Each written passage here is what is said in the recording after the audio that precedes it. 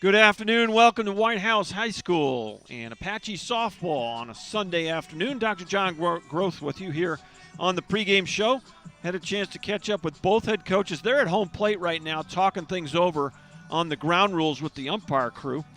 The Tyler Apaches come into this game 19-15 on the season, 10-8 in conference play. The Bengals 29-15. They're independent. And so they are led by second-year head coach Megan Collins. I did catch up with Coach Collins a few minutes ago. Let's hear what she had to say just outside the Bengal dugout. All right, we're outside the Bengal dugout, and Coach Megan Collins in Lacombe, Louisiana, to South Alabama, Southeastern Montevallo, and now head coach of the Bengals. Talk about your journey in softball. Sure. I mean, it started out at South Alabama with a new program. Every place I've either played or coached has been a brand new program or a program trying to flip from a losing history to a winning history. And being able to get interviewed and get the job at LSU-Eunice, this place has 6 national championships. So this was a different kind of journey for me, and it's a very exciting journey. It's an exciting culture. It's a winning culture, and I'm very excited and pleased to be a part of it. Well, you guys are ranked number 10 right now. Yes, sir. And you're having a nice year, but you're coming on. You've had a delay 8 days since you played last. Talk about getting back on the field. Yeah, it's nice to see the sunshine. We've been kind of indoor in weather. It hasn't sunshine in about a week in Eunice, so we've been able to try to get as much work as we can indoor in our indoor facility and take what we can get with the work, and we're just excited to play again. So well, I know you're coming off of a tough series against McLennan, and to sit on that for 8 days had to be a little bit of a challenge. Yes, we want to play the toughest competition in the country to get us ready for our regionals and our postseason. So again, another tough matchup against a very tough quality opponent. So our girls thrive in a tough competitive environment. So this will just be another test to get us ready for postseason. Well, I totally understand the idea of being independent and trying to play in the best competition you can. You have to play well to get out of your region. There's a lot of good programs in your region. So this is all good preparation for the postseason. Yes, of course. I mean, this would be a postseason regional matchup for us, or even a World Series matchup, I believe. So we're going to take this, learn from it, and get better, win or lose. So Olivia, Gracie really kind of leading the way offensively for you guys. But the pitching staff, a little different. I counted your wins are spread among 5 different girls. 8 wins, 7 wins, 6 wins, 5 wins, and 3 wins. Yes.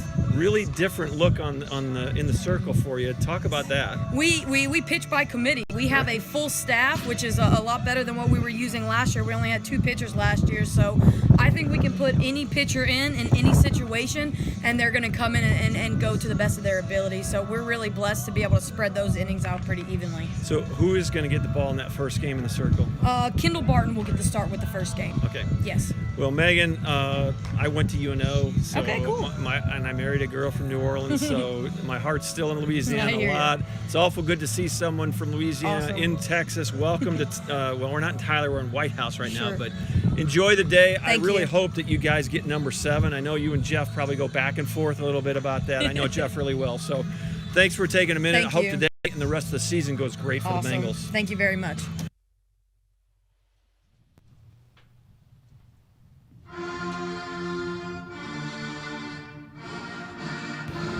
Okay, we're out here in the outfield getting ready. We're at Whitehouse today at Whitehouse High School, and we're with Eric Henderson. And, this game doesn't count towards playoffs, but, man, you got some big ones coming up. Trinity Valley on Monday and then Northeast on Wednesday. And then we rescheduled the Navarro game that we missed for the Wednesday following. Okay, so you still got 6 conference games to go. 6 big ones. And there are 5 teams clustered right in the middle. Talk about your mindset as you go into this Sunday. We just got to take it game by game. I mean, this is a good warm-up, I think, for Trinity Valley. Eunice is always historically pretty good. I think she's been here 3 years. But looking at their stats, they're still going to be a powerhouse in the D2 level. So it's always good to just come out and take it game by game. That's all we got to do. Right. We're trying a little something new with the pitching staff today, so we'll see if that works out. Okay. But yeah, we're just trying to get warmed up, play some good softball today for sophomore day. Finally got out here at Whitehouse. Right. So talk that's about nice. that. It's going to be a nice day, Yes. and the weather's going to be fine, a little windy. But talk about your sophomores and just what this day means to them and what it means to you as their coach. I mean, it's these sophomores, a lot of them didn't get to finish. I mean, they've only played. But we played 34, played 24 last year, so we only played 58 games. Right. So, I mean, I've got a couple coming back. They're not in sophomore day, but, I mean, it's huge to actually finish, across our fingers, we finished the year, but just to have a sophomore day for them. So it's a special day for them and special for me because I took over shortly into their freshman year. So we've been together for 2 years, so it's pretty special for both of us. I hope they just come out and just dominate this last. I mean, sophomore day always seems final, but we've got so much more. You got games some more. left. You got something ahead of you. Yeah, so I just hope they come out and play their hearts out today.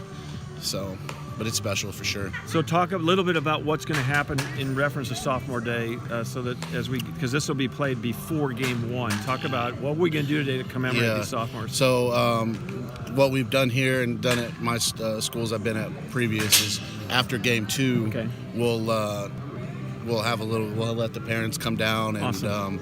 We have a little paragraph written about them, what they've done here, what their future plans are, and we'll just have the announcer go over them. They'll get to the circle, we'll take a picture and have a little family day and then get back to work tomorrow. Well, yeah, sophomore days are always special because a lot of families will be able to get here. It's on a Sunday, so that worked out well. Yes. So who's going to get that ball in that first game? Emily Holscher. She's been the hot hand, and we're going to try. I mean, you might not see her for very long, but we're just going to try something new today, just to see how it works out. And if it works out, we'll use it for the rest of the games. So I think today will be a good test for us to prepare us for. Yeah. I didn't want to play Trinity Valley back to back with a non-conference conference, but with the season the way it is, we've got to get it done. Right. So you get them in when you can. Yes. All right. Yes. Eric, thanks for taking the time. Hope today goes great for the Apaches. Yes. Thank you. All right, a big thank you to Eric Henderson and to Megan Collins, the head coaches for these two clubs. And they gave me some of their pregame time. We are underway 8 minutes early. So sorry if you're we'll still have some folks probably join us here. 1 o'clock was the first pitch, but we were ready to go. We anthemed it up, and we're playing. 1 ball, 1 strike. Next pitch is fouled off to the left. We're at Whitehouse High School. 61 degrees at game time, 50% humidity, a northwesterly at about 10 miles an hour. That's going to blow across this field from the left foul pole to the right foul pole. So lefties are going to get a little help today. 1 ball, 2 strikes to leadoff hitter Olivia Hennon. Off the plate, 2-2. The lineup for the Bengals, 29-15 on the year. They're led by second-year head coach Megan Collins. Assistant coach is Casey Cox. Olivia Hennon is the leadoff hitter, and she's in the box right now. She'll bat from the left side. Next pitch, pop up. That's out of play to the right side. Right fielder is Madeline Leal. The shortstop, Sydney Simon. The third baseman, Gracie King. Second baseman, Riley Candela. First baseman, Candy Fontenot. Designated player, Ashlyn Roach. Left fielder, Kennedy Smith. Center fielder, Caitlin Corville. And in the circle, Kendall Barton. 2-2 pitch. Misses high. 3-2. We'll go through the defensive alignment for the Apaches here in a moment. Full count on leadoff hitter Olivia Hennon.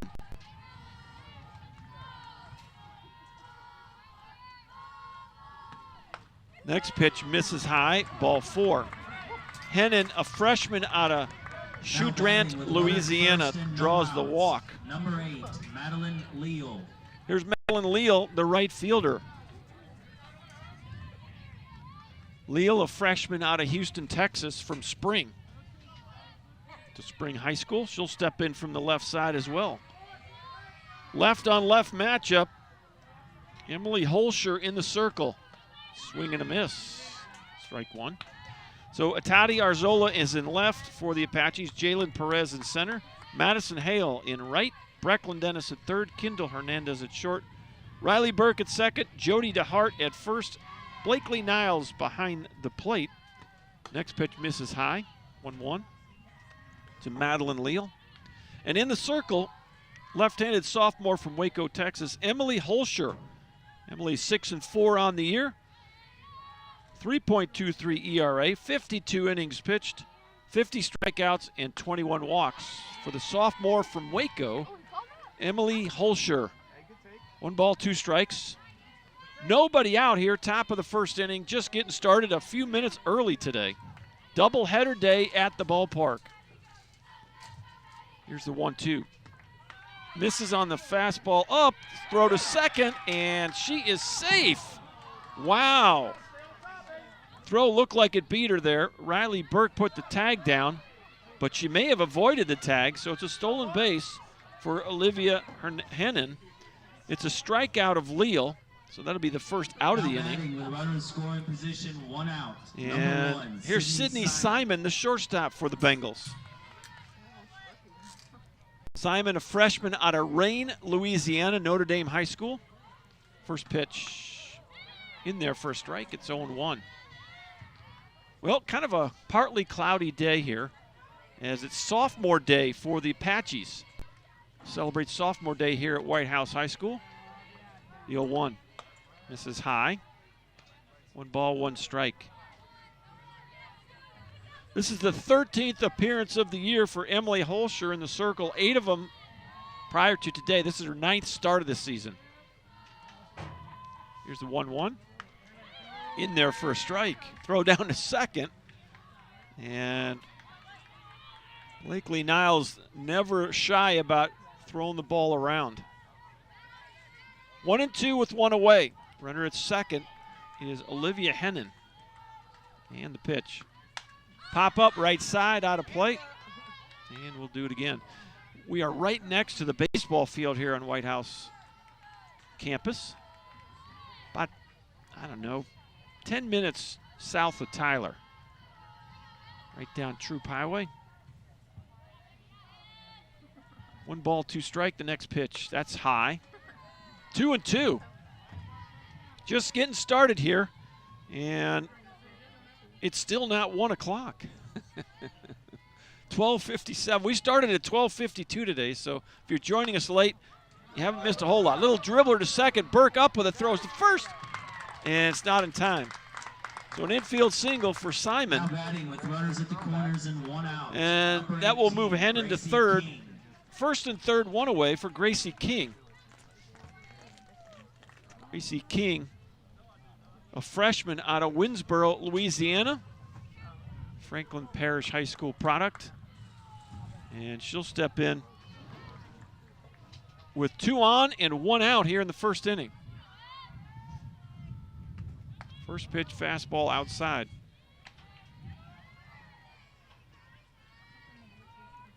Well, they got an amazing complex here on the campus of Whitehouse High School. They got an indoor football facility that anyone would be jealous of, and then a baseball, softball complex side by side here right next to the high school.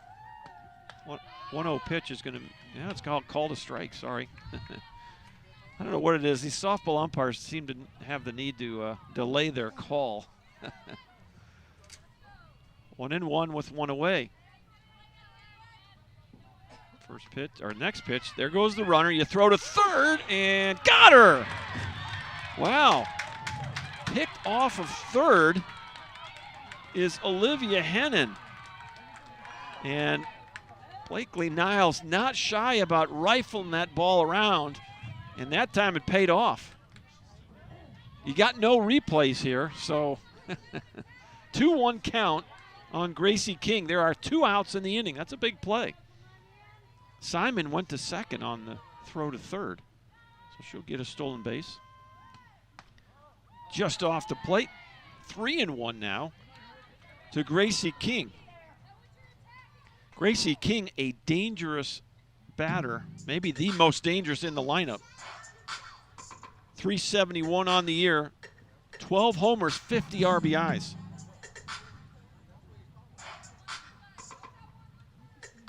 He's got 27 extra base hits on the year for the Bengals. Bengals wearing their white tops with the purple pants, got the purple and gold trim all the way around, got the big E on the front of the uniform. Apaches wearing their black tops, the TJC lettering across the front. gray pants today. Called a strike. It's 3-2. 3-2, 2 outs. Top of the first inning. Gracie King, the cleanup hitter for the Bengals. And the pitch. Swing and a miss. Struck her out. 2 strikeouts in the inning for Emily Holscher, and that will do it for the Bengals in the top of the first inning. The Bengals get no runs on 1 hit. They leave 1 on. A 0 on the board for Emily Holscher. And after 1/2 inning, it's the Bengals 0 and the Apaches coming to the plate.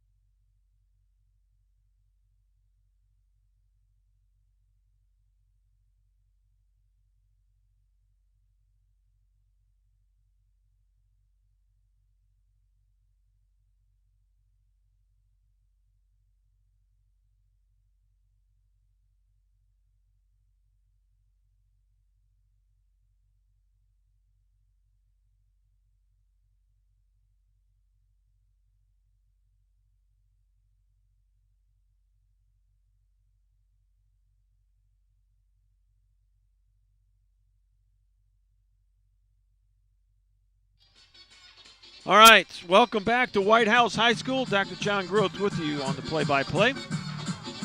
Apaches come to the plate for the bottom of the first inning. Leading off is Atati Arzola, the left fielder. Second batter will be Brecklin Dennis, and then it'll be Maddie Hale batting third here in the first inning. Go through that lineup here momentarily. Emily Holscher, 23 pitches in her first inning of work. Got out of it with a 0 on the scoreboard. First pitch in there for a strike.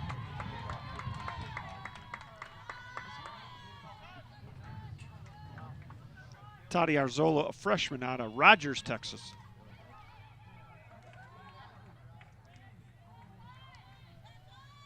A 1 pitch, little tapper to first, and this is Fontenot flipping it over. Nicely done there. Riley Candela, I don't know if I've ever seen that before, but she came running over and covered the bag. So that's a unique 3-4 to open the ball game for the Apaches. Here's Brecklin Dennis. Steps in from the left side. Brecklin Dennis, one of the sophomores that'll be honored after the game 2 today. She's from Cypress, Texas. Still not sure what she wants to major in or where she's headed off to next year. She's had a great year. She's batted .434, 17 doubles, 47 steals in her 2 years as an Apache.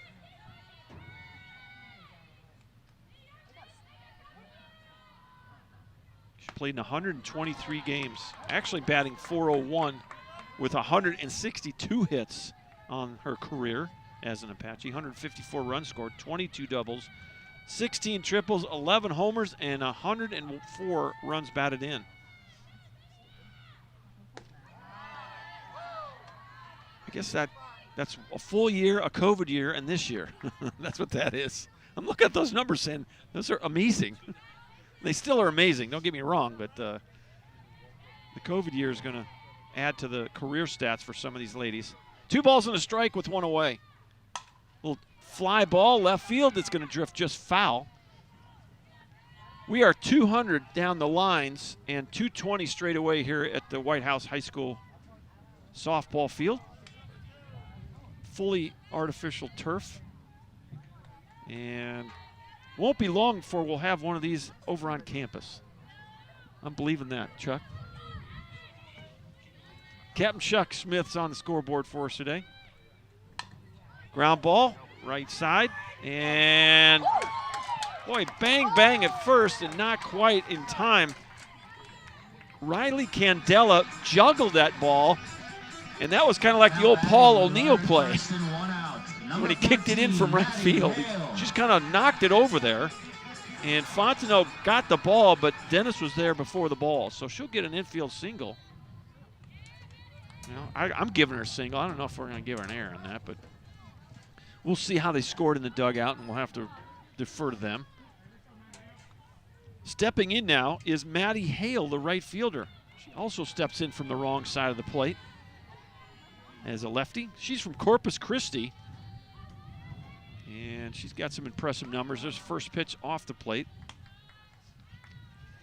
Let's see here.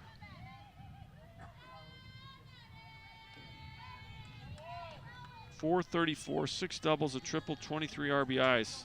In her career, she's played in 45 games, collected 42 hits, 396 career average, 8 doubles, 2 triples. She's headed to A&M Corpus Christi and will major in kinesiology.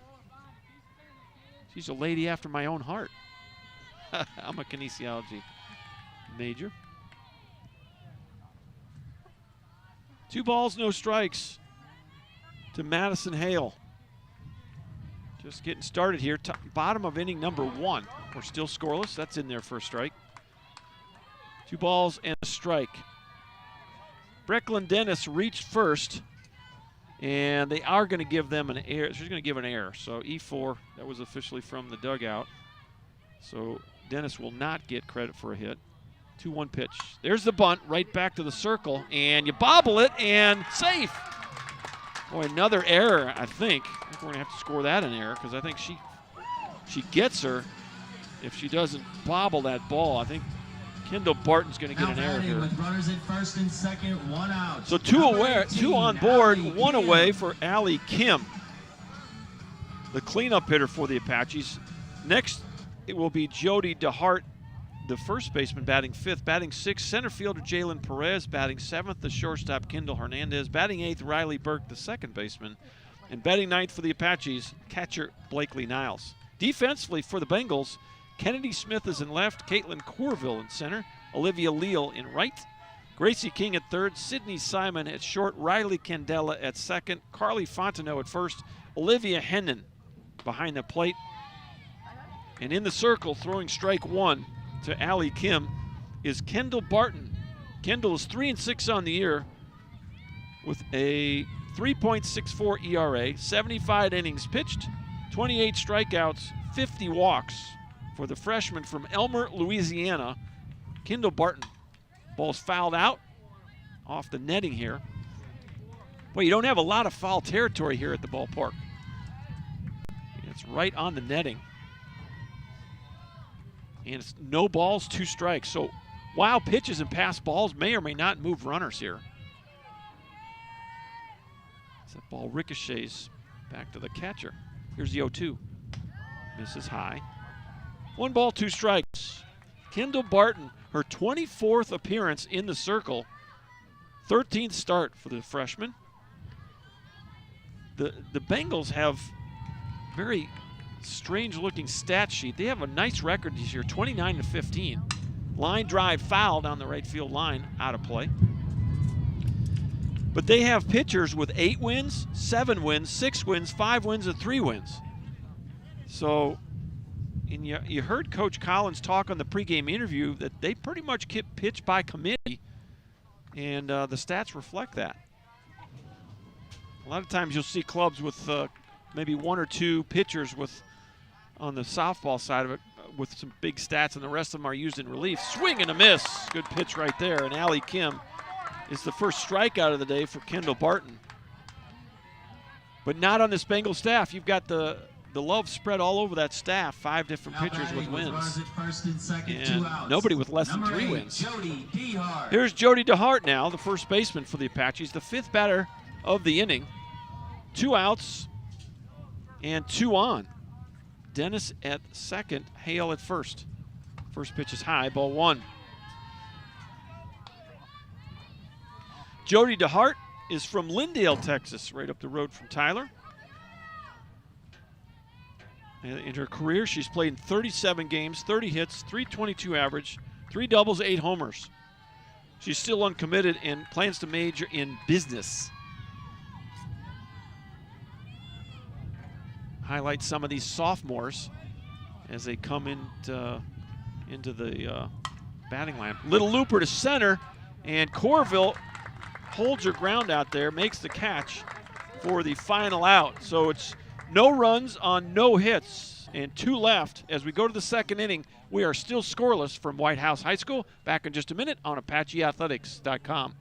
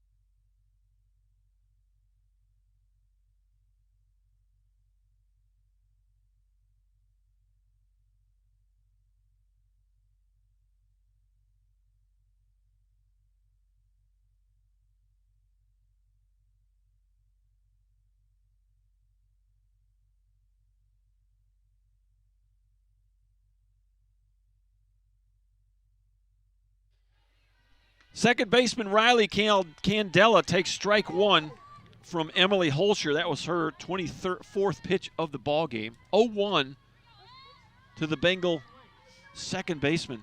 Made a really nice play on that that little tapper to first in the first inning. Next pitch misses. It's 1-1. We're at the 5 spot, 5, 6, and 7 for the Bengals here in the second inning. Candela, Fontenot, and Roach scheduled to hit for the ladies in white and purple. That's in there. That's 1 and 2.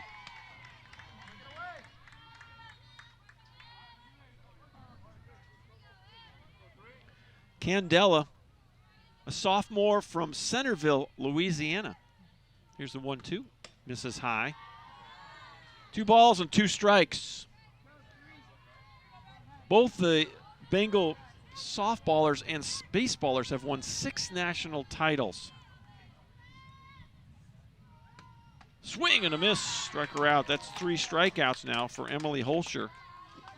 Now batting with 1 out. And Number here's 5, Carly Fontenot. Carly Fontenot. First time for Fontenot.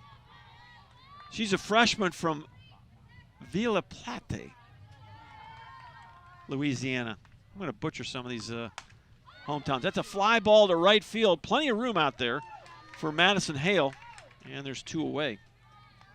F9 if you're scoring at the house. Here's Ashlyn Roach now first time up. 2 outs. Number 20, Ashlyn Roach. Got the same color scheme as the big club in Baton Rouge, the LSU Tigers. Purple and gold. Both of them. But this is something I haven't seen ever. She's holding the bat like Ty Cobb. Got a separated hand grip on the bat. I have never, she's got space between her top hand and her bottom hand. Really unique approach to the grip. Yeah. Well, there may be something on the bat that helps her space it out. Now it looks like, well, there's space there. 1-1 pitch. Misses high. 2-1. 2 away. Nobody out here in the second. Still scoreless. Emily Holscher has struck out 3 Bengals in the first inning and 2/3. We're at Whitehouse High School on sophomore day. Swing and a miss. 2-2. 61 degrees, and we'll probably get a little bit warmer than that. Partly sunny, partly cloudy. Wind is blowing across this field today from left field foul pole to the right field foul pole. 2-2 pitch. Strike 3 called. Strikeout number 4 for Emily Holscher. Mr. Umpire with a good zone today. Going to keep this game moving right along. We're through an inning and a half and still scoreless for the Apaches. It'll be 6, 7, and 8. Perez, Hernandez, and Riley Burke. Back in just a minute.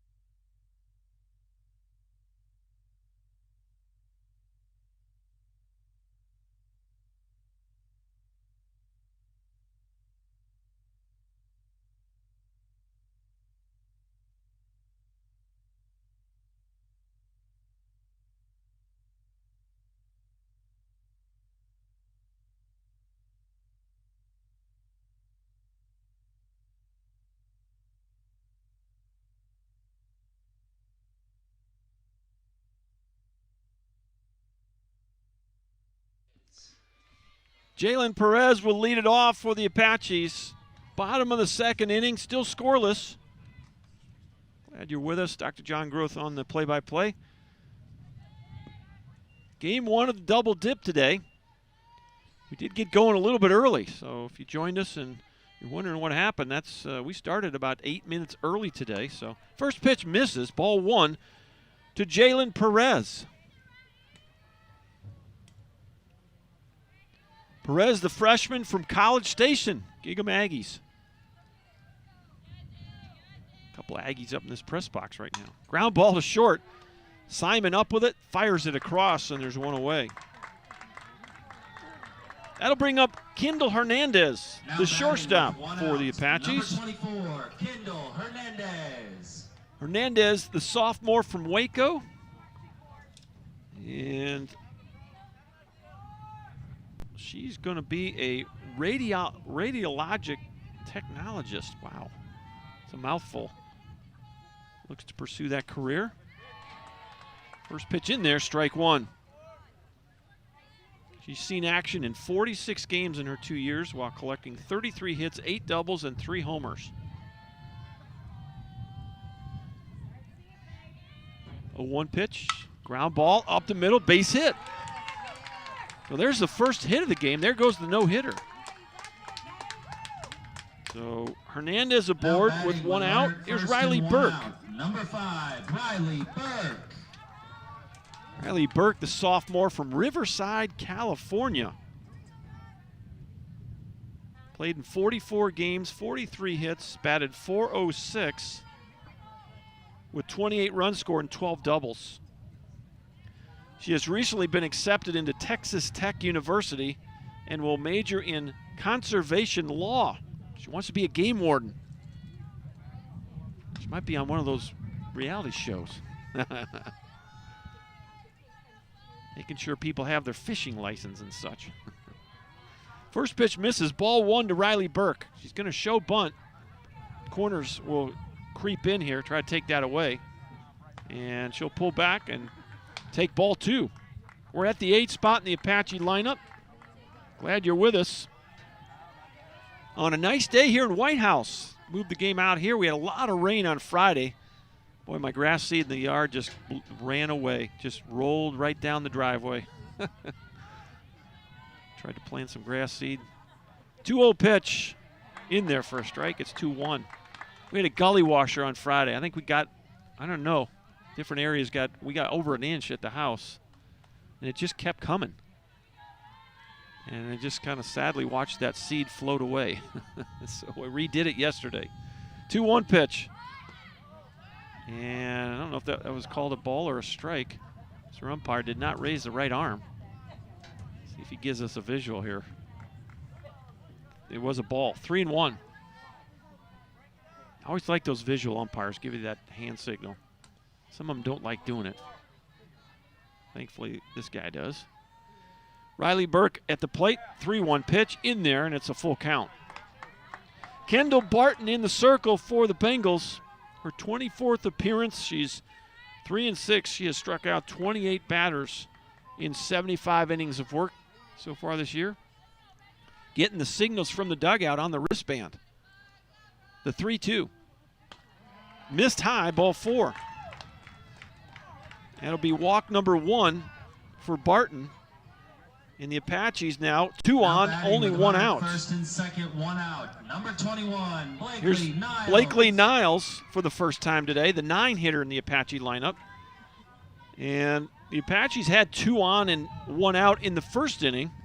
And Barton was able to strike out Allie Kim and get Jody DeHart to fly out to center to get out of trouble. You know, she's in the same situation here, and she fires strike 1 to Blakely Niles. We have a nice gathering, as you might expect, here on Sophomore Day here at Whitehouse High School. And we'll celebrate the sophomore ladies after game 2. Fouled out of play, right side. No balls and 2 strikes to Blakely Niles. Niles from Conroe, Texas, to Caney Rock High School. Here's the 0-2 pitch.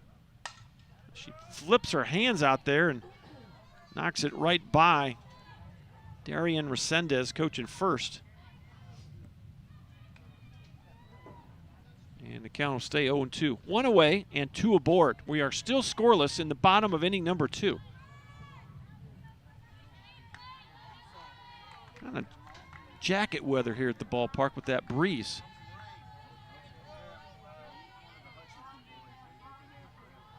Comes the next 0-2 offering. Another foul ball. Pesky at bat here by Blakely Niles.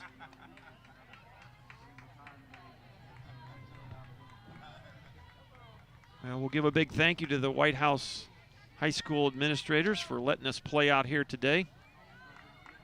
I'm sure Brook Hill is still pretty wet. All the rain we got here recently. 0-2 pitch.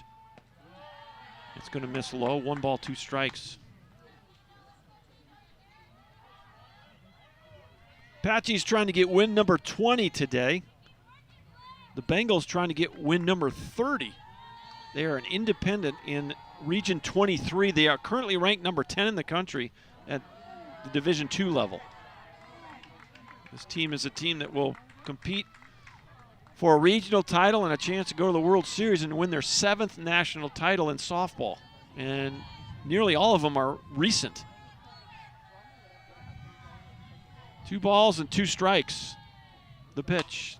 Little looper into left. That's going to fall in. And the runner will be held at third. Coach Henderson was wheeling. Actually Kendall Hernandez, and she stopped. And the ball fell and actually was bobbled by Kennedy Smith in left field.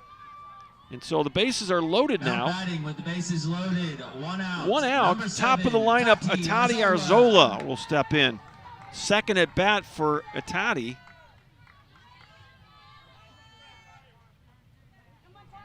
She's up there with bases loaded, only 1 out. First pitch. Pop up, center field. Corville under it. Makes the catch. Runner will come to the plate. Here's the throw, and it's 1-0 Apaches after the sac fly. Everybody tags and goes to their base. And Arzola gets the sac fly RBI to center field. And it's 1-0 Apaches. Runners in scoring position. So second and 2 third, outs. 2 outs. Number 2, Here's Brecklin Dennis. Dennis, 342 on the year for the Apaches. 5 doubles, a triple, a homer, 19 RBIs for the Apache third baseman. Reached on an error by the second baseman her first time up. Pop up, center field, Corville, easy catch, and that's it. The Apaches do get 1 run on 2 hits, and they leave 2 on. And your new scorer from Whitehouse High School, it's the Apaches 1 and the Bengals 0.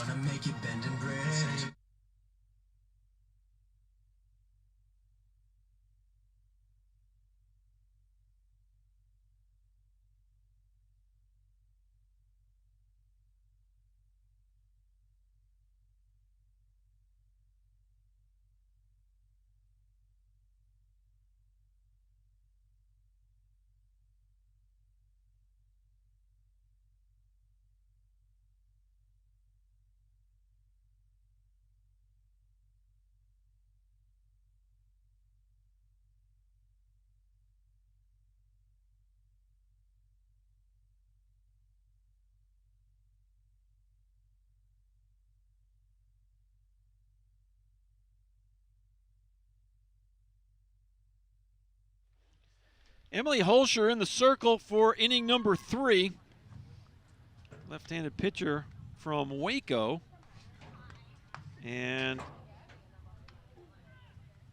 give you some of her career numbers. 6-3 overall, throwing 54 innings, 50 strikeouts. She is also a stud in the classroom. Perfect 4.0. She is committed to play at UT Dallas for Coach Kling and looks to major in finance. So if you got any money issues, you can talk to Emily. 4.0 grade point average. Congratulations to her. And for the Bengals, 8-9-1. First pitch in there, strike 1 to Kennedy Smith, the left fielder.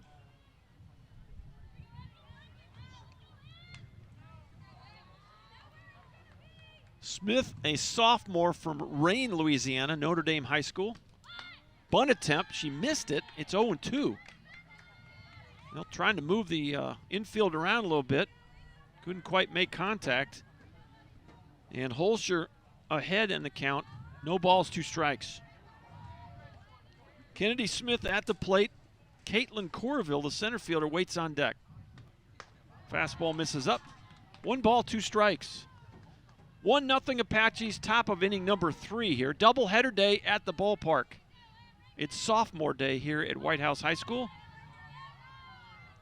Had to move the game from Brook Hill, just down the road from Tyler, to Whitehouse. Time called now by Smith. Well, it's about 274 miles from Eunice, Louisiana to Tyler. And you can't get here in less than 4 hours. We've tried many times. Swing and a miss, and it's a strikeout. Strikeout number 5 for Emily Holscher. 1 up, 1 down here in the third. Here's Caitlin Corville. Number 17, Caitlin Corville.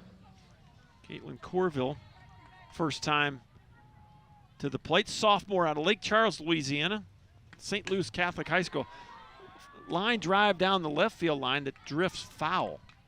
Strike 1 on the Bengals center fielder.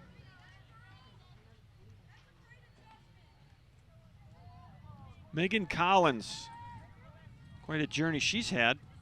Played at South Alabama, coached at Southeastern Louisiana. Swing and a miss, it's 0-2. Montevello, and then got to be the head coach during the COVID year. This is her second season with the Bengals. Softballers have won a national title at LSU-Eunice as that ball's popped out of play. 2011, 2013, 14, 16, 17, and 19. So quite a run for this program of national titles.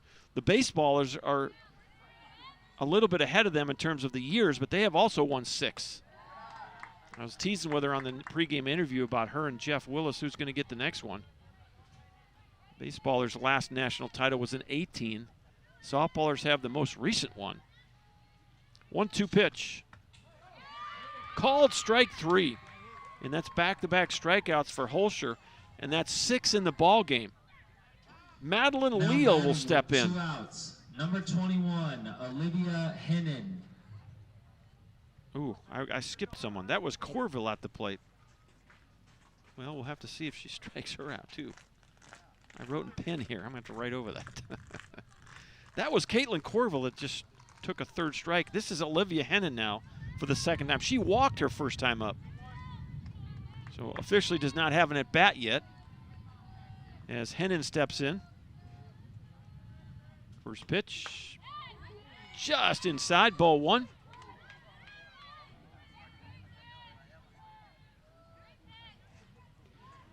Hennon, 432 on the year for the Bengals. 10 doubles, 4 triples, 10 homers, 46 RBI. A little ground ball to second, and nicely done there by Riley Burke. It's a 1-2-3 inning for the Bengals, and it's another 0 on the board for Emily Holscher. We'll go to the bottom half of inning number 3, 1-0 Apaches.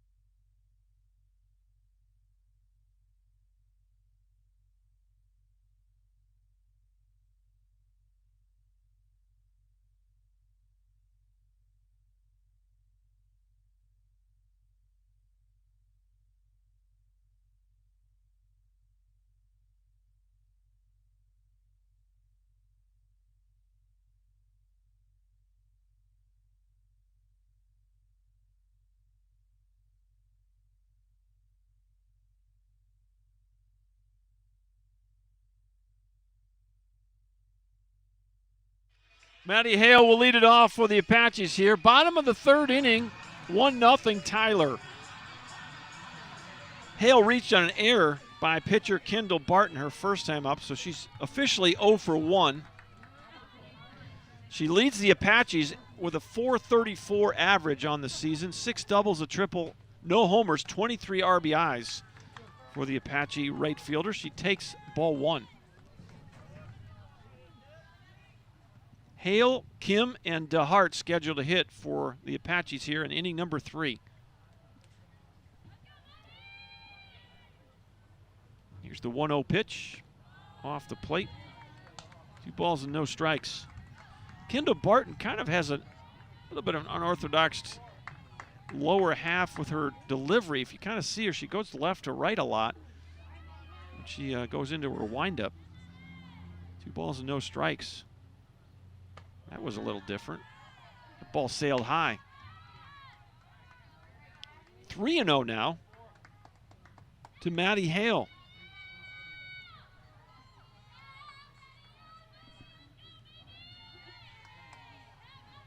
Next pitch.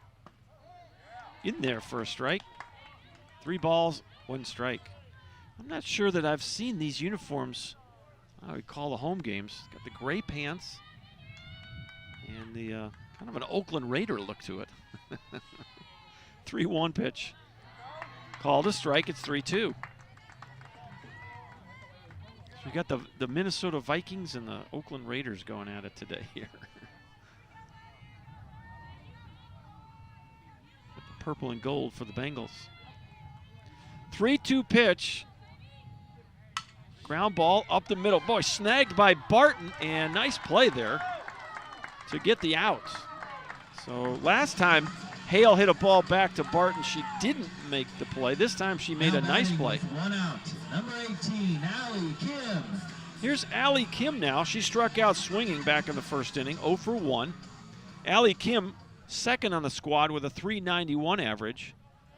6 doubles, a triple, 6 home runs, 30 RBI. A 30 RBI leads the club. Foul tip, just missed the fastball, 0-1.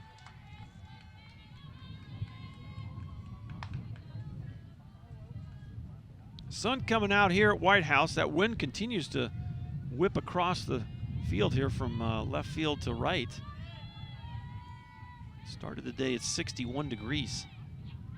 And there's an off-speed pitch that falls short. 1 ball, 1 strike.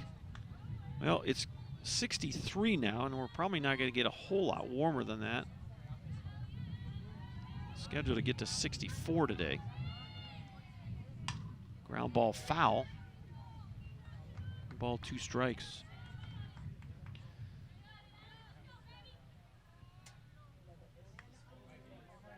Oh, 1-2 for the Bengals. 1-2-0 for the Apaches. 1 ball, 2 strikes to Allie Kim. And the pitch. Little looper to center. That's going to carry, and that's out of here. Wow. I did not think that ball had enough juice on it to get out of here, but it carried right out of the ballpark. And it's 2-0 Apaches. Allie Kim with the home run to center field.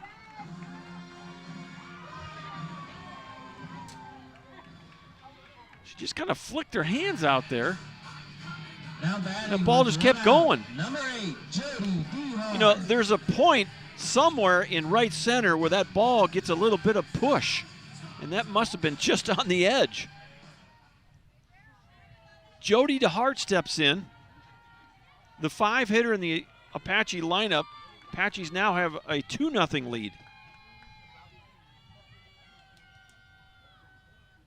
First pitch in there, strike 1.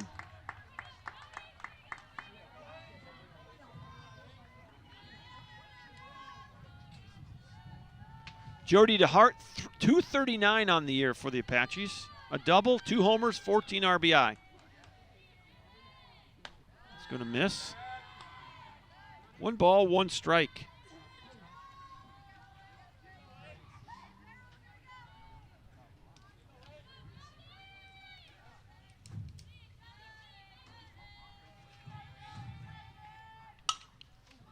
Ground Ground ball up the middle. And you throw to first, not in time. Sydney Simon caught that ball right behind the bag, but by the time she got it over to first, DeHart was on base with a single. Now batting with a runner at first. So run first with one out. Number 10, Here's Jalen Perez.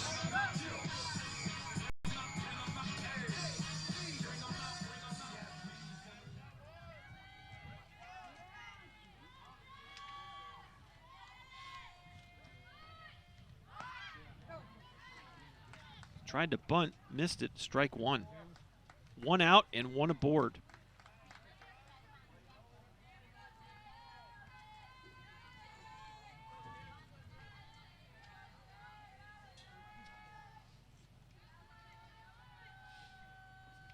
Next pitch, just off the plate, 1-1.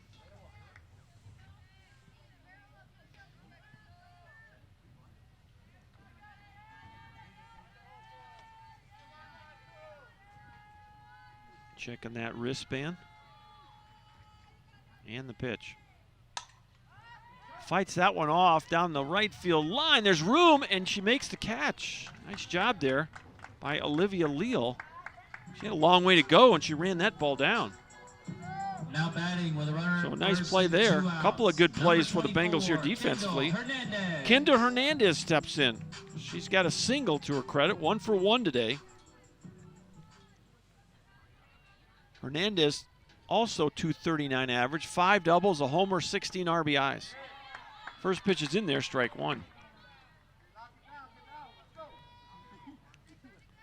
Apaches lead this game 2-0. The bottom of the third inning of game one of the doubleheader here at Whitehouse High School. Pitch is going to miss inside. 1 ball, 1 strike. Well, that committee has started to warm up down in that bullpen for the Bengals. Got our right-hander tossing for Coach Collins. Talked to her about that on the pregame. She says they pitch by committee. They got 5 girls with 3 or more wins. Pitch is in there. It's 1-2. You just don't see a pitching staff with pitchers with 8, 7, 6, 5, and 3 wins, but that's what the Bengals have. That's what they bring to the table. 1 ball, 2 strikes, 2 outs. The pitch, ground ball, and another nice play by Kendall Barton, and she'll make 2 of the 3 outs this inning herself, and that'll do it. But the Apaches get 1 run on 2 hits. They leave 1 on, and your new score as we go to the 4th inning, it's Tyler 2 and LSU-Eunice 0.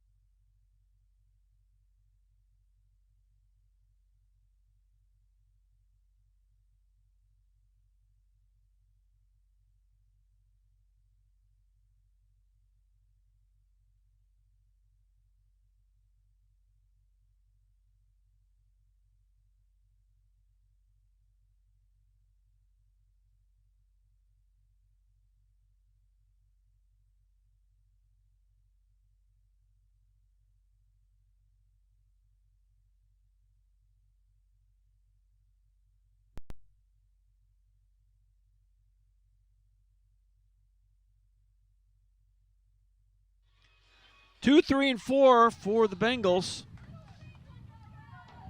They trail the Apaches 2-0, and Madeline Leal will lead it off. She's the right fielder.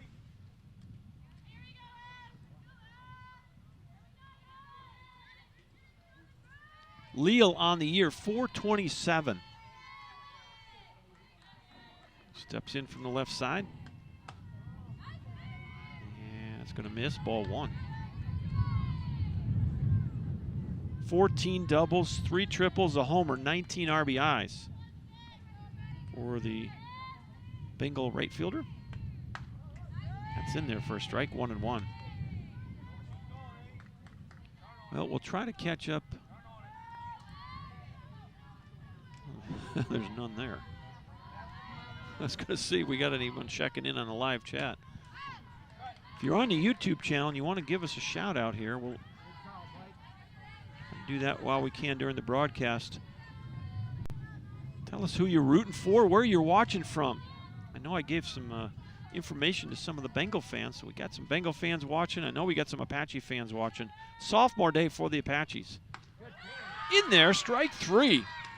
And that's now 7 strikeouts for Emily Holscher.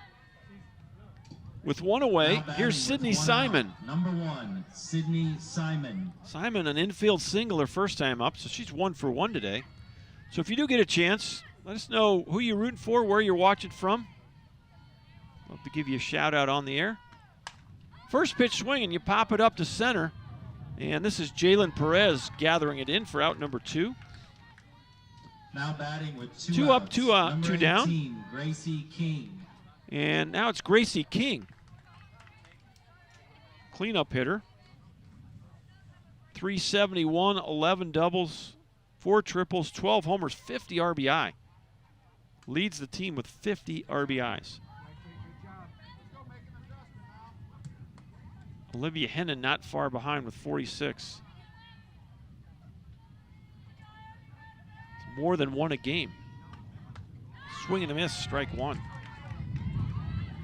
Eunice plays in a very competitive region. A number of the teams in their region are ranked in the top 15 in the national poll. The Bengals are ranked number 10 right now. Fouled straight back. It's quickly 0-2. 29-15 on the year are the Bengals. They're 6-4 in their last 10, 2-3 in their last 5. They lost 3 out of 4 in Waco to McLennan. Swing and a miss, and that's strikeout number 8 for Emily Holscher. She's racking them up here. As we're through 3.5 innings, it's 2-0 Apaches.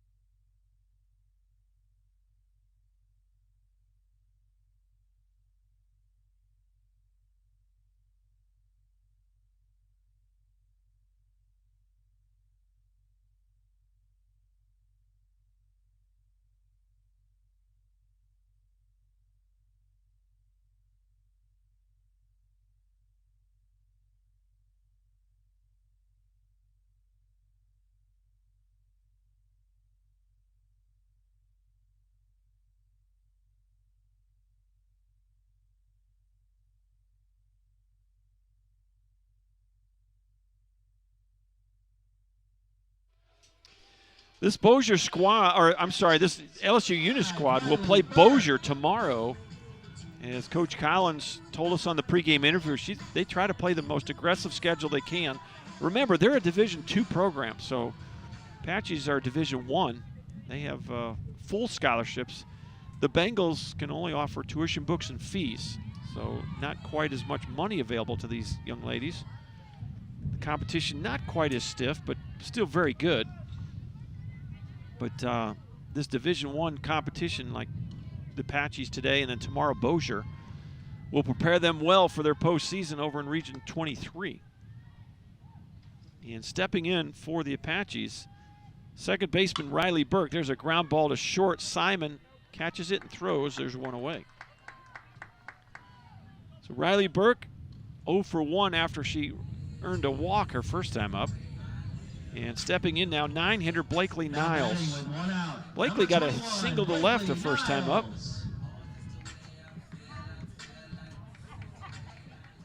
So she's 1 for 1 on the day. With 1 out. Line drive right field, but right at of Olivia Leal for out number 2. And that was well hit. But Leal had to take a couple of steps to her left and gather it in for the second out. Stepping in now, leadoff hitter Atati Arzola. Toddy 366 on the year, 8 doubles and 12 RBI. For the Apache leadoff hitter. First pitch is in there, strike one. Looks like Kendall Barton has found a bit of a rhythm here. Trying to get the Apaches in order for the first time today. Came into the inning with 56 pitches. Boy, nice off-speed pitch. Seen her throw that a couple of times. That was her best one of the day right there. And Toddy Arzola now in a hole 0-2. Time we got some papers blowing around the field. Coach Collins, came out of her pocket. Might have been one of the things they do is have multiple scripts for those little wristbands. You don't want those getting into the wrong hands. Here's the 0-2. Ground ball to short. Again, Simon on the run. Nicely done there. It's a 1-2-3 fourth inning for Kendall Barton. And that'll do it for the Apaches. We'll go to the 5th inning. Still 2-0. Stay with us. Got a good one going here. For the Bengals, it'll be 5, 6, and 7 coming to the plate.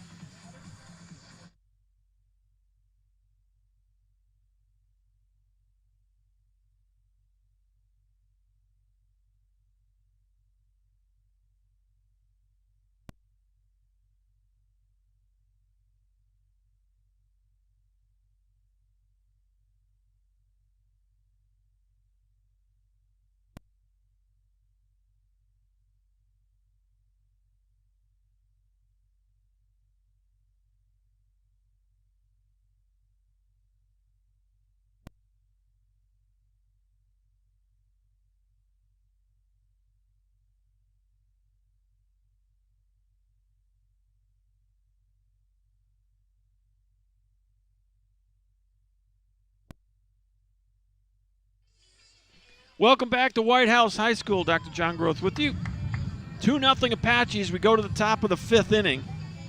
And for the Bengals, Riley Candela will lead it off. Now batting and that for 4-game Bengals, series that the Bengals number played 3, Riley Candela. against McLennan was actually in Eunice. And the Bengals have had an 8-day layoff since that time due to weather. So it's been a long 8 days to sit and stew on a series like they had against the Lady Highlanders in Eunice on April 9th and 10th. They lost 11-6, 15-5. They won 10-5 and then lost 11-4. 0-1 pitch, fouled off. It's quickly 0-2 to Riley Candela. Emily Holscher has struck out 8 Bengals in the first 4 innings. She's done a great job in that circle for Tyler. And she's ahead of Candela now 0-2. Candela struck out her first time up. She 0-1. Next pitch off the plate.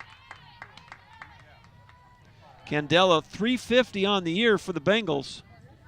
6 doubles, 2 triples, 12 homers, 37 RBI. She's had a nice year.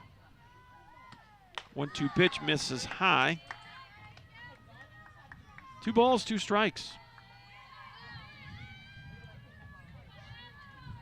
Well, a very nice crowd here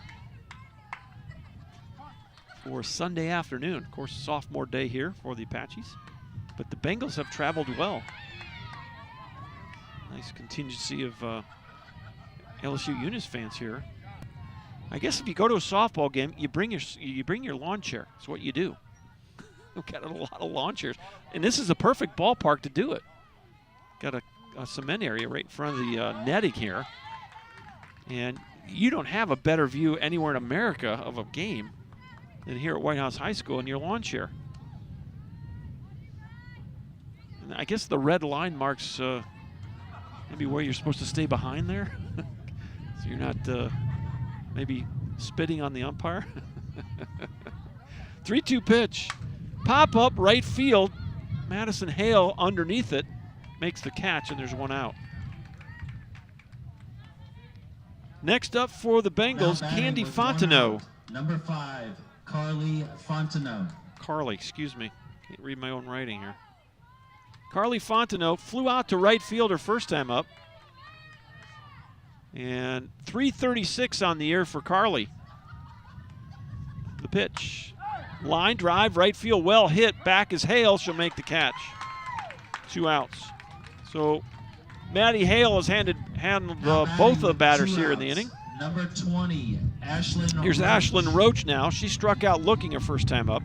The ball is going to travel that way. The wind is blowing towards that corner of the field. So if you get it up in the air, anywhere from center field to right field, the ball will get a little bit of a push. Fastball, can't catch up to it, strike 1. Roach struck out to end the second inning as Emily Holscher, 53 pitches to start the inning, is trying to get another 1-2-3 inning, her second in a row if she can get it. A 1 pitch, in on the hands, fouled off, it's 0-2.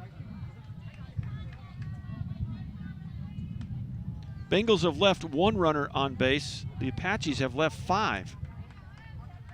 3 of those 5 in scoring position. 2-0 Tyler here in the top of the 5th inning. Emily Holscher with the pitch. Swing and a miss, struck her out. Strikeout number 9.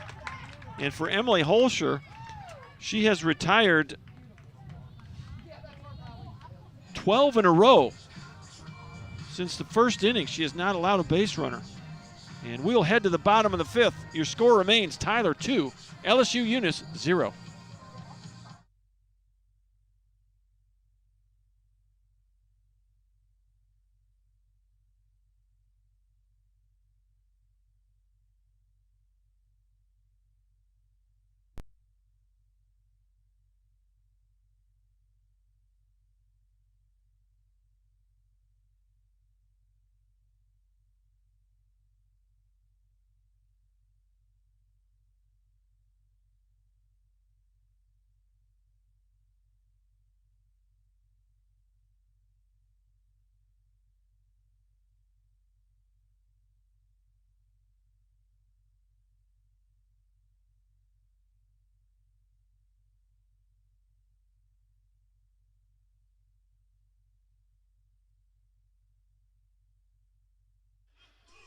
Brecklin Dennis will lead it off for the Apaches. 2, 3, and 4 in their lineup. They lead it 2-0 here in the bottom of the 5th. Scored a single run in the second and a single run in the third. And I was mistaken. Emily Holscher has retired 13 in a row. Going back to the first inning. She has not allowed a Bengal runner since then. First pitch called a strike as Kendall Barton back in the circle for the Bengals. Ground ball right back to Barton in the circle, and she'll rifle it over there for out number 1. She's handled a number of plays today. After that first one in the first inning, she misplayed it. Ever since then, she's been perfect. She's handled 3 other plays. Stepping in now, Madison Hale. She's 0 for 2. She reached on that bobble by Kendall Barton in the first inning and hit one right back to her in the third. It was a high chopper that Barton was able to reach high and make a nice play and quickly get rid of it to get Hale at first. 1-0. The pitch off the plate. 2 balls, no strikes.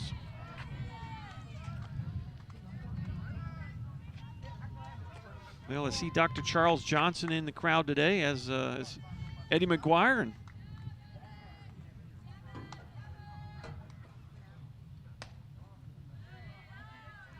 pitch is going to miss. Denny Yarborough. We have Apache royalty here. Some of the most loyal fans you'll ever see, Denny and Charles. 3-1 is the count now to Maddie Hale. Off the plate, ball 4. Haven't had a lot of walks, and the pace of play today has been excellent. Second walk of the day for Kendall Barton brings up Allie Kim. Number 18, Allie Kim. Allie Kim, a strikeout and a solo homer to center field. she's 1 for 2 on the day. And home run was her 7th of the year.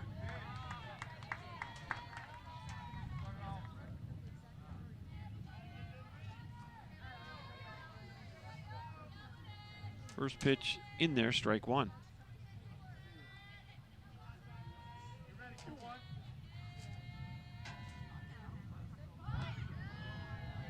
Well, it's interesting. You don't see a lot of pitches called from the dugout in this fashion, where the coach will flash a series of numbers, and then the catcher and the pitcher will look at their wristband.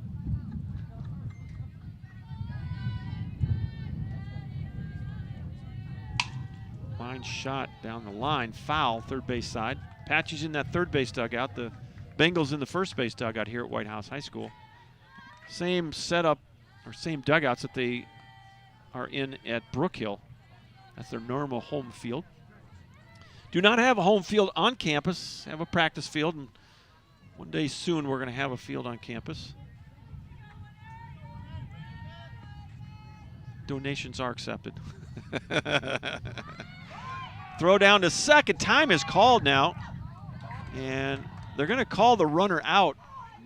They're going to say Maddie Hale left early. And so she'll be called out. I don't know exactly how you score that. 2 balls, 2 strikes. I'm just going to write left early on my score sheet. 2 balls and 2 strikes. Pop up right side. That's going to travel into foul territory, and it stays in live ball area. And another nice play by right fielder Olivia Leal, catching that way in foul territory for the final out of the inning. 3 up, 3 down, nothing across for the Apaches. We are through 5 complete innings. The Apaches holding on to a 2-0 lead. Back in just a minute.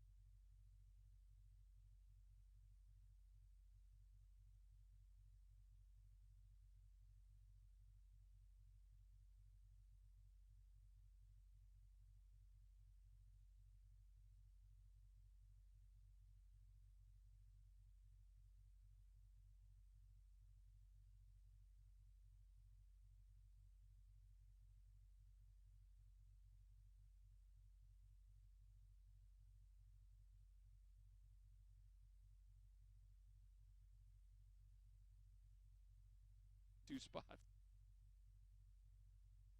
8-9-1 for the Bengals.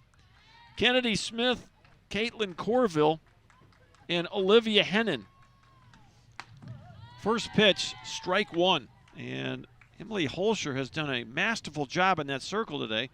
She has struck out 9 Bengals, and she has retired 13 in a row. Top of the 6th inning. 2-0 Apaches. The pitch. Showed bump, pulled back, and that right arm is staying down. They're saying she did not make a pass at that ball, so count is even at 1-1. Here comes the sun. We're going to warm it up a bit. Now we have a little bit of activity down in that Apache bullpen. 2-0 is the score. Top of the 6th. She showed bunt again. That one was called a strike. Kennedy Smith struck out swinging her first time up.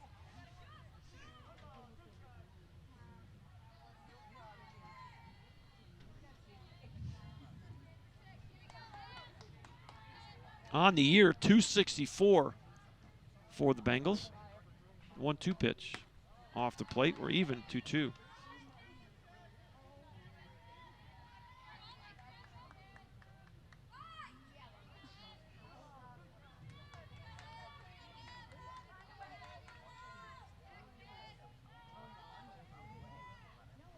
Next pitch. Yes, she did. Strikeout number 10.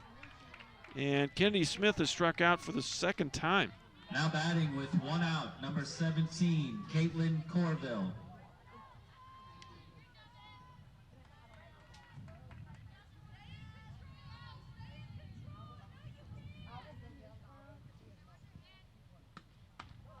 First pitch called a strike. Caitlin Corville took a third strike her first time up. Corville, 226 on the season for the Bengals. The Bengals center fielder.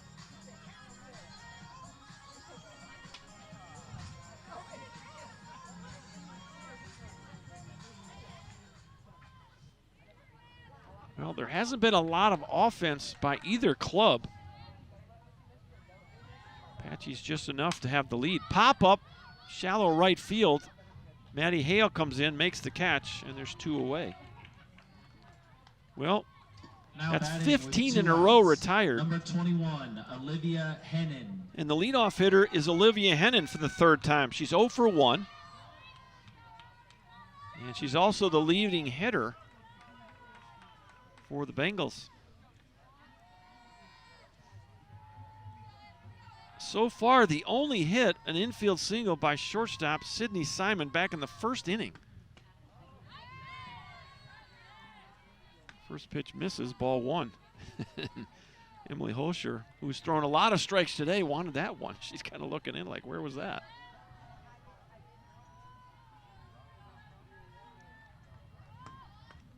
That pitch is in there. It's pitch number 72, 48 for strikes. 1-1 with 2 away, nobody aboard. Holscher has retired 15 Bengals in a row. Check swing, and they're going to check on the swing. And they say no go, so it's 2-1.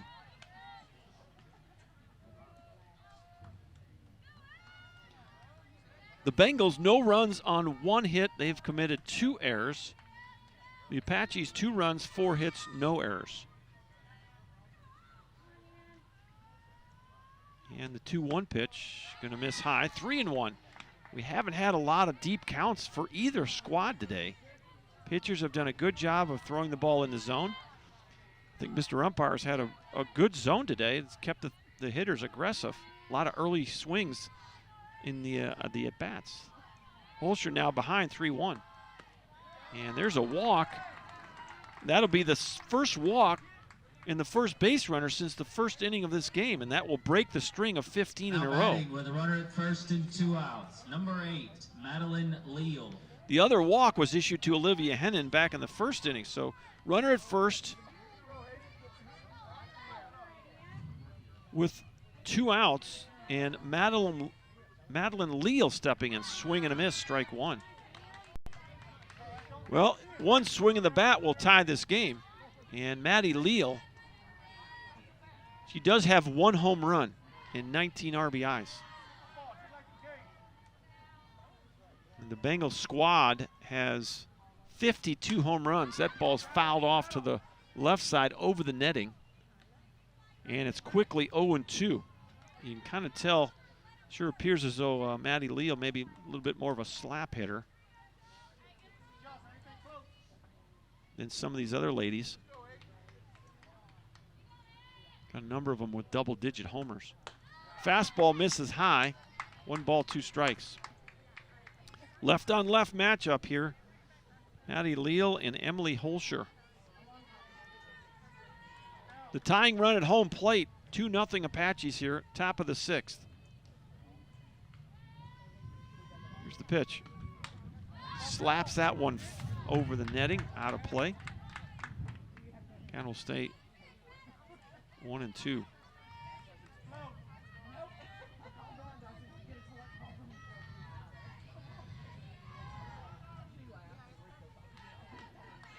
Here's the 1-2. Off the plate, throw to second, and boy, a little collision there. And the call is safe as Hennon steals her second base of the day. Riley Burke ran over there and tried to apply the tag. And kind of a hard slide by Olivia Hennon. She hit the turf pretty well, but she popped right up. So 2 balls, 2 strikes, 2 outs. Runner now at second base for the Bengals. Strike 3 called. And that's strikeout number 11 for Emily Holscher, and that will end the inning for the Bengals. Bengals get no runs on no hits. They leave a runner at second base. And we're through 5.5 innings. And your score remains Tyler 2, LSU Eunice 0.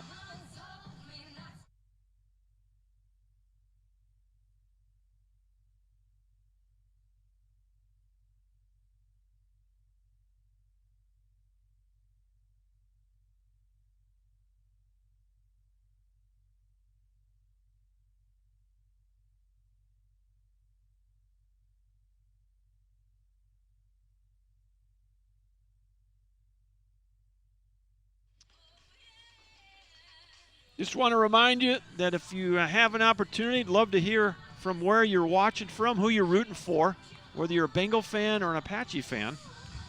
Would love to hear from you on the live chat feature on YouTube. So if you get a chance, shoot me a quick note. Got a nice crowd at the ballpark today on Sophomore Day. Again, the Bengals, their next games will be tomorrow in Bossier City, Louisiana. They will play Bossier Parish Community College, who's having an amazing year leading Region 14 East. So it'll be another challenging day for these Bengals. As an independent, they play a very challenging schedule. I told you they played 4 against McLennan. And they're a good club. And of course, they took a couple from Galveston before that McLennan series. And they actually took a couple from Alvin before that. So they'll head up an hour and a half due east of here to play the Cavaliers tomorrow. First pitch, pop up, that's going to slip over the net for strike 1. This is Jody DeHart, and sounds like someone might have made a nice play on the foul ball. Jody DeHart is 1 for 2. Flew out to center, and infield single to short.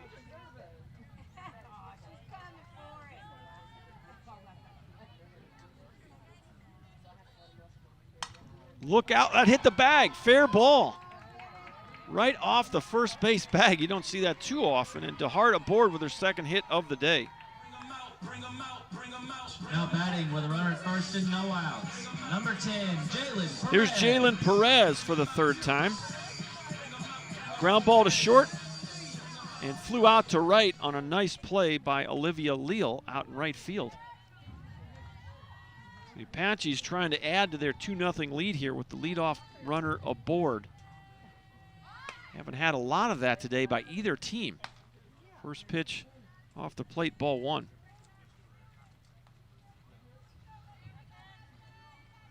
The Apaches, that's the first time in the ballgame they've gotten their leadoff batter aboard. Bengals have only done it once, and that was in the first inning. There's a bunt attempt. She missed it. It's 1-1.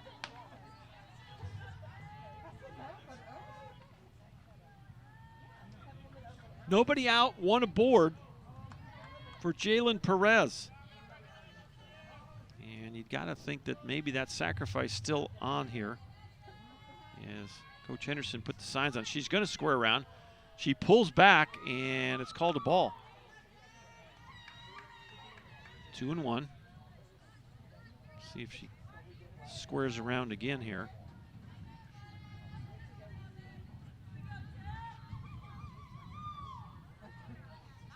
Here's the 2-1.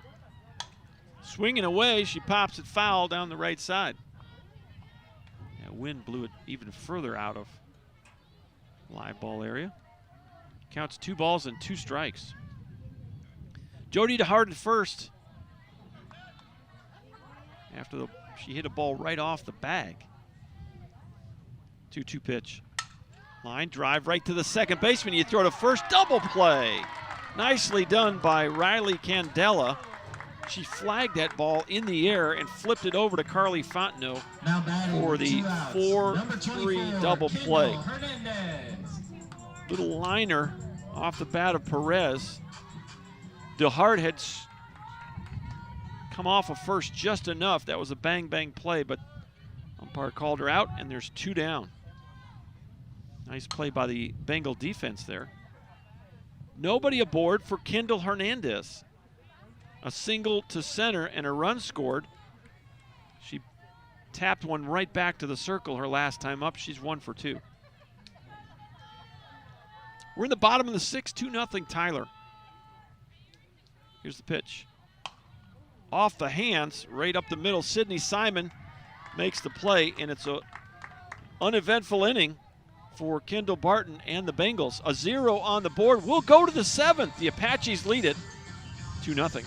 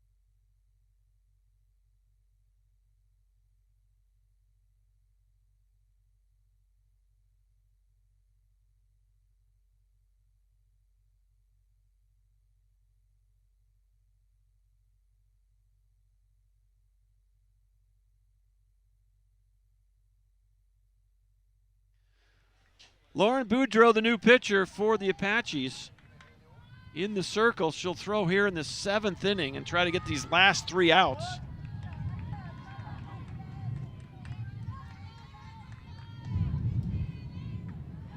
And she will face Sydney Simon. First pitch swing and fouls it off. And we'll see if we can get you some numbers here. Lauren Boudreau, her 5th appearance of the year. She does have 1 start. She's 0-0 with a 7.00 ERA, 6 innings pitched, 2 strikeouts, 3 walks. With that off-speed pitch, and it's 0-2.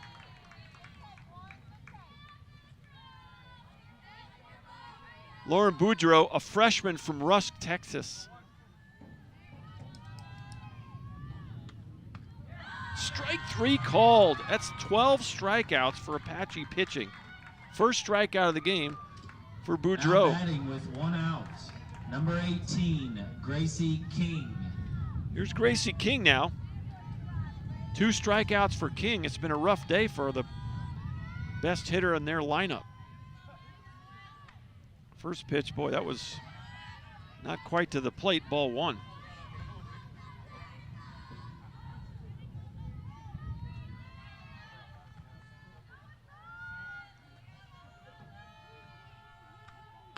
Next pitch is in there.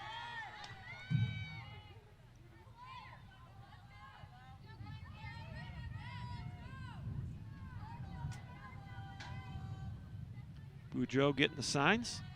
Here's the 1-1. Another off-speed pitch, well off the plate. 2 balls and a strike. Well, what an outing by Emily Holscher. Strikes out 11 batters in 6 innings of work.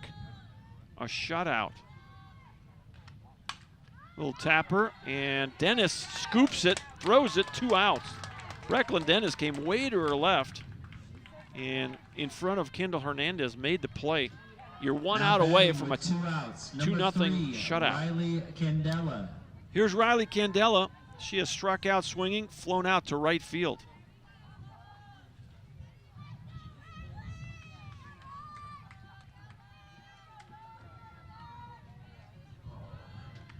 First pitch misses, ball 1.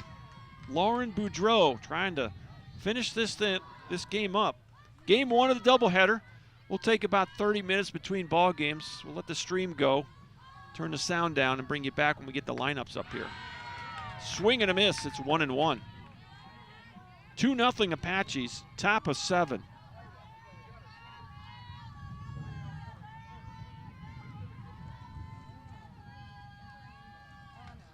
Off the plate, 2 balls and a strike. The lone blip on the map was an infield single in the first inning by Sidney Simon. 2-1 pitch, low, it's 3-1.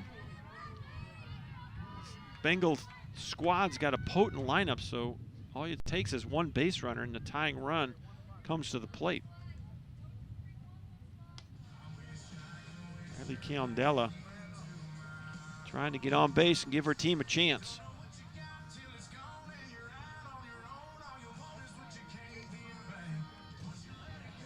Candela has 12 homers, 37 RBIs herself. And Carly Fontenot waits on deck. Swing and a miss. 3-2. Down to your last strike. 3 balls, 2 strikes, 2 outs. Lauren Boudreau trying to finish this thing up. She would get a save. Here's the pitch. Little tapper foul.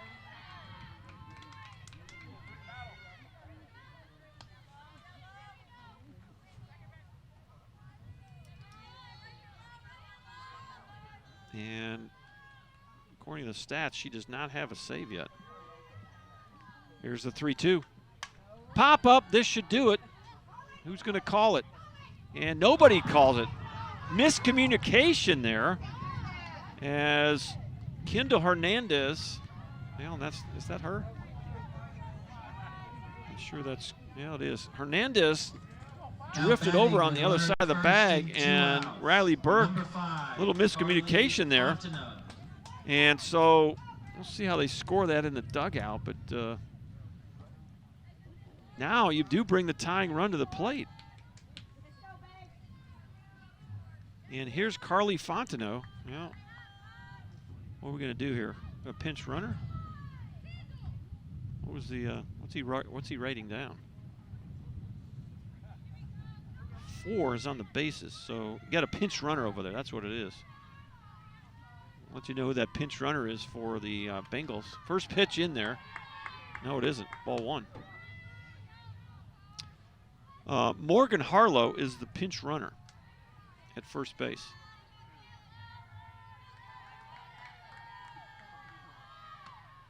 Next pitch, throw down to first and back. Pitch was called a ball. It's 2-0. Well, you don't want to get yourself in a pickle here. As next pitch, there's a ground ball to Dennis. This should do it. 5-3, and there's your ball game. The Apaches finished this thing up, and we'll see how they scored that last one. Yeah, I scored an error. So E6 on that pop-up. We'll wrap this one up. It will not take long, as the game did not take long. We started, well, you add 8 on there, and it's 1 hour and 28-minute game. We'll take that every day of the week and twice on Sunday. How's that, Chuck? We'll take another one of these. Let's wrap this one up.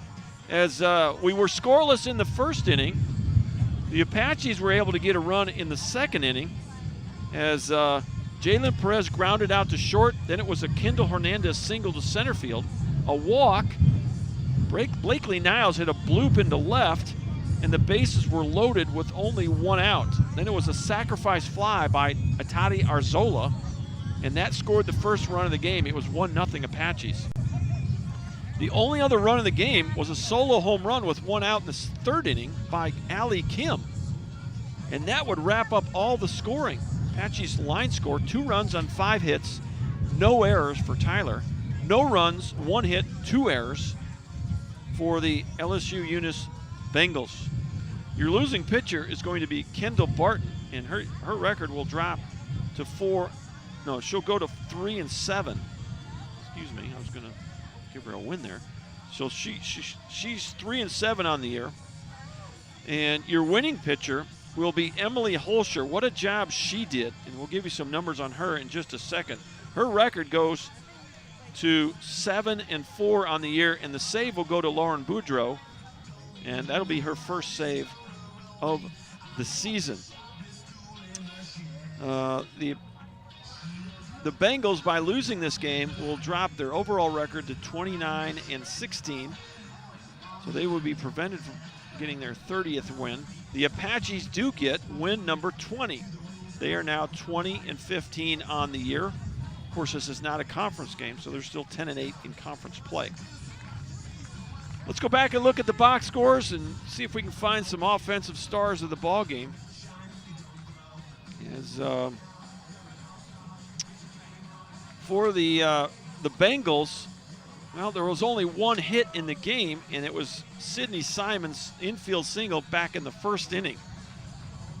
And pretty nice job by the freshman from Elmer, Louisiana, Kendall Barton, as she throws 6 innings, only gives up 5 hits, and only gives up 2 runs. She struck out 1 and walked 2. So a good outing for her, but it wasn't enough, as the Apaches got 2 runs.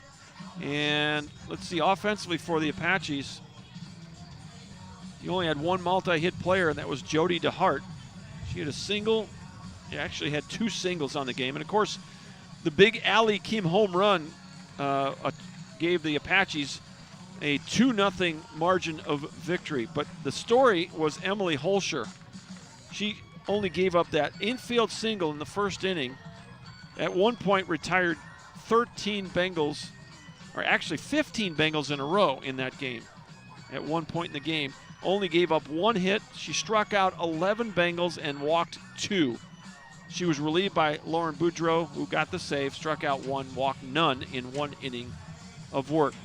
So the Apaches win game 1 of the doubleheader on Sophomore Day here at the ballpark. We'll take a little break and be back in about 30 minutes with game 2 as soon as we get the lineups up to the press box. And then after game 2, remember, those of you watching will have a ceremony that will honor and celebrate the sophomores on the Apache squad. So after this next game, we'll remind you about that. But the Apaches win game 1 by a score of 2-0. We'll be back in about 30 minutes. So long, everybody.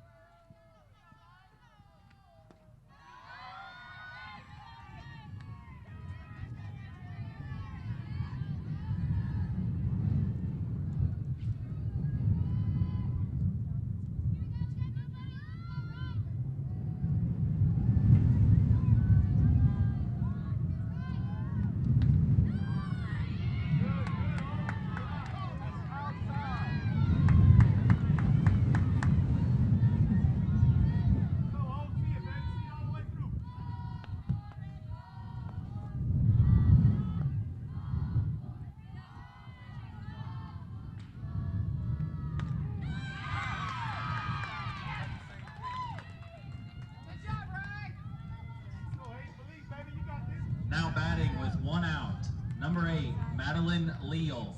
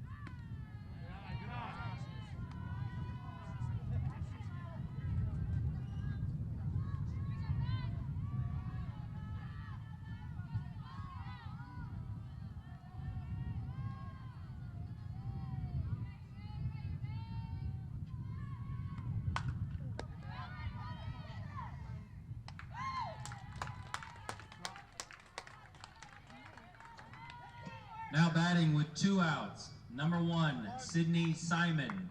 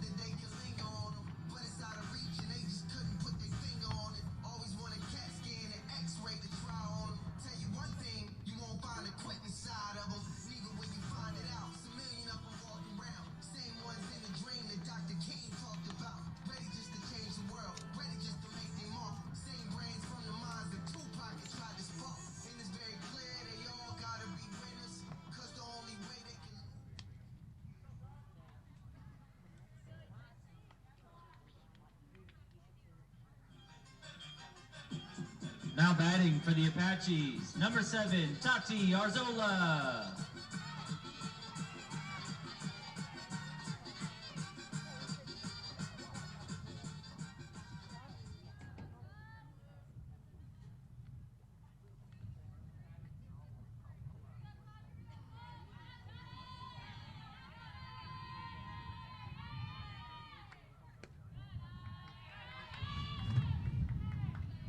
And welcome back to Whitehouse High School. Dr. John Groth with you on the play-by-play. Just get our lineups situated up here. We're through 1/2 inning, and it's still scoreless here.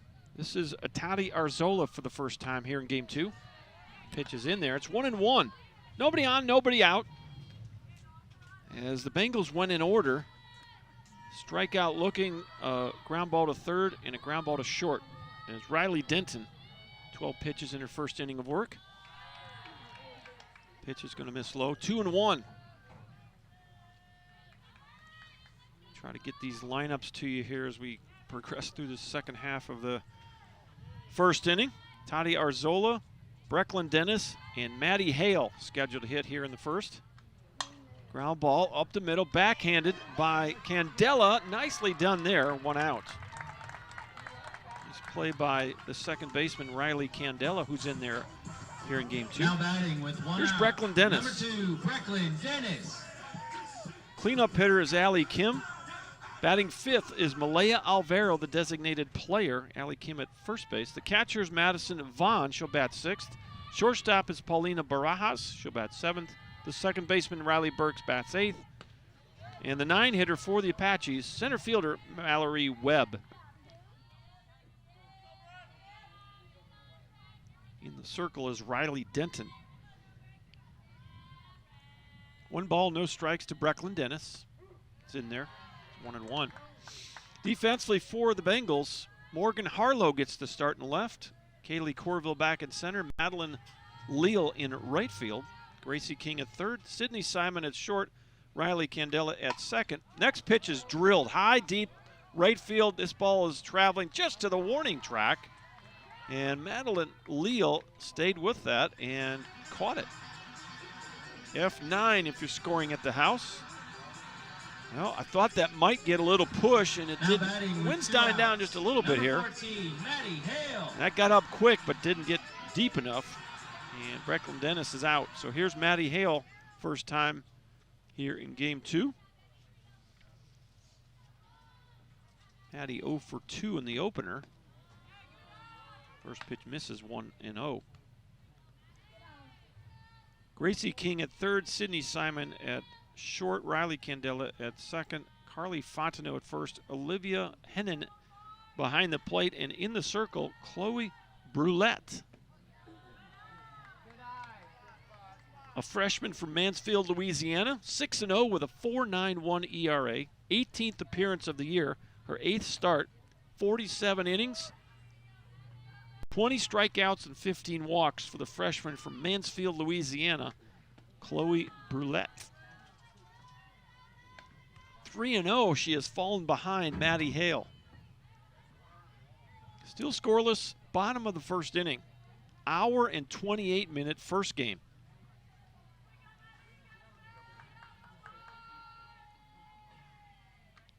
Well, that looked like a little BP fastball right down the middle. 3-1.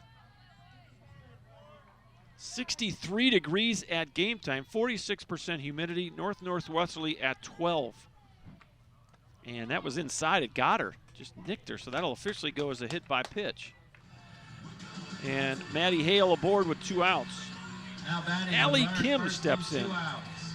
Number 18, Allie Kim. Allie Kim, 1 for 3. A solo home run was one of the 2 runs the Apaches scored in the opener. And again, today is sophomore day, and Allie Kim is from Castle Rock, Colorado. First pitch fouled into the net. She has seen action in all 34 games this year. She has seen action in 52 games while collecting 66 hits, 426 average, 9 doubles, 11 homers. She looks to continue her education at Nicholls State with her degree in culinary arts. So if you need a recipe, call Allie. Nicholls State, that's Thibodaux. That's down by, it's closer to Eunice than Tyler is, I'll tell you that. 1-1 pitch, that's drilled into the gap. This will be off the wall. And it bounces off the wall. Here comes the runner to the plate, and not in time.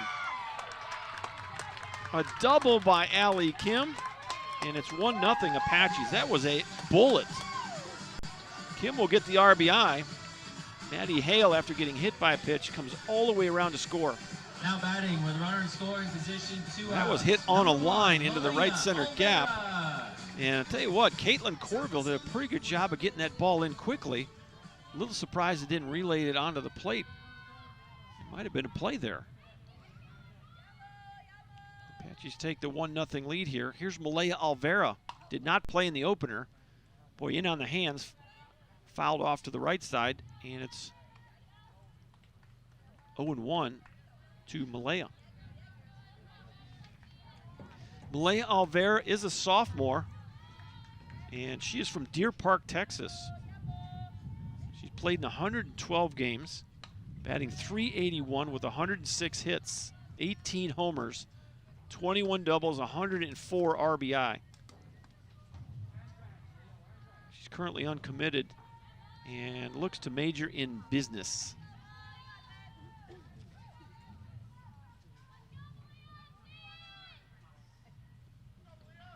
The 0-2 pitch, going to miss low. Ball, 2 strikes. 2 outs in the inning. The Apaches have struck first here in the bottom of the first. They lead it 1-0.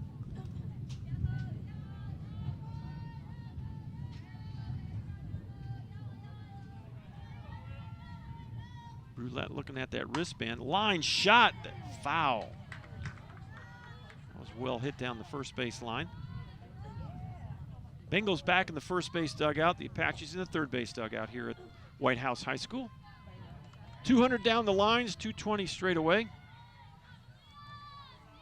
Wind will blow from the left foul pole to the right foul pole today. Little tapper that's going to go foul, and a good job by Malaya Alvera to hang tough.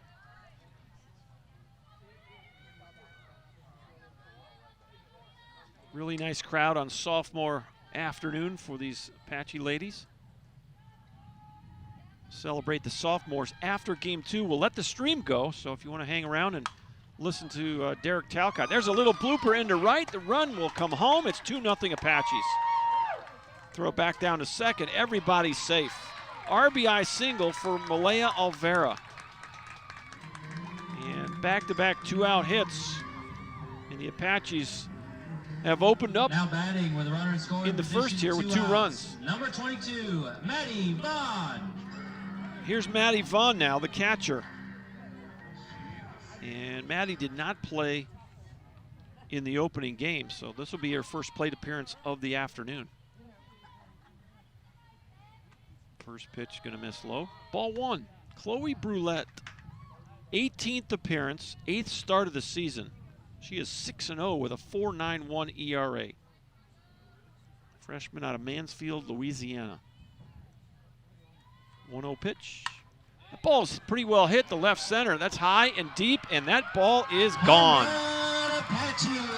Madison Vaughn has just gone yard, and it's 4-0 Apaches. Well, a 2-out rally here by Tyler. Boy, she caught that one, and it just kept going. Again, the wind blowing across from what would be the left foul pole to the right foul pole. And if you pull it too much, it's probably going to knock it down a little bit, but that ball was hit well enough that it kept going. Here's Paulina Barajas now for the first time. She did not play in the opener.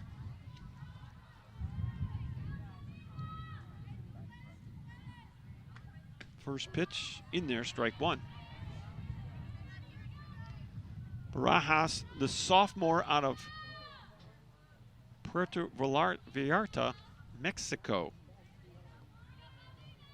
I guess she's maybe a COVID sophomore. Little blooper into center, and running over to make the catch is Caitlin Corville for the final out. I'm going to write it as an L8. Well hit ball by Paulina. But the damage done here in the first inning, 4 runs on 3 hits, nobody left. Your score after 1 complete inning, Tyler 4, Eunice 0.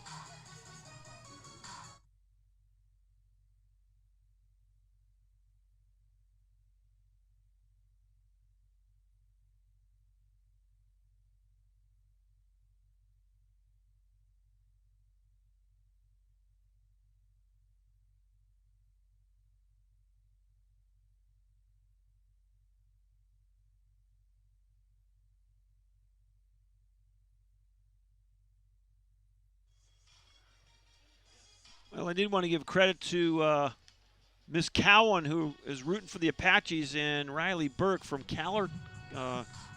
California, Fullerton, California. So thanks, Miss Cowan, for checking in during Game 1. Did not see that earlier. But if you do want to check in on the live chat feature on YouTube, feel free to do that. We'll give you a shout out on the air.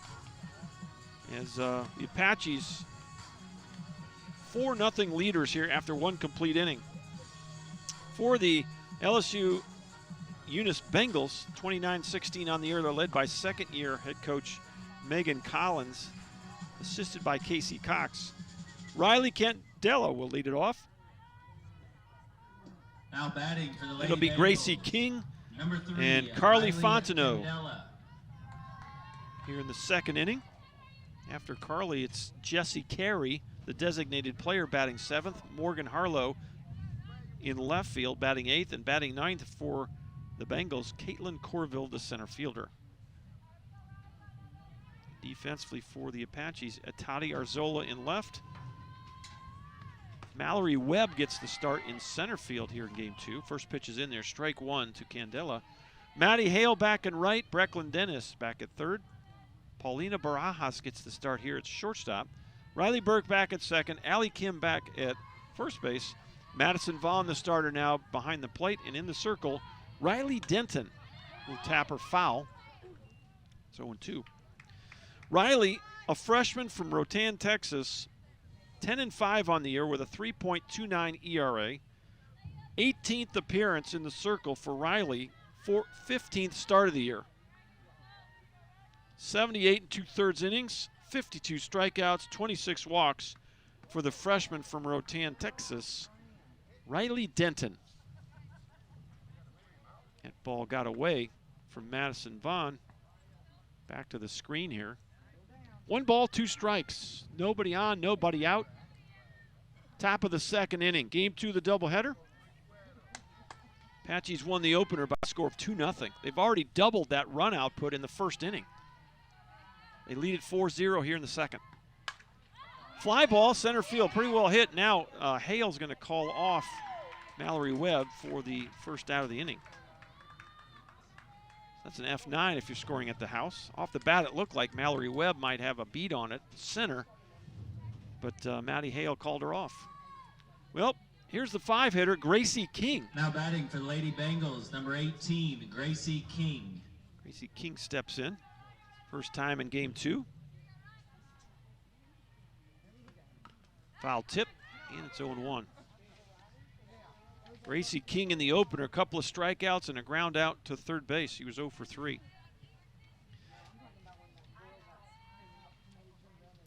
The Bengals were only able to muster 1 hit in the opener.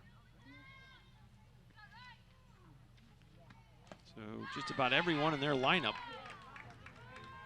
took an 0-for in that first game. Another foul tip, and Gracie King behind now, 0-2. Gracie King, a freshman from Winsboro, Louisiana. It's well off the plate.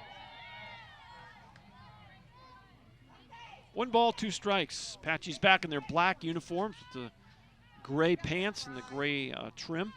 TJC lettering across the front.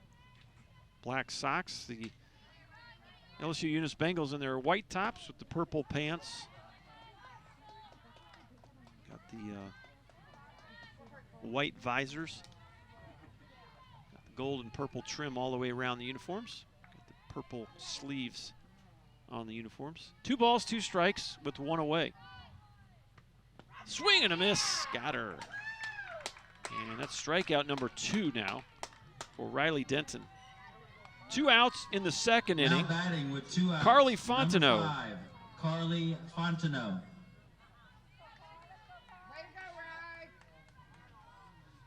Fontenot in the opener, 0 for 3. A couple of fly balls to right, ground ball to third. First pitch in there, strike 1. Well, we're close enough here we can hear Mr. Umpire, so that helps the cause. Broadcasting the game.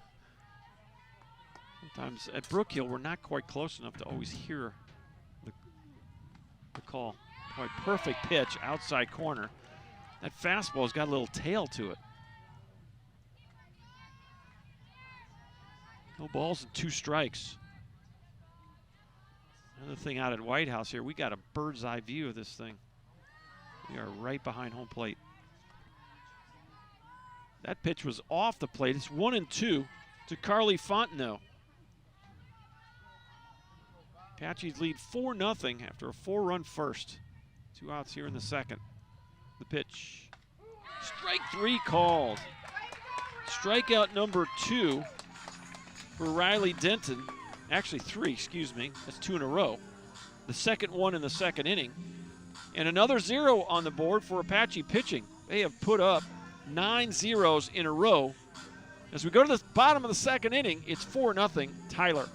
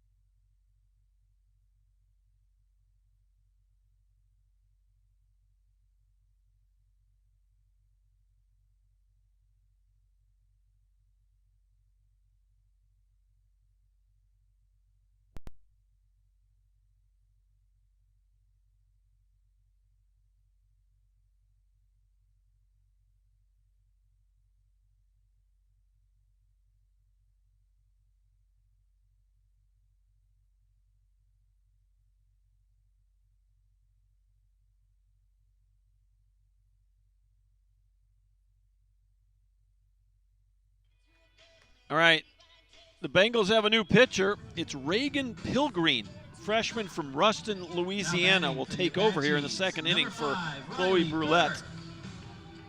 And see if we can get you some numbers on Reagan. Reagan Pilgreen, her 20th appearance of the year. She has started 8 games.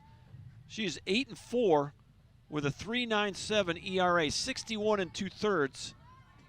28 strikeouts, 39 walks for the freshman from Ruston, Reagan Pilgreen, in the circle now for the Bengals. And here's Riley Burke for the first time here in game 2. Takes ball 1. Riley in the opener walked and grounded out to short, 0 for 1.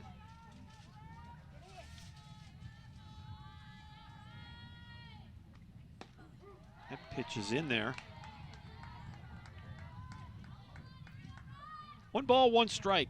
Nobody on, nobody out. We're in the bottom of inning number 2 of game 2 of the doubleheader. Next pitch off the plate.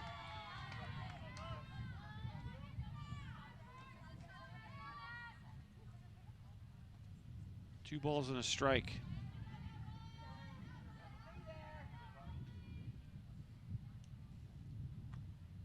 Here's the off-speed pitch. 3-1.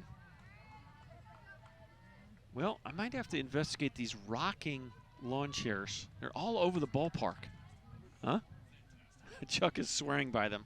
Captain Chuck Smith to my left here doing the scoreboard. And they are on both sides here. They seem to be all the rage, so. It's a walk Now batting with a runner at first to and no Riley outs. Burke to lead off Number the 3, second inning. Mallory Webb. And that'll be the first walk of the game for either pitcher.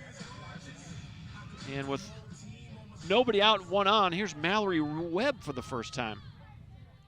Mallory did not play in the opener. Get her first plate appearance for the Apaches today. There's the bunt attempt that goes foul. Mallory, a freshman out of Laga Vista, Texas. Chuck, you know where Laga Vista, Texas is? I'm going to look it up.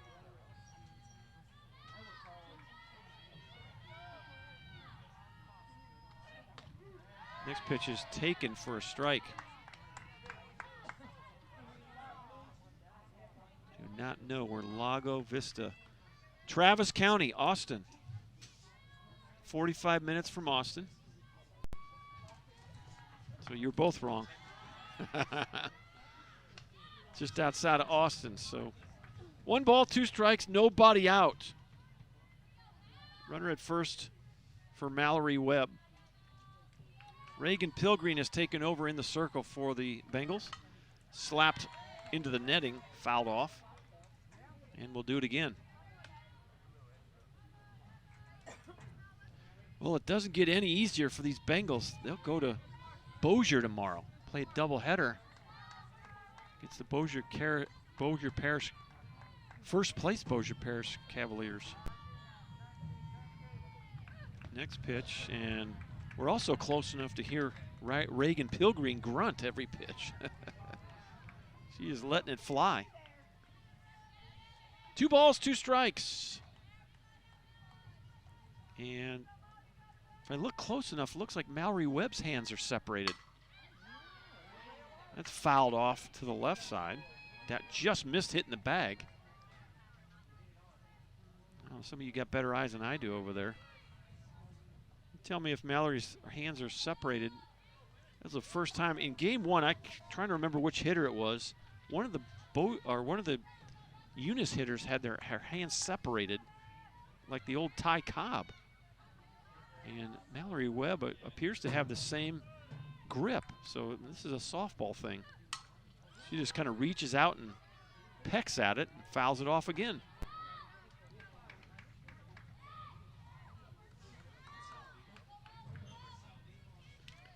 Just trying to remember which batter. Maybe she's still in the lineup in this game too. But for now, Mallory Webb doing a good job of seeing a lot of pitches here. And that ball misses, and it's a full count. Well, you see if you send old Riley Burke here. Let's see if she goes on this pitch with a 3-2 count. Nobody out in the inning. Reagan Pilgreen, the pitch. Tapper gets to the shortstop. You go to second for 1, and not enough time to turn to double play. So let it go 6-4. Mallory Webb reaches on the fielder's choice. 1 out. Number 7, Tati Arzola. Here's a Tati Arzola. She grounded out to second base on a really nice play by Riley Candela. We're in the bottom of the second. First pitch, solid strike. 0-1.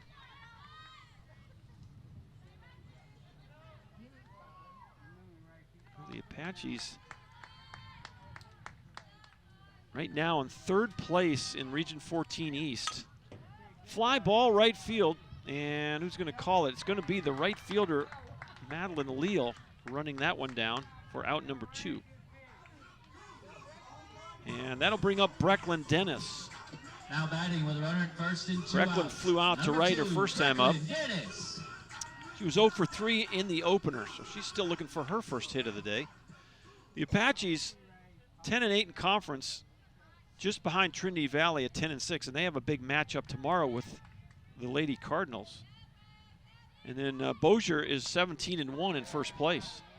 After the Apaches, Paris 8-8, Navarro 6-6, Kilgore 4-12, and then Northeast Texas at 1-15. The 0-1 pitch. That's a wild pitch. It gets away. And down to second goes Mallory Webb. So now you have a runner in scoring position with a 1-1 count to Brecklin Dennis and 2 outs.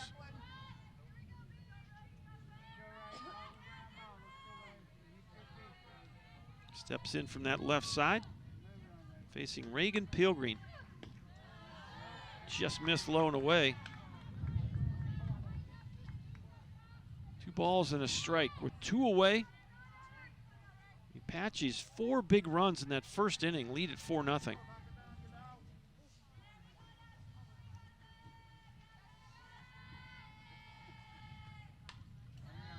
Chased a high one, but fouls it off.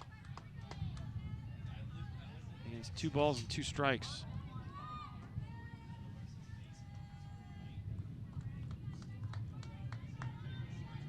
Really nice day here at Whitehouse High School. Appreciate the administration allowing the sophomore day to come off on the Sunday. 2-2 pitch pops straight up, and that's going to get over the net. Look out. Goodness, I just saw that little girl running by. I thought she was going to get popped on the head. I don't know where that ball ended up dropping. Back behind us. All right. Well, the wind might have caught it, but I've seen my share of people get hit by foul balls over the years. She might have the smallest Tyler Apache shirt I've ever seen on. Little fan of the Apaches. There's another wild pitch. And over to third goes Mallory Webb. So 2 wild pitches in the inning. And now Mallory Webb just 1 station away from scoring the 5th run of the ballgame. 3-2, 2 outs.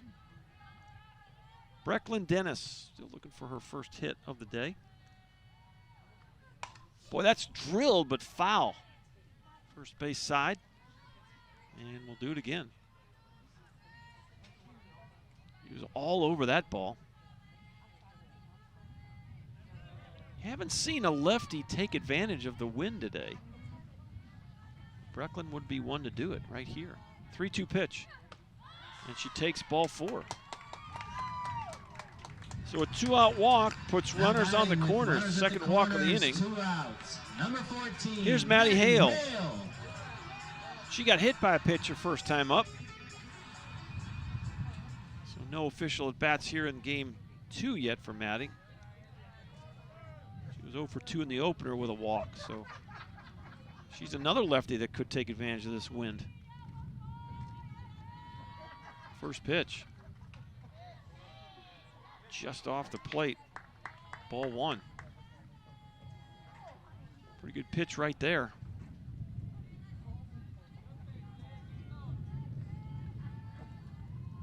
As Reagan Pilgreen checks her signs, the pitch.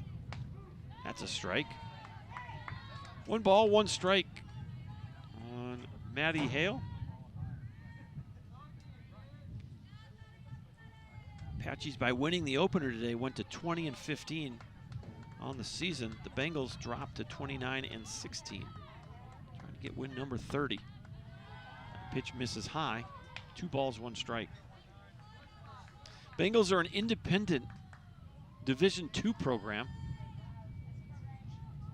And they play in Region 4 or Region 23. Includes a lot of the Mississippi junior colleges. High pop-up. This is shallow right field. And Leal coming all the way into the infield to make the catch. It'll go down officially as an F9, but she actually caught that ball on the infield colored turf as she ran in, calling off Riley Candela. That'll do it for the Apaches. No runs on no hits. They leave 2 on. And our score after 2 complete innings, it's Tyler 4 and Eunice 0.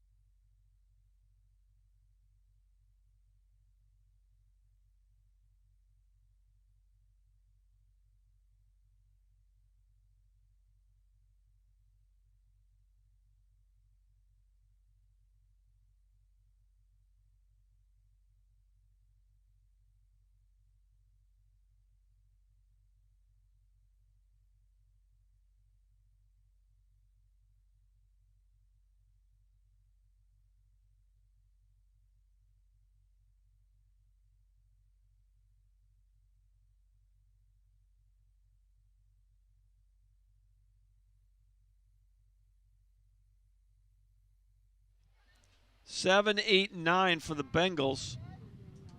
Jessie Carey did not play in the opener. She'll take her first crack at things here at the plate. First pitch, way inside, ball 1, almost got her.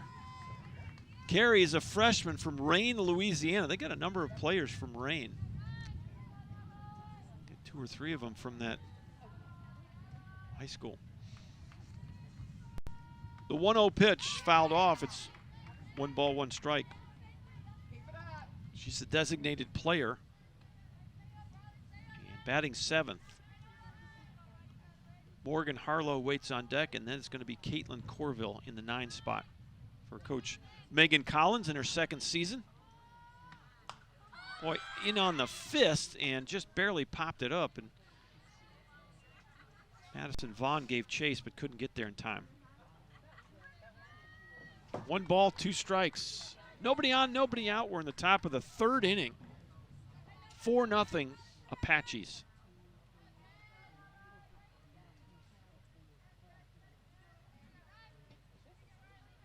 Here's the 1-2. Swing and a miss, struck her out. That's 4 strikeouts now for Riley Denton. Now batting And that'll bring up with 1 Morgan out. Harlow. Number 4, Morgan Harlow. Morgan Harlow did not play in the opener. She's a redshirt sophomore from Lake Charles, Louisiana, Westlake High School product. Well, congratulations to the Apache volleyballers. 4th in the country at the national tournament. Brandy Hood doing such a great job with that program. Really proud of her and all the Apache lady volleyballers, so congrats to them on another great year. Have set the bar so high and really made a nice run this year. Finished 4th in the country, so congrats to Brandy and all the volleyballers. Safe travels back to Tyler. That pitch misses, and it's 1-1.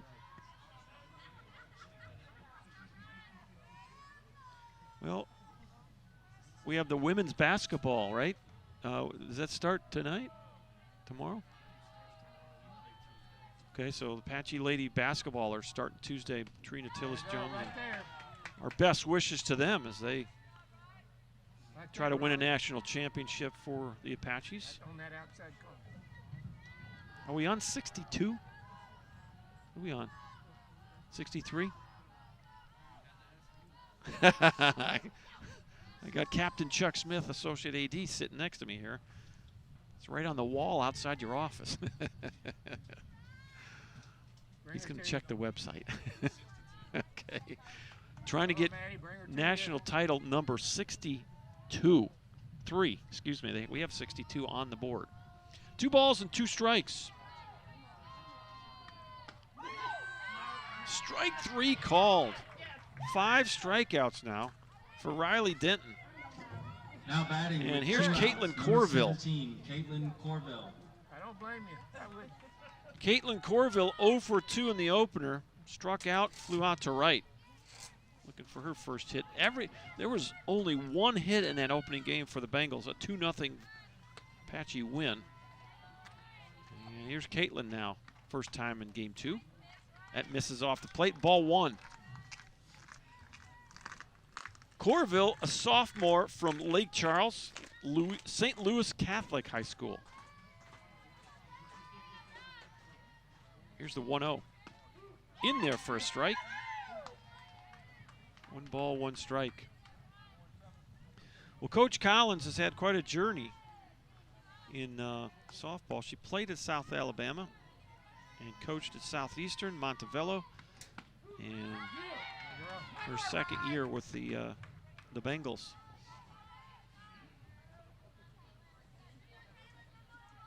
At 29 and 16 right now, they're off to a good start. 1-2 pitch, little tapper to third. Dennis will catch it foul. Do it again.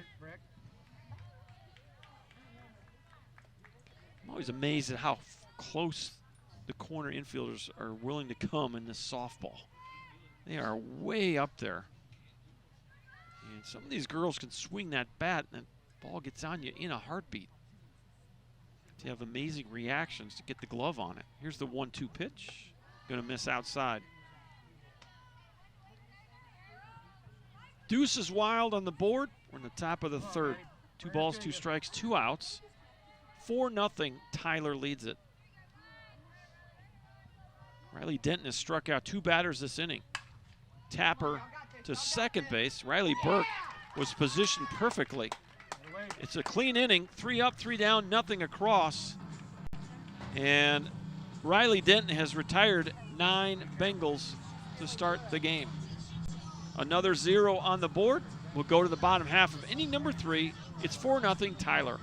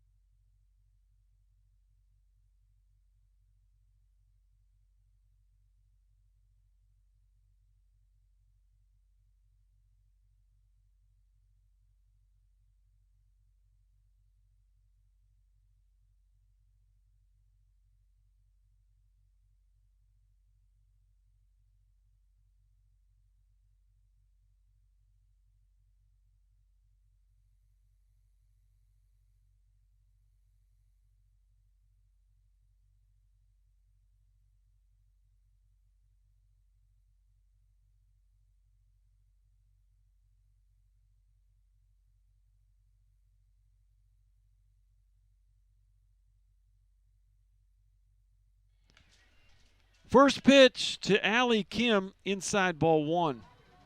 Bottom of the third, 4, 5, and 6 for the Apaches. Allie Kim, Malaya Alvaro, Madison Vaughn. High and tight, ball 2. Reagan Pilgreen back in the circle for the Bengals. Freshman from Ruston, Louisiana. She threw 28 pitches in her first inning of work in the second inning. She's on for another inning here in the third. Look out, that one got away. 3-0.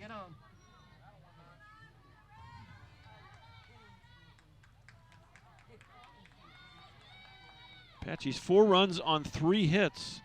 Zeros across the board for LSU Eunice. Well,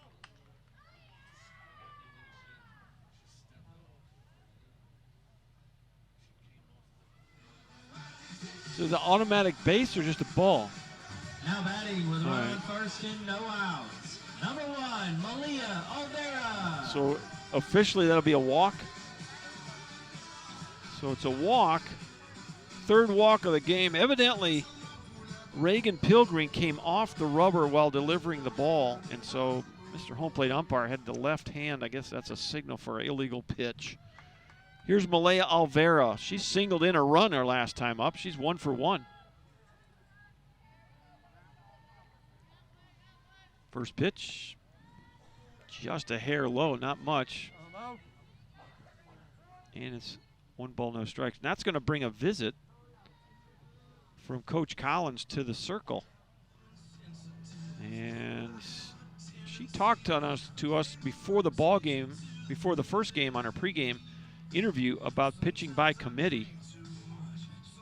As the Bengals have 5 different pitchers with 3 or more wins. She's going to go out and maybe give some instruction there, and kind of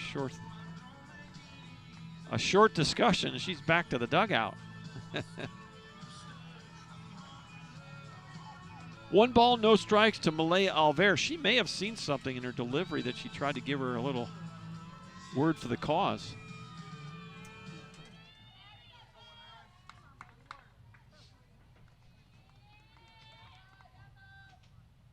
Checking the sign. Here's the 1-0. That sails high and wide. 2 balls, no strikes.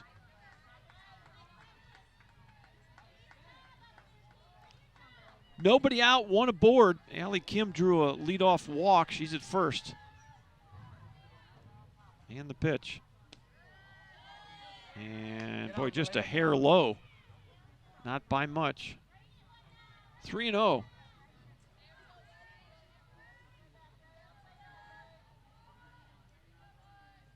And the pitch.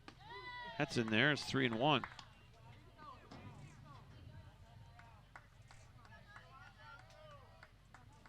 Apaches trying to add to a 4-0 lead here in the bottom of inning number 3. The 3-1. In there for a strike is 3-2.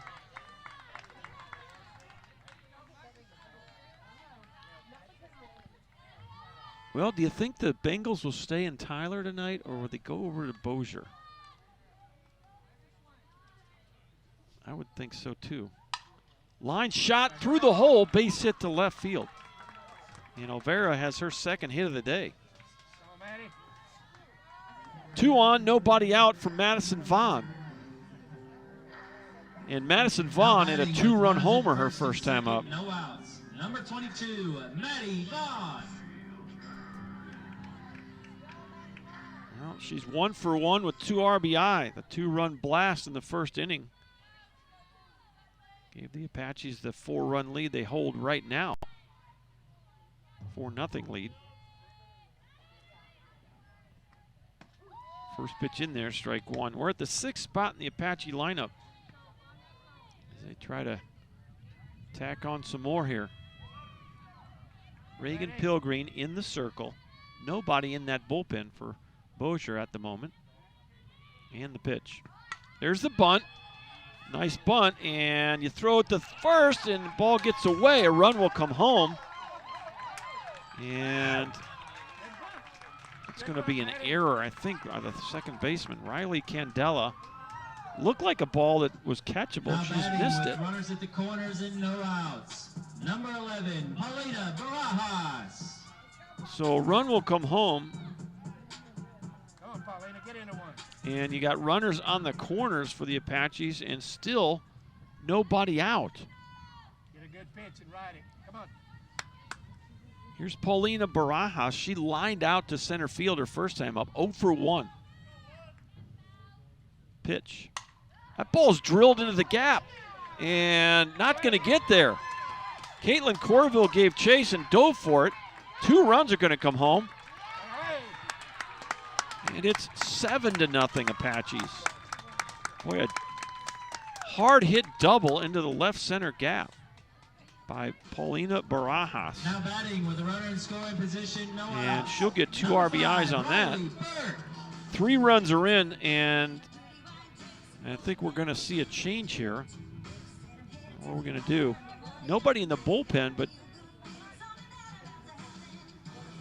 Coach Collins in the circle. She's going to call one of her outfielders, or all of her outfielders, to come in. We're going to have a team meeting at second base. Well, I don't know if I've ever seen this before. Huh? Well, she's trying to teach her squad something here in the moment, and she's got all of her fielders right at second base. So I don't know if she's going to make a change. She's pointing into the dugout, so someone's coming out here. And a new 17, or is that 11? So they are going to make a pitching change. Kinsley Ashworth is the new pitcher.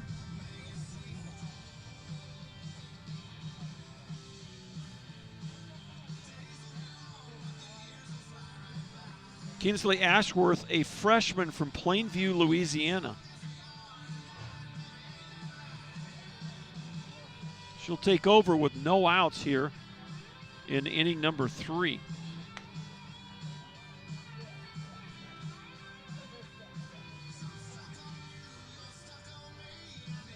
And she'll face Riley Burke, and she's a left-hander.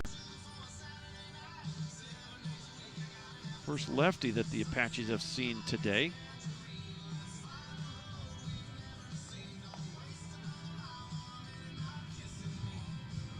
And we'll give you some numbers on Kinsley here. Pull those up. Kinsley Ashworth. Kinsley Ashworth. She is 7-3 with a 5.28 ERA. Her 17th appearance of the year, 8 of them as a starter. She does have 1 complete game to her credit, 50 1/3 innings, and 39 strikeouts, 31 walks. The freshman from Plainview, Louisiana, Kinsley Ashworth, taking over for Reagan Pilgreen.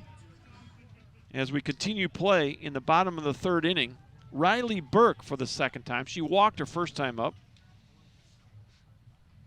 7-0 Apaches. 4 runs in the first and now 3 more here in the 3rd. First pitch in there, strike 1. It's sophomore day here at Whitehouse High School. Had to move the games from Brook Hill. They have the natural surface, and Whitehouse with the artificial turf handled the deluge of rain we had on Thursday and Friday of this week. Quickly 0-2 on Riley Burke.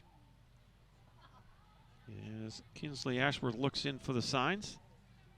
Checks the wristband and goes to work. 0-2. Slapped foul. Headed toward the cages. They got a beautiful, really nice covered hitting area here right next to the ballpark.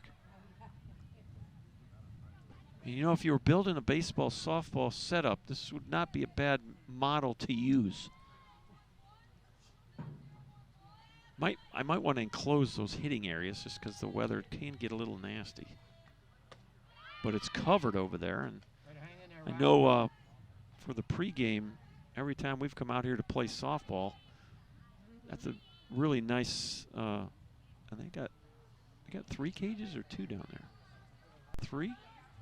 All right. So that's really handy to have next to the ballpark. Fastball misses high. It's 2 balls and 2 strikes from Kinsley Ashworth.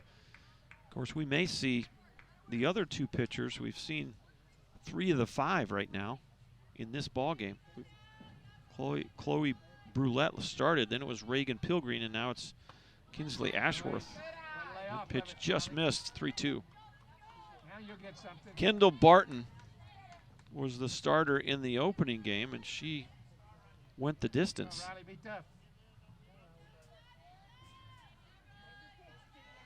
3 balls, 2 strikes, nobody out here.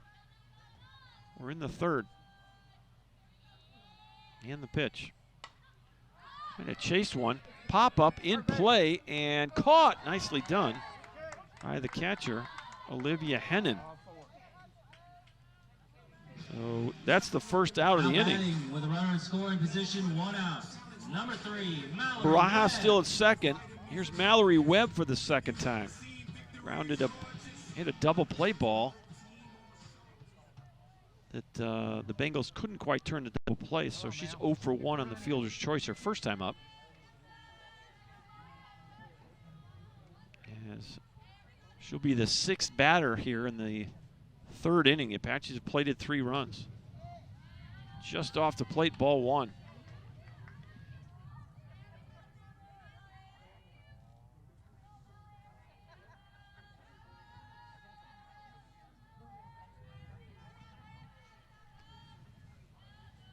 One and 0, and the pitch. That's off the plate. 2 balls, no strikes. 1 away. Oh, Mallory. Mallory Webb did not play in the opener, and her second plate appearance here in Game 2.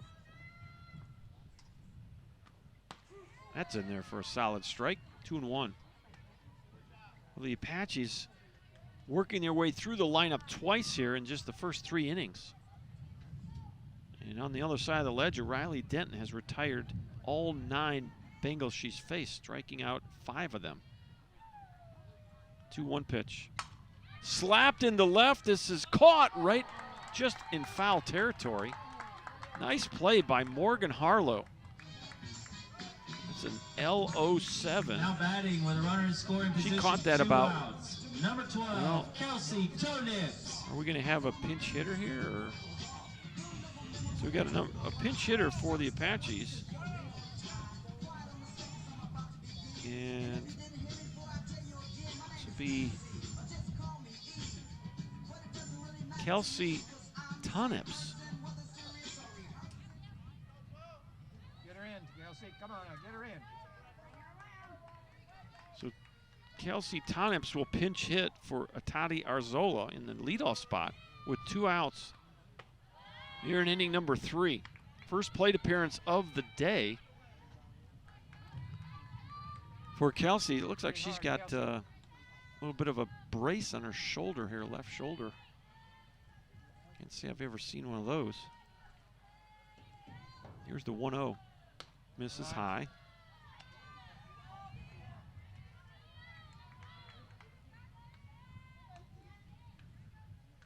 Looks like it almost goes down to her elbow. 2 balls, no strikes, 2 away. Paulina Barajas at second. She had a 2 RBI double. Part of a 3-run inning for the Apaches. And that forced the hand of Coach Collins to make the pitching change. 3 balls and no strikes now. As Kelsey Tonips 1 pitch away from drawing a walk. Brecklin Dennis waits on deck. There's ball 4. So 4 walks in the ball game now. That's the first walk for Answorth. 4 walks for Bossier pitch or Eunice pitching. Excuse me. The 8th batter of the inning is Brecklin Dennis.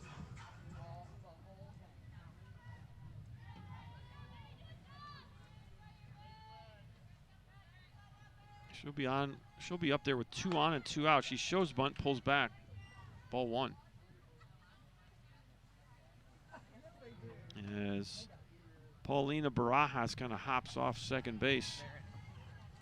Well, we've got another pinch hitter on deck. Jody DeHart is swinging a bat, so we'll see Come on, Brecklin, pick one out. Come on. if she gets a chance to come to the plate here.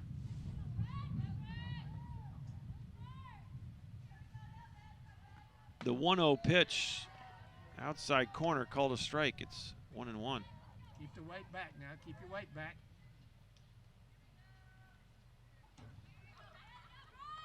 2 outs in the inning. Apache's trying to add to a 7-0 lead. The 1-1. Boy, nice pitch right there. Ashworth staying out that outside corner. Left on left matchup here against Brecklin Dennis.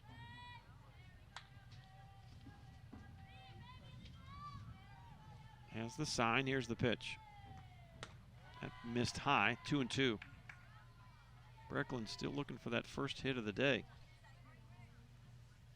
0 for 3 in the opener. 0 for 1 here. She did draw Walker last time up.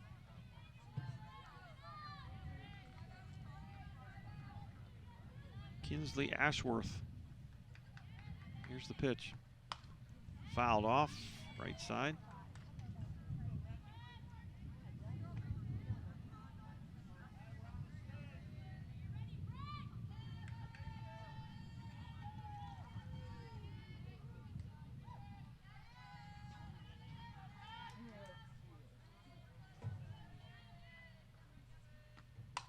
Pop up right side, and this should do it. And running over into foul territory, making a nice grab, is Riley Candela for the final out. That'll go PO4 if you're scoring at the house. 8 batters come to the plate for the Apaches. They score 3 runs and leave 2 on. And your new score as we go to the 4th inning, it's Tyler 7 and LSU Eunice 0.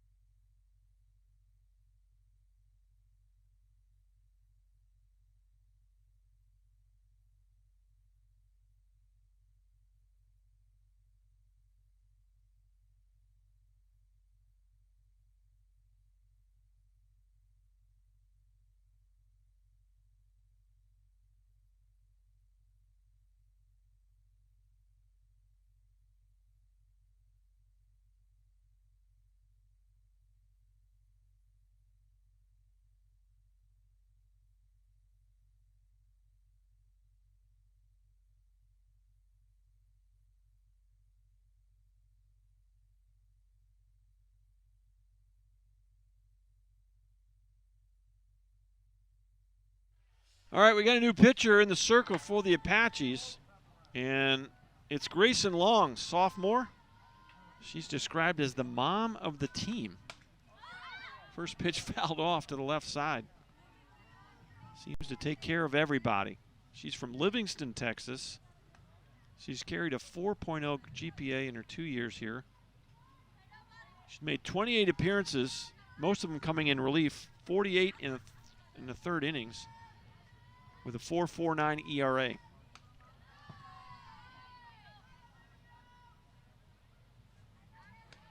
And she's described as the definition of a student athlete. She's carried a 4.0 GPA in her 2 years. She will major in occupational therapy. So I think I want her giving me some advice on the therapy. Good pitch. So congratulations to Grayson. She is in the circle at the moment. 1 ball, 2 strikes. Leadoff hitter Olivia Hennon struck out looking her first time up. We're in the top of the 4th, 7-0 Apaches. Here's the pitch. Popped out of play, and that's interference. Took the glove off of Madison Vaughn. So catcher interference will move Hennon to first base. Nobody out. Number 8, Madeline Leal. Madeline Leal will step in. She tried to bunt her way aboard her first time up, 0 for 1. Apaches 7 runs on 5 hits, and the Bengals still looking for their first hit.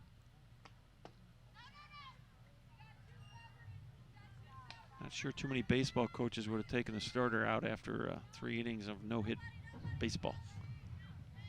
No-hitters aren't quite as uncommon in softball, so in comes Grayson Long.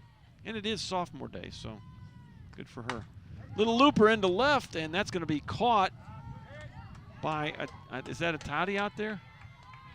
Okay, so Arzolo has re-entered. With a runner at first and 1 out. Number 1, Sydney Good play Simon. off the line drive by Madeline Leal. Here's Sydney Simon. She'll step in. She grounded out to short her first time up. So that catcher's interference broke a string of 9 batters retired in a row by Riley Denton, and she is obviously not in the circle anymore, so see if Grayson Long can start her own streak. Next pitch is going to miss. 1 ball, 1 strike. 2-0 What time they start? 1. Man, they got through quick, didn't they? Yeah, it's a pitcher. 2-0. UT finished their first game at 3:30. Next pitch is in there. It's 1-2. Softball or baseball? 1 out in the inning. Olivia Hennon over at first base. She reached on a catcher's interference. She took Madison's glove off. Throw to second, and Hennon, pretty close play. She did not slide, kind of went into second awkwardly, and she might have turned her ankle or knee there. That does not look good. As Coach Collins runs out, and I don't know if she tried to slide. It didn't look like she attempted to slide at all, but was very awkward in the way she ended up at second base. And so that's actually her 3rd stolen base of the day. And she's down on both knees on the bag. Be trying to see if she can shake it off here. She's actually holding her hip. Well, she's going to come out for now. And this is a bit of an issue here. She has been the catcher for both games.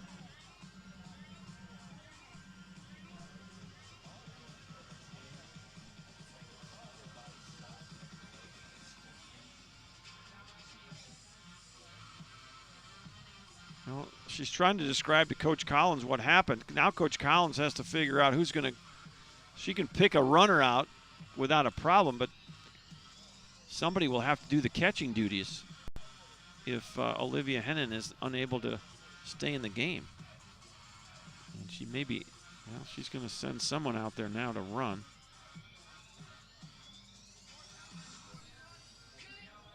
So number 14 will be the pinch runner.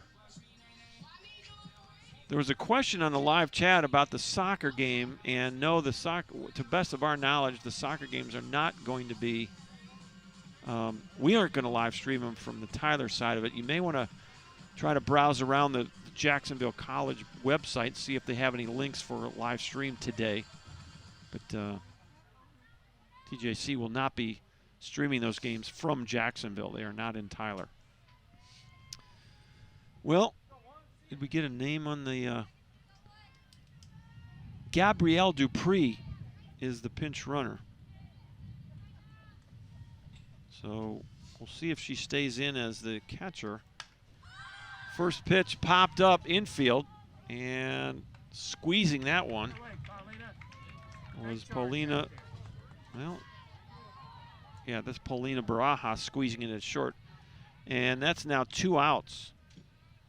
Now batting. And here's Riley Candela. Scoring position, number 3, Riley Candela.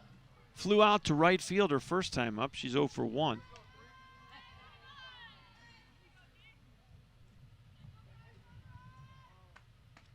First pitch is going to miss inside, ball 1. Pretty good spot there. Again, these LSU-Eunice Bengals, softball national champs in 2011, 2013, 14, 16, 17, and 19. 6 national titles for this Division II program. And they also have 6 on the baseball side of it. So a really good tradition of national titles down there in both baseball and softball. 1-1 pitch. Boy, took something off of that, and she just did get a piece of it, fouled it over the netting. Well, that's one of the good things about this guy's got an LSU jacket there. He can buy the big club fan gear and still get away with it. Got an LSU purple and gold jacket. 1-2 pitch, struck her out. Kind of climbed the ladder there, and that's the 3rd out of the inning. First strikeout for Grayson Long, and that's 6 strikeouts now for Tyler pitching as we're through 3.5 innings. A 0 on the board, and that's now 11 zeros in a row for Tyler pitching today in the doubleheader. 7-0 Apaches.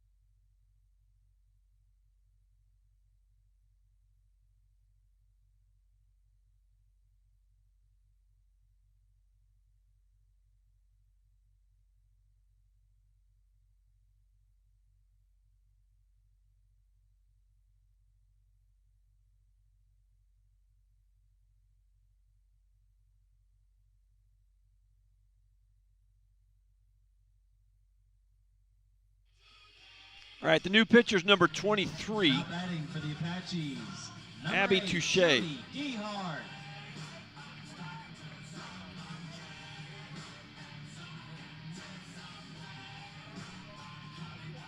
And so we will have a pinch hitter here. Jody DeHart will bat for Maddie Hale.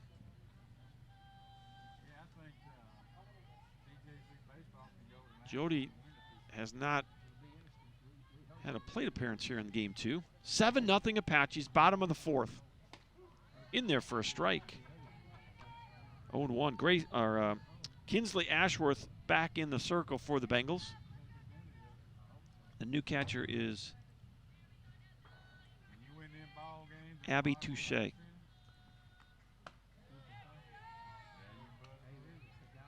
As we wish the best for Olivia Hennon. She slid awkwardly into second base. Every time they went to the National, they was winning them ball games in the last inning. And they won the National. The 1-1 pitch. That's drilled into right field. That's going to get by and all the way to the wall. The throw to second, and boy, Jody DeHart kind of tumbles into second base with a double. Well, that ball was well hit, and The hustling double by Jody DeHart. That reminded me of old Craig Biggio. Craig Biggio hustling double for Jody DeHart. Here's Allie Kim. A double and a walk. She scored 2 runs. Also has an RBI. Corners are in there for strike.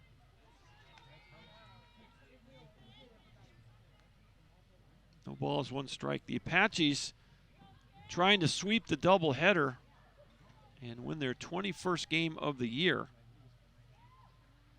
Got a big game, big doubleheader tomorrow at Trinity Valley.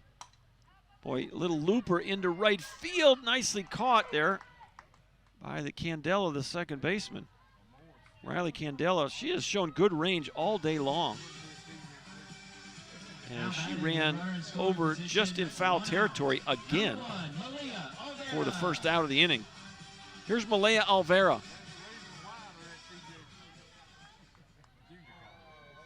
2 for 2 in the ball game. She has an RBI and a run scored. Single to right and a single to left. First pitch, check swing, and that'll stay fit. Oh, my. We don't have the best angle here. Looked like it was fair from our angle. And she'll get another crack at it after the foul ball. Well, looks like old Doc McGuire checking out the injury in the dugout over there. Hope she's okay. Olivia Hennon, like she injured her left hip. Had to be removed from the game. And Apache's full-time head trainer on site here for the game today. Getting the best of care. 1 ball, 1 strike with 1 out. It's one of the things about people may or may not realize about Tyler Junior College. We have probably the best, if not one of the best, student training programs in the country. We have about 15 student trainers every year that, just like these athletes, go out and they get 2 years of experience, and then they go out into the world and get a 4-year opportunity. Ground ball to short, and a nice play over there by Sydney Simon for out number 2. And every Apache baseball or every Apache athletic team has at least 1 and sometimes 2 student trainers at every game. And I'll just tell you, as former coach in the Apache athletic program, that was a luxury that not many of my opponents had. We always had someone to attend to our athletes on the injury side of things, and I don't know if it's standard operating procedure, but every home game we've got a full-time trainer. So Eddie's here, and of course the soccer team's on the road today. I don't know, they'll probably have someone there with them. At least a student trainer, or 1 or 2. They got the men's and women going to Jacksonville today in the Tomato Bowl.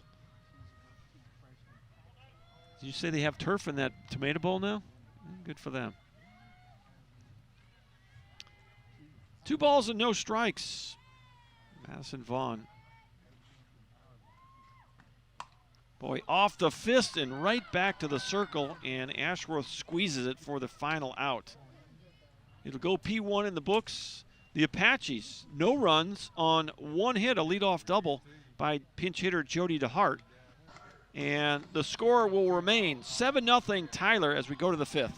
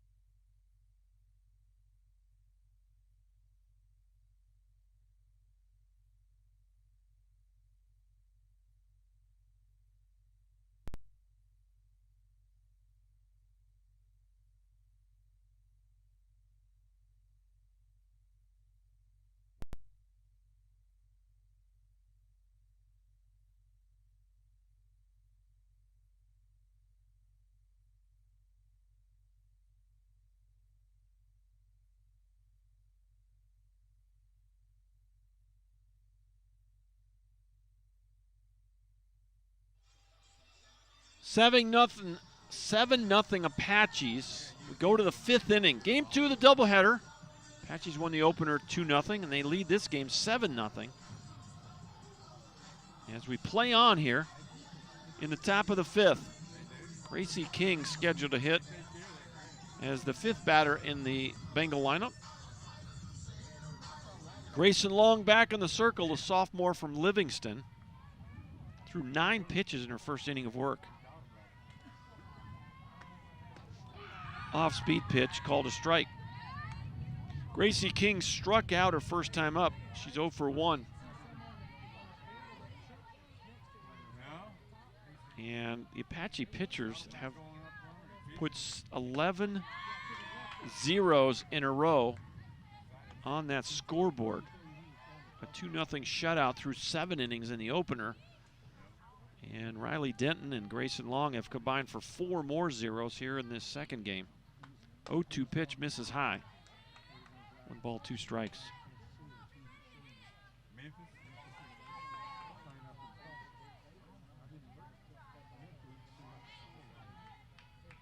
Carly Fontenot waits on deck. Swing and a miss, struck her out. And that's 7 strikeouts. Now batting with 1 out. For number 5. the Apache pitchers. Second strikeout for Grayson Long, and that will bring up Carly Fontenot.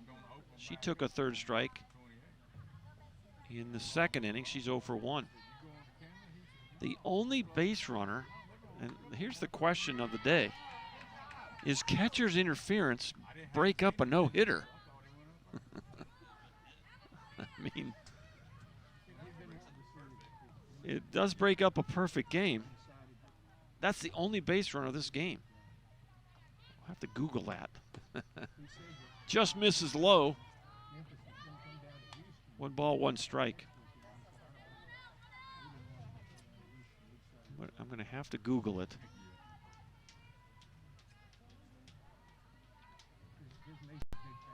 1-1 pitch. There's a little tapper up the middle. This is a tough play. And there's your first hit of the day right there. Well, I won't Google it anymore. That's an infield single for Carly Fontenot. First and 1 out. Number 2, Jessie Carey. Well, it went right off the end of the bat, and Grayson Long's kind of shrugging her shoulders as she just gave up the no-hitter. Dugout's giving her a little hard time on that. Well, they haven't officially given it a hit yet. First pitch off the plate, ball 1 to Jessie Carey. She struck out her first time up.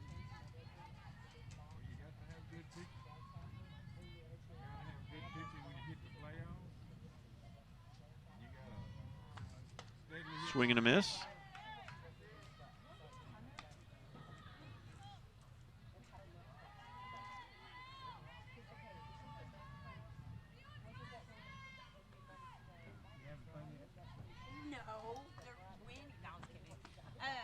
Next pitch, gonna miss inside, 2-1.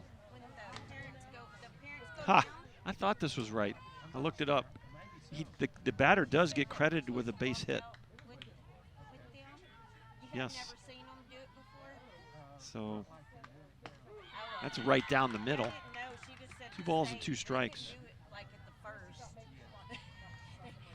Interference is an act by a fielder that hinders or prevents a batter from hitting a pitch. The batter does not get credited with the base hit. Oh, that's I was wrong. There's a solid base hit. So that'll end the argument there. I've got 2 hits in a row now for the Bengals. Batting Bengals. with a runner first and second, 1 out. Number 4, Morgan Harlow. And I think they gave her a hit. Let's double check that. Next batter is Morgan Harlow.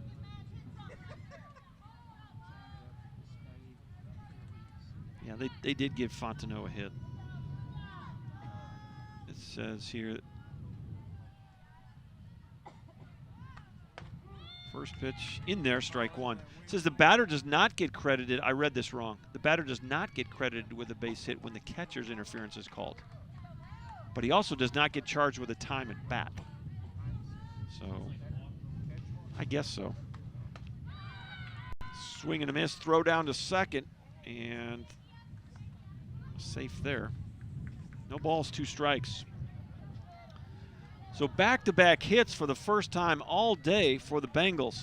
They only got 1 hit in the opener, and they've just gotten their first 2 hits here in the second game. 1 ball, 2 strikes with 1 away. We're at the 8th spot in the Bengal lineup. Morgan Harlow stepping in.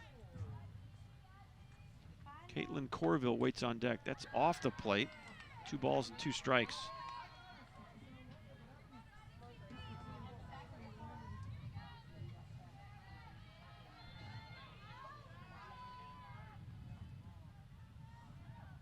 One out in the inning, the pitch. It went off her leg. Well, now you got a golden opportunity here after the hit batter. Now batting with the bases loaded, 1 out. Bases Number loaded. 17, Caitlin Corville grounded out to second base her first time up. Struck out looking and flew out to right. Well, Mr. Umpire got a quick trigger here. He immediately is going to the circle to break up the rock pile and keep this thing moving.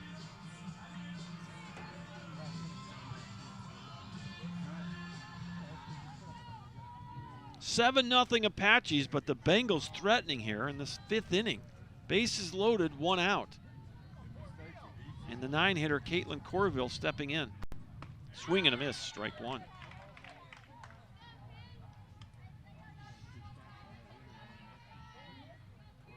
Again, Corville 0 for 3 on the day, 0 for 2 in the opener. She only got up twice.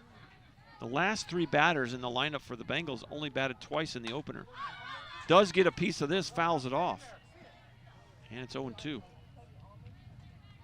It's been a very efficient day for Apache pitchers. Emily Holscher, Lauren Boudreau in the opener, only allowed 1 hit, no runs. And it's been Riley Denton and Grayson Long here in the second game. Swing and a miss, struck her out. 3rd strikeout for Grayson Long. That's 8 strikeouts for Tyler pitching.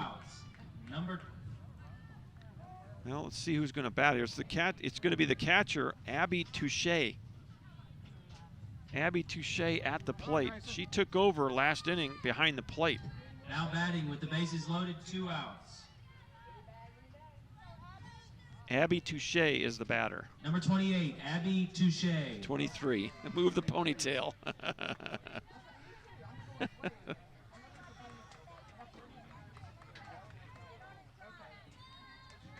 That's all that matters, the name. That's an error by Derek. He and the PA guy.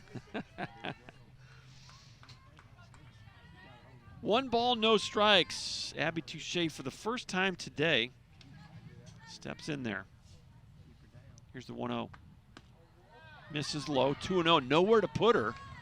Bases are full of Bengals. Grayson Long trying to keep the shutout intact for the Apaches. They lead at 7-0 here in the top of the 5th. Checking on the sign. The 2-0. Inside corner, called a strike. It's 2-1. We're at the leadoff spot. Olivia Hennon had occupied that spot for both ball games. An awkward slide into second base. And she had an injury, and she had to come out. Boy, in on the fists of Abby Touche. She fouls it off, and now it's a 2-2 count. Well, you got a force at all 4 bases here for the Apache defense. And you got Barajas actually playing a little bit to pull side here. Big hole up the middle. Deuces Wild on the board with 2 outs. That ball's drilled high, deep, left field, and out of here. Just like that, it's 7-4. And the Bengals are celebrating as Abby Touche caught one up. Boy, I don't know. She looked like she missed the home plate. Now she goes back and touches it. Wouldn't be the first to be called out. Now batting with 2 outs. Number 8, Madeline Leal. And we have a brand new game. First plate appearance for Abby Touche, and she hits a grand slam. 4 RBIs, and it's 7-4. And I don't know what, I don't know if Coach Henderson is going to make a change here, or is he questioning what happened right there? Well, they did make the change as Abby Touche came on and caught, and I think maybe part of the problem is that he said the wrong number when she came in the game. He said 24, and that was 23. So that's going to be a home plate umpire's fault. We noted that on the broadcast, and when that happened, and I'm guessing that's what Eric Henderson's asking, well, who just hit that home run? Because 24 was announced as the player. And so that's going to be a kind of a human error on the home. We made note of it up here, and I think that was just a little bit of a clerical error, if you will, by the home plate umpire. As we heard it from up here, we're so close to home plate. He called out number 24, and number 23 was actually the catcher. So they got it figured out. The grand slam will stay. Boy, what a sad thing that would have been if it were taken away by a technicality. Batting out of order is what it would have been. Madeline Leal will step in. 3rd time today here in game 2. She tried to bunt her way aboard, was out in the first inning, and lined out to left field her last time up. So 7-4 now. That's the first runs of the day for the Bengals. And you know those ladies were excited. They wanted to crowd around home plate, and that's really kind of not what the rules are disallowing, that unless it's maybe a walk-off type thing at the end of the game, but trying to keep the emotions in check a little bit. Probably more of an issue in baseball than softball. 1-1 pitch off the plate. It's 2-1.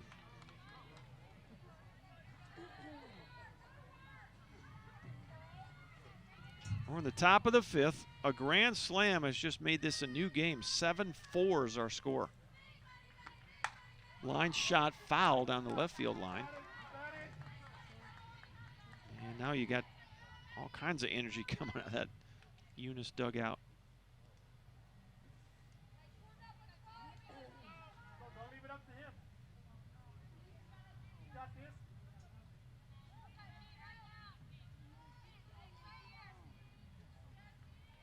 2 balls, 2 strikes. Off the plate, 3-2. Well, you still got some softball to play here, sports fans. Is what was a day that has been dominated by the Apaches. Now you're going to have a game here. Got jammed, and Brecklin Dennis will field that and fire it over to first for the final out. But the Bengals, 4 runs on 3 hits. The big blow being a grand slam off the bat of Abby Touche. And your new score as we go to the bottom half of inning number 5, it's Tyler 7 and LSU Eunice 4. Watching Tyler Softball on ApacheAthletics.com. Back in just a minute.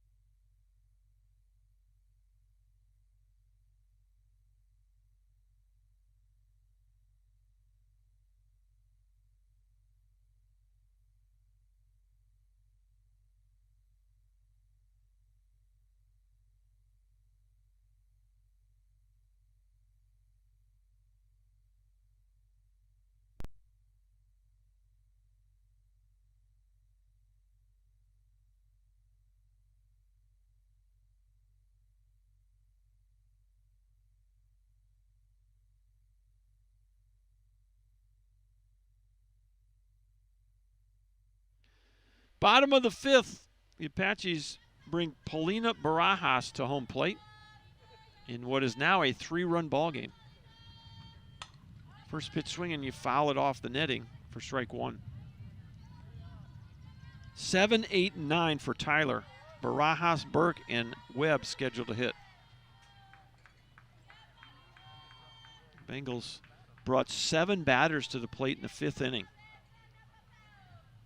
A 2-out grand slam by Abby Touche in her first plate appearance of the day. She came on as a replacement for starter Olivia Hennon. And she just hit a grand slam.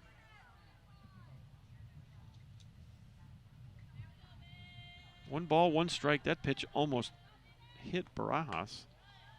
Off the plate, 2-1. Trying to think if I ever had a grand slam in college. I had one. I know I had one in pro ball. They don't happen very often, so that's a memorable event for that young lady. Good for her. Off the fist, tough play here as you throw it over. Nice play by Riley Candela. And there's one away. Riley Burke steps in. Number 4, Mackenzie Stewart. Well, no, we're going to have a pinch hitter here. All right, so Mackenzie Stewart will step in.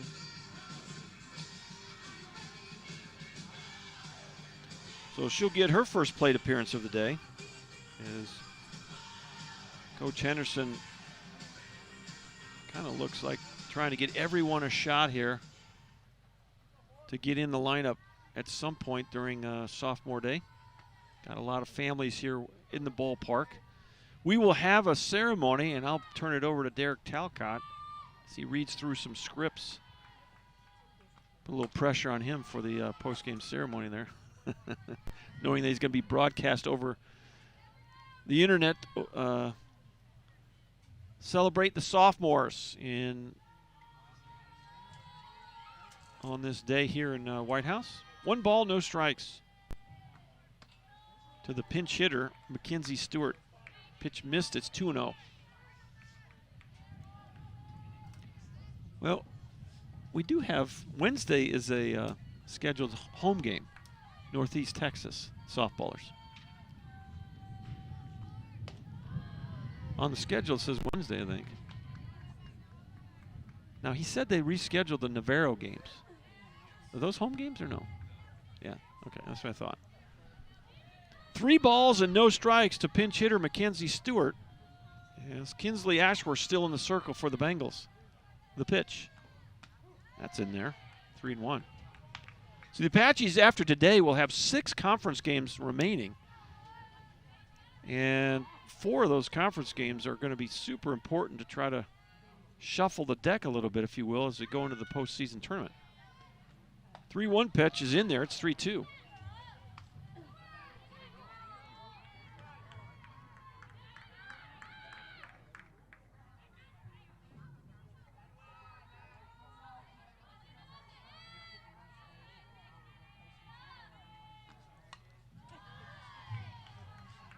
So you think the Eastern Zone tournament is at UT Tyler?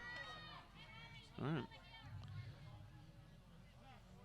3 balls and 2 strikes. A foul ball into the net by Mackenzie Stewart. Apaches trying to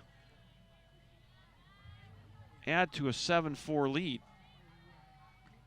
Swing and a miss, struck her out.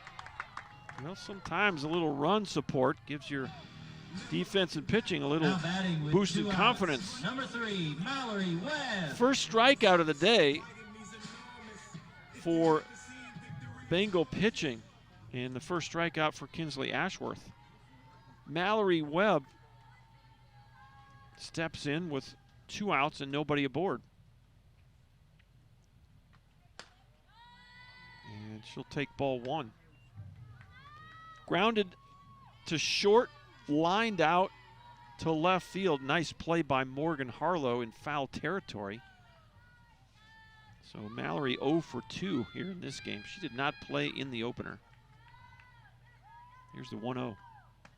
Off the plate, 2 balls and no strikes. got to be kind of hard for these slap-type hitters to stay in the batter's box. By the time they take some of these pitches, they're halfway to the circle.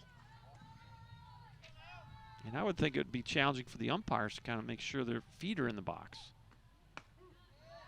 That's called a strike.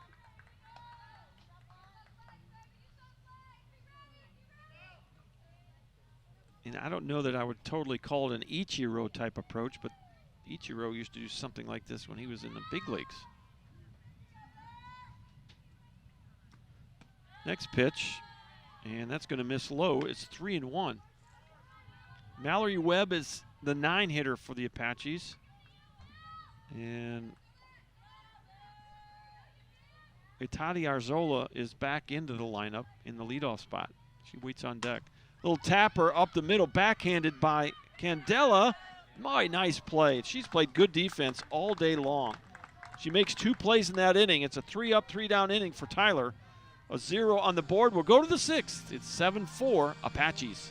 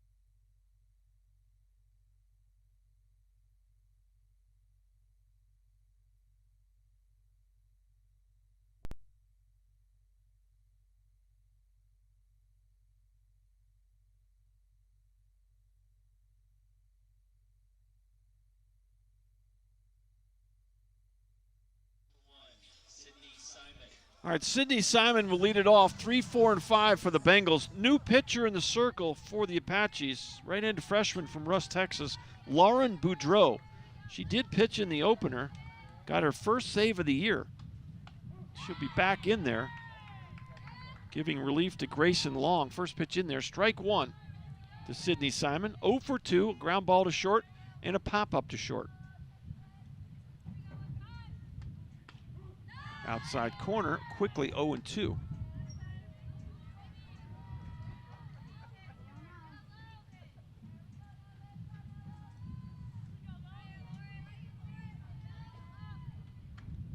Oh, that's going to be low and outside, ball 1.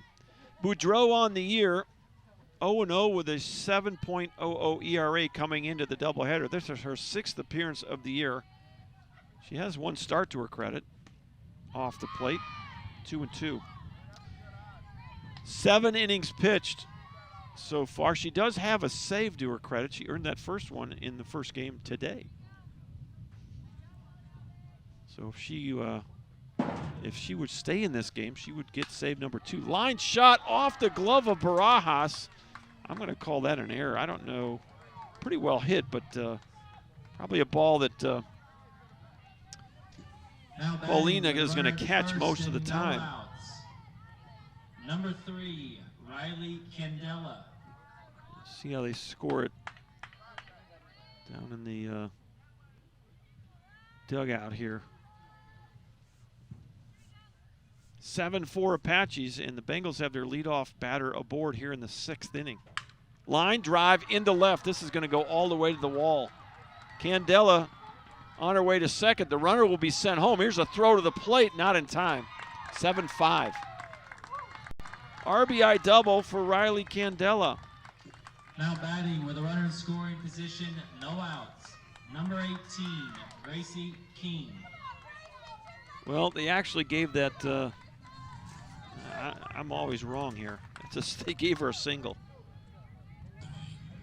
So Back-to-back hits for the Bengals brings up Gracie King, and Gracie King is a dangerous hitter. She came into the doubleheader today, 371, 11 doubles, 4 triples, 12 homers, 50 RBIs.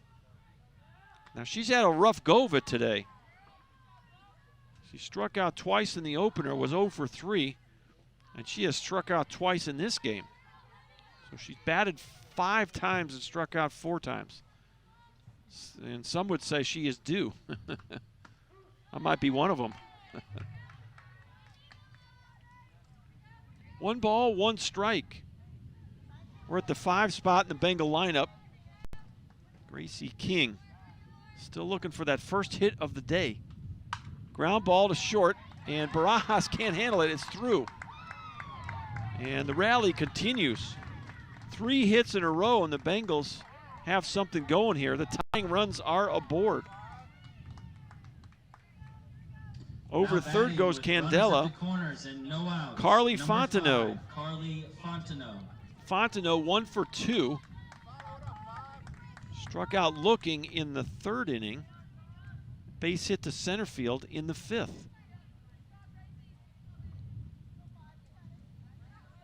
Well, Bengals making a nice comeback here.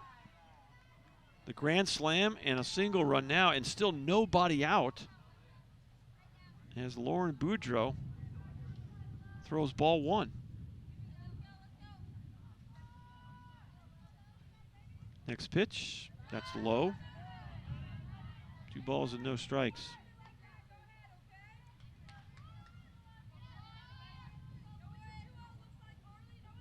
Fontenot, 336 on the year. It's a freshman from Villa Plata, Louisiana. Sacred Heart High School. 2 balls and a strike. She swings through that one. Jessie Carey waits on deck for the Bengals. She's 1 for 2 on the day. Here's the 2-1 pitch. Swing and a miss. And if she were to catch one here, Bengals would have the lead. First time today. 2 balls and 2 strikes. A wind up in the pitch. Fouled off. Do it again.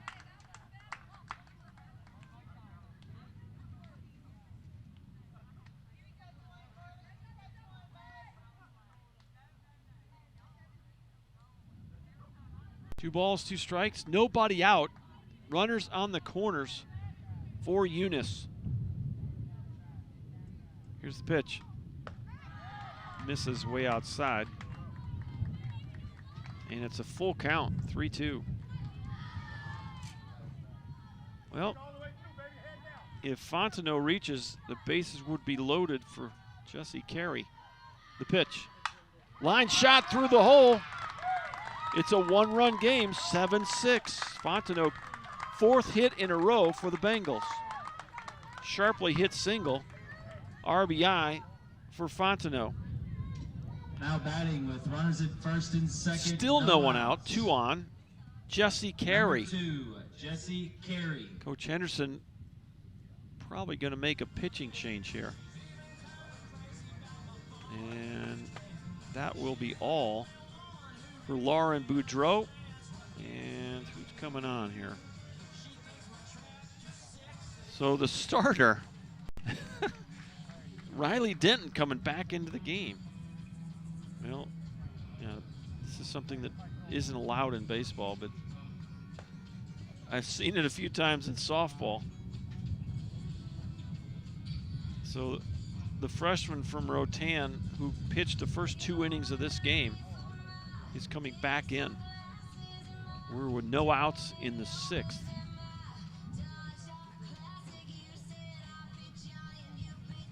And you got runners at first and second. And Gracie King at second represents the tying run. Carly Fontenot represents the go-ahead run. 7-6. Boy, it was 7-0, and the Apaches were on cruise control with 2 outs. And Abby Touche, a grand slam, made it 7-4, and 2 more runs here has made it 7-6. And the Bengals trying to do their best to get a split today.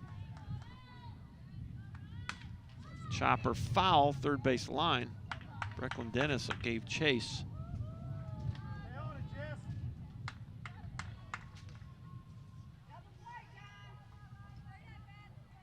No balls and 1 strike to Jessie Carey. She's the designated player. She did not play in the opener. Came into the game 143 on the year for the Bengals.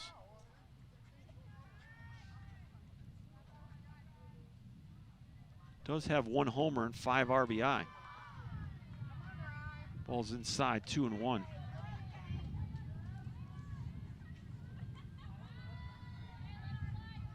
Well, with no one out, you're looking for outs here if you're an Apache fan. Here's the pitch. Tapper, left side.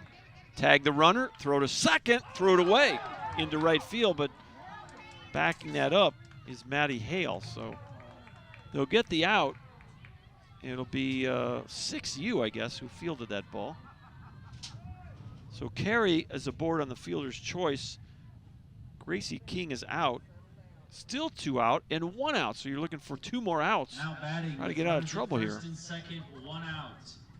Gonna have Number 15, Paige Lequette. So gonna have a pinch hitter for Morgan Harlow, and the pinch hitter will be Paige Luquette.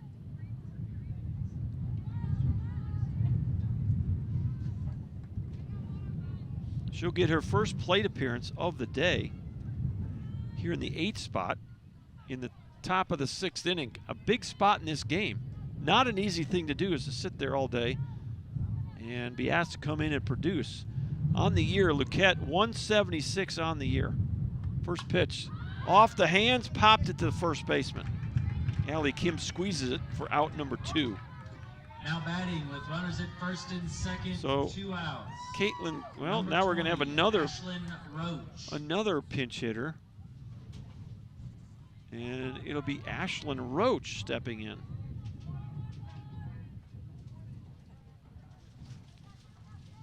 So Roach will hit for Corville, the center fielder, in the 9 spot. Ashlyn Roach, 177 average on the season.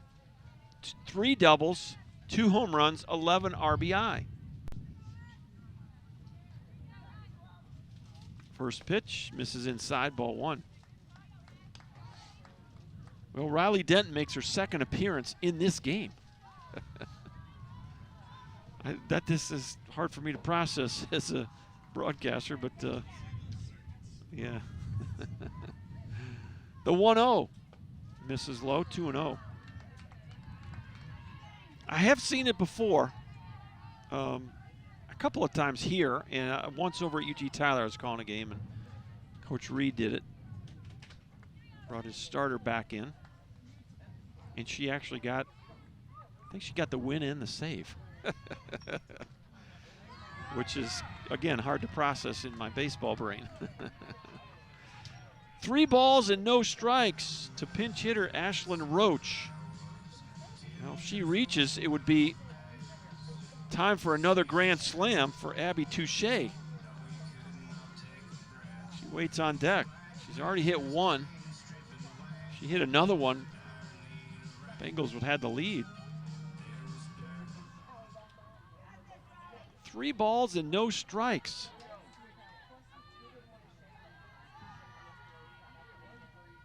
Riley Denton, the pitch, ball 4. And you set the table for a potential second grand slam. Abby Touche is the batter. Now batting with the bases loaded, 2 outs. Number 23, Abby Touche. So she'll step back in. I don't know why we're making probably just making sure everybody's on the same page here. Touche in her first at bat hit a grand slam. She came on as a replacement for Olivia Hennon, who slid awkwardly at second. Hit a grand slam. She's got a chance to hit another one. First pitch swung on and missed. Boy, she took a rip at it and couldn't connect. Strike one. And to Riley Denton's credit, she just fired it right down the middle. No balls, one strike. The pitch just off the plate. 1 ball, 1 strike. You got nowhere to put Touche here. You got to put something in the zone and make her swing. Otherwise, you're going to tie the game. 1-1 count, the pitch. Ground ball to second. Tough play. You throw it to first. And nice play by Riley Burke to end the inning. So you preserve the 1-run lead, but Eunice picks up 2 more runs on 4 hits. They leave them loaded, and we go to the bottom of the 6th. The score is now Tyler 7 and LSU Eunice 6.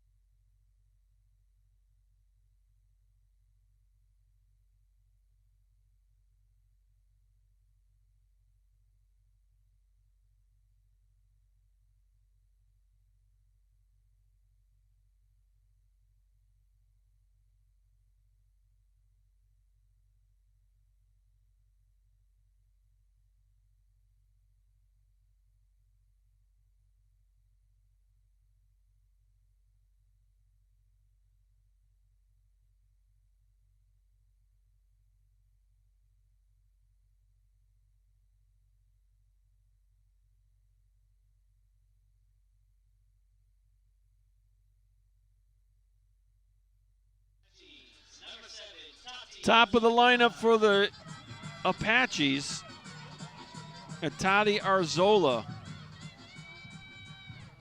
After Kelsey Tonnips got a pinch hit in the 3rd inning, this is Arzola's 3rd plate appearance. She will re-enter and get her 3rd appearance at home plate. Kinsley Ashworth came on in the 3rd inning. She is still in the circle. Drilled into right field, but right at Leal for out number 1. That's an L9. Madeline Leal, a couple steps to her right, made the catch. Now batting with 1 Brecklin out. Dennis Number steps 2, in. Brecklin Dennis. She'll step in. Well, you'd love to get a little bit of insurance here, as the last 2 innings, Bengals have plated 4 runs and 2 runs. Momentum has definitely shifted their way. Off-speed pitch right down the middle. Nice job there. Yeah, she could get the win and the save.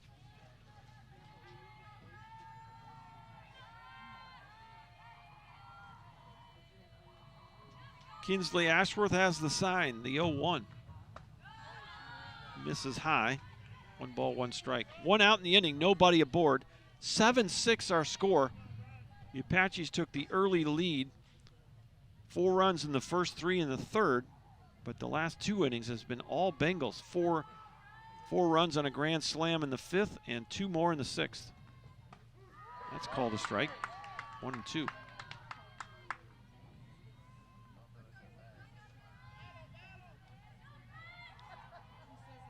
Brecklin Dennis back in the box with a 1-2 count. Left on left matchup here with Kinsley Ashworth. The pitch. Breaking pitch off the plate. 2 balls and 2 strikes.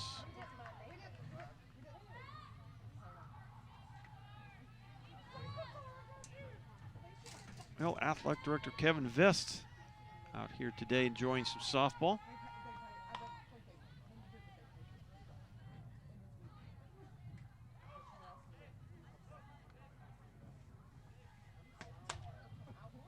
Two balls and two strikes to Brecklin Dennis. Sophomore Day will have a ceremony after the game, so stay tuned. If you want to see that, we'll turn things over to Derek Talcott, and he'll read some of the superlatives of these young ladies who have invested so much into this program. Here's a 2-2. Line drive base hit. First base hit of the day for Brecklin Dennis. We'll see if the Apaches can put a little insurance on the board. First and 1 out. Number 8, Jody DeHart. Jody DeHart will stay in the game for Maddie Hale, and bat here is the 3 batter in the lineup.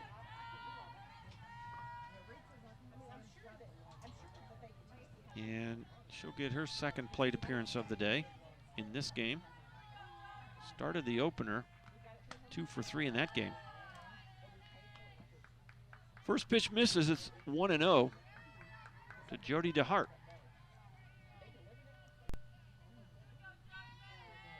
Apaches 7 runs on 7 hits, 1 error. The Bengals 6 runs, 7 hits, and 1 error. The 1-0 pitch up the middle, base hit. 2 consecutive singles for the Apaches as they try to add some runs here in their half of the 6th inning. Batting with a runner at first and second, 1 out. Here's Allie Kim. Number 18, Allie Kim. Allie Kim had a solo home run in the opener. 1 for 3 in the opener. She's 1 for 2 in this game. An RBI double back in the 1st inning. She walked and scored a run in the 3rd. She popped up to Riley Candela in foul territory, the second baseman, her last time up.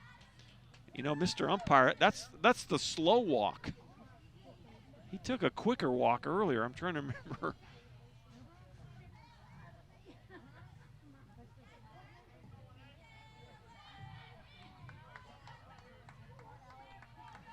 Two on and 1 out for Allie Kim.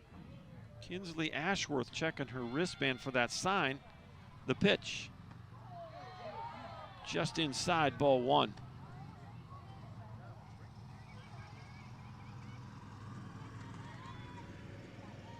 We've had a really nice day here at the ballpark. We're at Whitehouse High School. We appreciate them allowing us to play Sophomore Day here on a Sunday afternoon. 1-0 pitch, and a fastball up in the zone, fouled into the netting. You know, as little of foul territory as this ballpark has, it's absolutely an amazing view for all these fans and for us here in the press box. I mean, we are right on top of the action. Might be a little too close, as sometimes I'm wondering if the batters can hear the play-by-play I'm doing. Kind of gets in their head a little bit, so if I get up and say they're 0 for 3 with 3 strikeouts, they don't need to be reminded of that. Fouled off over the netting. It's 1 ball, 2 strikes. But for the fans, boy, what a beautiful view. And plenty of room for the lawn chairs. So, you know, a lot of high school fans bring the lawn chairs, and a lot of junior college fans bring the lawn chairs because they're all over the place here. And good seating for the other fans. Really well thought out ballpark. Pop up right side. This should be an out. And squeezing it first is Carly Fontenot. And there's 2 away. That's a big out in this inning. Apache's trying to get a little momentum and maybe add some insurance. And with 2 outs, Malia Alvera will step in. She's 2 for 3. RBI single to right back in the 1st inning. Singled and scored a run in the 3rd. She grounded out to short her last time up. Ashworth checks the sign, the pitch. Oh, a little tapper back to the circle. Ashworth catches it, throws it over, and that's the inning. So 2 base runners are stranded and no runs on 2 hits, 2 left. We'll go to the 7th inning. The Apaches trying to get the doubleheader sweep. They lead it by a score of 7-6.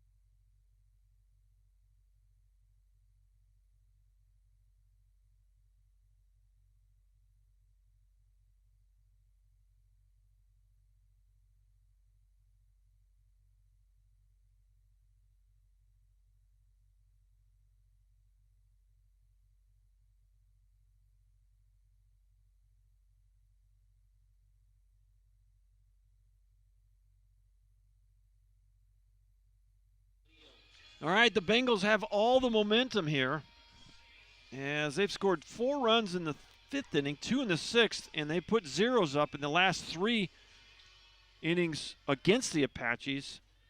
And you got the meat of your lineup, Madeline Leal to lead it off. Leal, Simon, and then Candela.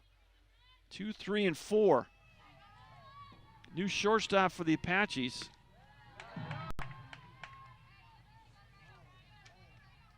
Is Kendall Hernandez. First pitch misses, ball 1. Leal 0 for 3 in this ball game. Steps in from the left side. The pitch, little tapper up the middle. There's your tying run. Nobody out, and Leal singles to center. And those Bengal fans Now batting with a runner at first starting to get a no little outs. excited over there. Number 1, Here's Sydney Simon. And with every batter now, more pressure on the Apache defense. You're looking for 3 outs to try to get the doubleheader sweep. Bengals trying to split this doubleheader. Apaches will get their opportunity in the bottom half no matter what, if they need it. First pitch in there, strike 1. Sydney Simon is 1 for 3. That last time she batted, it was judged a base hit, so she singled and scored in the 6th inning, popped up to short, grounded out to short. Here's the 0-1 from Riley Denton. Little tapper foul that goes right off the shoulder of Simon for strike 1. Fouled it into the ground, it bounced right back up and hit her. No balls, 2 strikes. Well, you'd love a double play here if you're an Apache fan. Big hole up the middle. Riley Denton, the 0-2. Ground ball to third, you spear it, you throw to second, and got her! Bang, bang play at second base. Boy, you had a little question. Brecklin Dennis had to wait for that ball to come down to actually field it. Now batting with a runner And that'll at go first fielder's and choice, 1 out. 5-4. That's a big out right there. Number 3, Riley Candela. Probably could have had the out at first easily, but that would have put the tying run in scoring position. So 1 out, and Riley Candela steps in. A 2 RBI, or an RBI double her last time up. First pitch, misses, ball 1. She's 1 for 3, fly ball to right, and a strikeout in the 4th. Well, the Bengals have come roaring back here to make it a 1-run game, and we're in the top of the 7th. They have the tying run aboard with 1 out. The pitch in there for a strike, 1-1. We do have right-hander tossing in the Apache bullpen.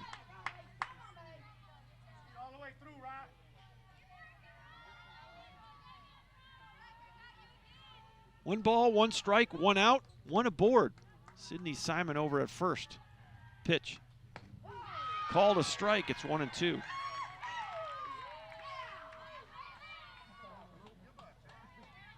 Riley Candela. RBI double and a run scored her last time up. 0 for 3 in the opener. 1 ball and 2 strikes. Riley Denton trying to shut this thing down off the plate, 2-2. Well, she would be in the unique position here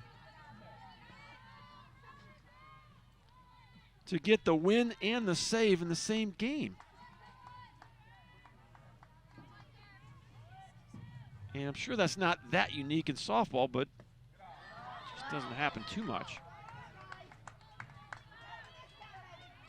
3 balls and 2 strikes. Well, now you're a ball away from putting the go-ahead run on base. And still only 1 out in the inning. Riley Candela at the plate. Here's the pitch. Ball 4. Pretty good pitch. Called a ball. Now batting with a runner at first and second, 1 out. Number 18. Well, that's the Gracie second walk King. for Riley Denton. And you got the go-ahead run at first, the tying run at second, and their best hitter, who is 0 for the day. Now, she got a single her last time, excuse me. So she got her first hit of the day last time up, but she has got the potential to do some damage right here. First pitch. Right on the corner, perfectly placed. Strike 1. She came into the doubleheader. 371, 11 doubles, 4 triples, 12 homers, 50 RBIs. She leads the team in RBI. She's got 2 of them on right now. Fly ball right field, and there's room out there, and she missed it. It went through. She lost it in the sun. Everybody's running, and we are tied at 7.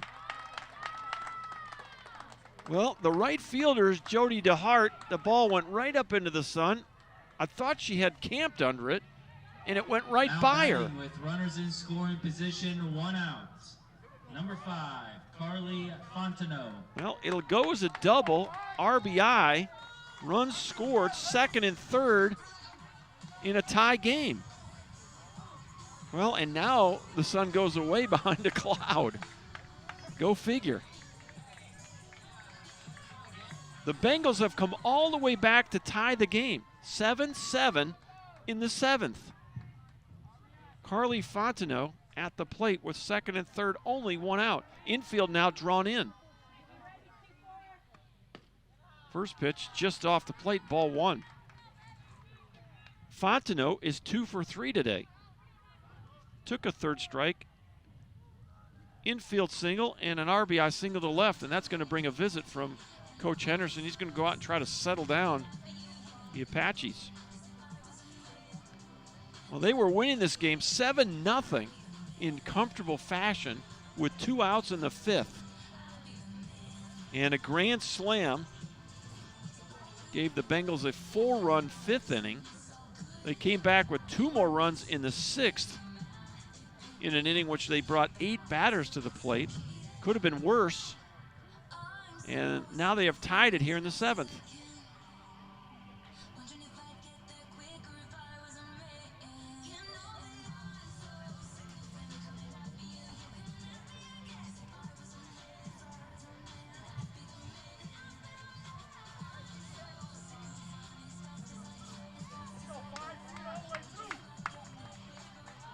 Well, the momentum all on the side of the purple and gold right now,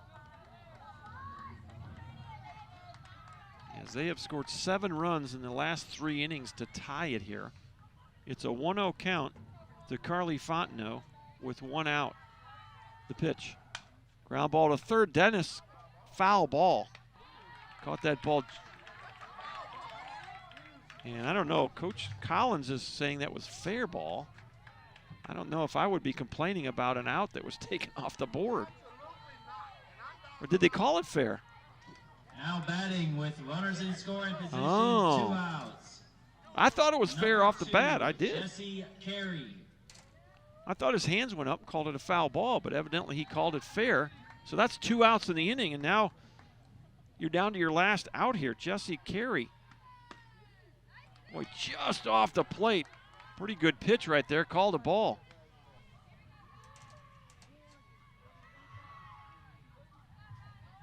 One for 3 is Jesse Carey. She's got a chance to give the Bengals their first lead of the day. Here's the 1-0. That's in there. 1 ball, 1 strike. 2 outs. Top of the 7th, tied at 7. The Bengals trying to take the lead here. Apaches will get their shot in the bottom half. The pitch. Off the plate. 2 balls and a strike.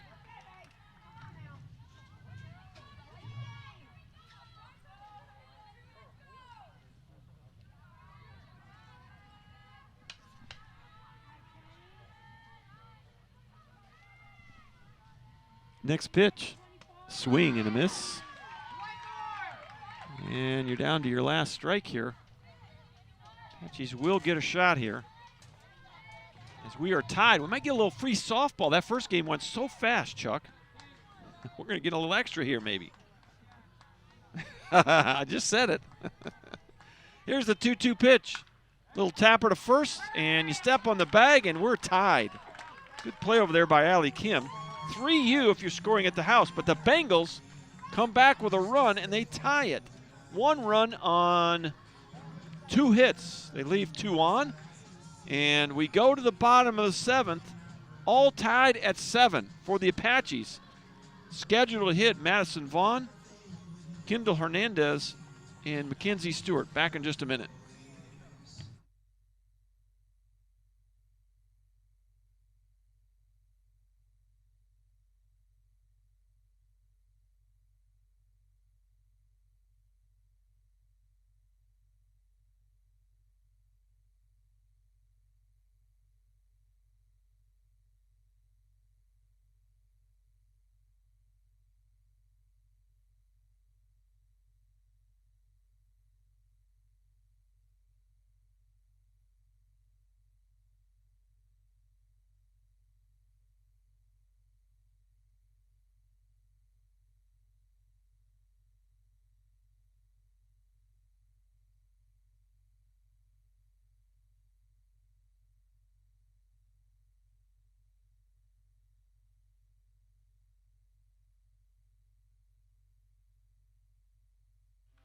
Maddie Vaughn will lead it off for the Apaches.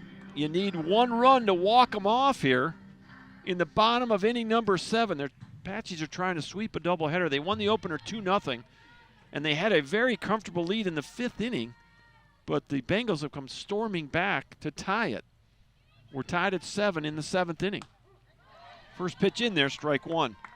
Kinsley Ashworth still in the circle. That was pitch number 66 for her.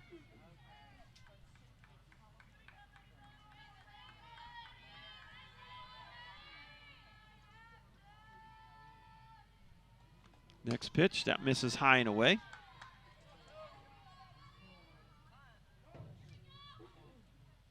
Now we were wondering between innings if you can earn a win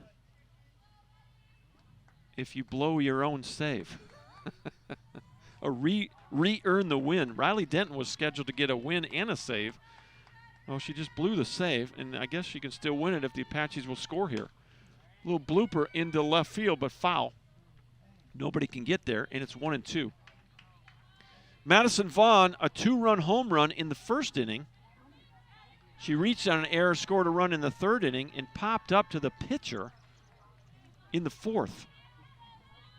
Since then, it's been slow sledding for the Apache offense. 3 zeros on the scoreboard in a row. Boy, if she were to catch one now, it would end the ballgame. Foul tip, and that's a strikeout. 1 up and 1 down. Kinsley Ashworth strikes out Vaughn. Now batting with 1 And out. Number 24. it's the 2nd strikeout for Ashworth with 1 out in the inning. Kendall Hernandez stepping in for the first time here in game 2. 1 for 3 in the opener. First pitch in there, strike 1.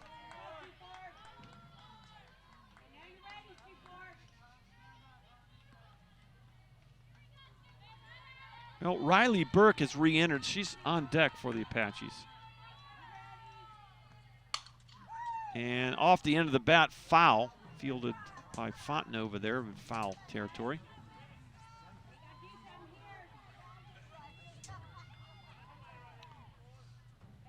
No balls and 2 strikes to Kendall Hernandez. Here's the windup and the pitch. Boy, way low. 1 ball, 2 strikes.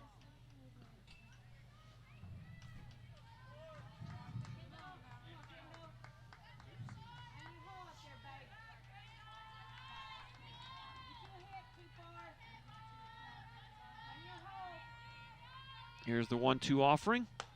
Misses high and away. 2 balls and 2 strikes. Boy, any base runner here would be the potential walk-off winning run. So you wouldn't think that Kinsley Ashworth is wanting to flirt with a walk here either.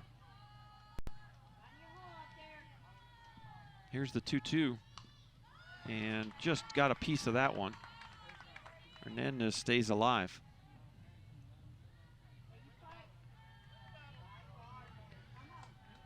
Seven runs on 8 hits for LSU Eunice. 7 runs on 8 hits for Tyler. The Bengals have 1 error. The Apaches have 2 errors.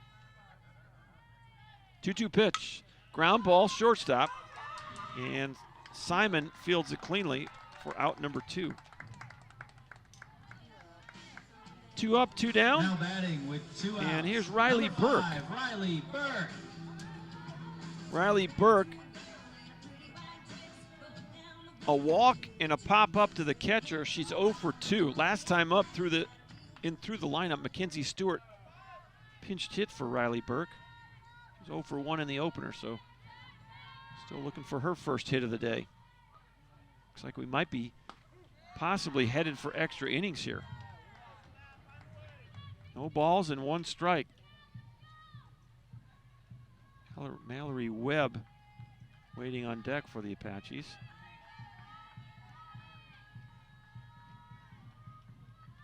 Here's the 0-1. Call the strike, it's 0-2. Well, we're 1 strike away from free softball today.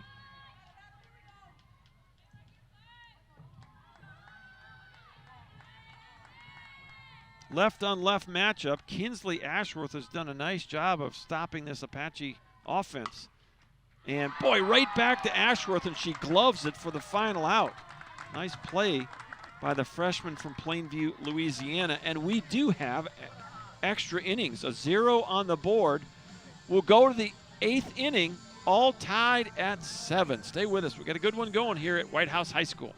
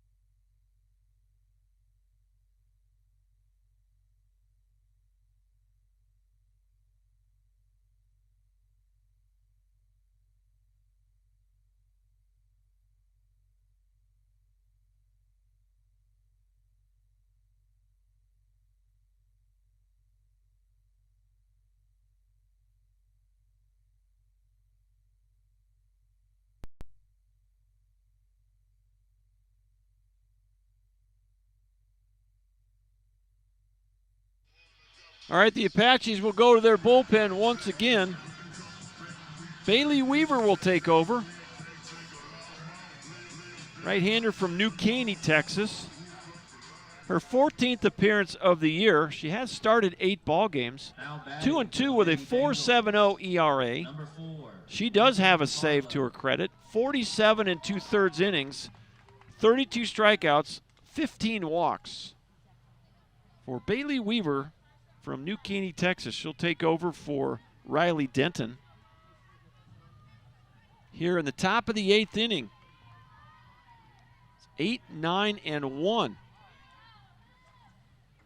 And should be Paige Luquette, unless we had a substitute or re-entry here.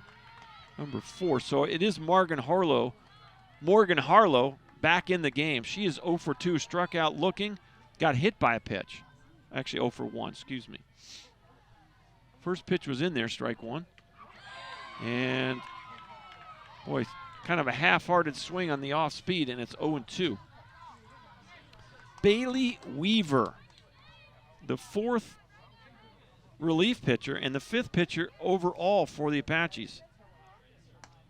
Another off-speed, caught her looking. And 1 up and 1 down. First strikeout for Weaver. And 9 strikeouts for Tyler pitching now. And stepping in, well, this is a new hitter. It's number 10. See who this is here. First pitch in there for a strike, and she is just pumping it in there. This is Kennedy Smith at the plate. She's batting in the 9 spot for the Bengals. That pitch is high, 1 ball, 1 strike. Well, we have a new catcher for the Apaches.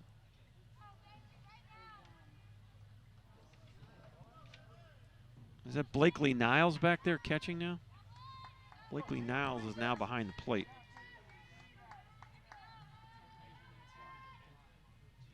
Next pitch fouled off, and that goes off of Blakely Niles' hand. And didn't look like it got a direct blow. I think she's okay. Caught it off the thumb. Those catchers, they get nicked up all the time. Right off the right, her throwing hand, and she seems to be okay. Well, you can't really say put a little dirt on it and rub it, because we're at a turf field, so pick up a little rubber BBs, pick it up and rub it. Strike called. Back-to-back strikeouts for Bailey Weaver. That's 10 in the game for Tyler pitching. And Weaver trying to get the Apaches back in the dugout with another chance to win it. Number 23, Abby Touche. Here's Abby Touche for the third time. Her first at bat was memorable, a grand slam that really got the Bengals on the scoreboard and back into this game. Tied at 7 in the top of the 8th inning. First pitch off the plate, ball 1.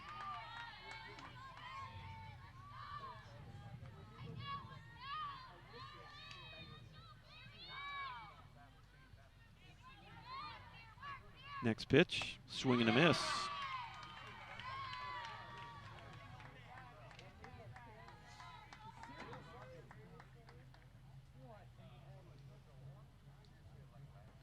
One ball, one strike. Now,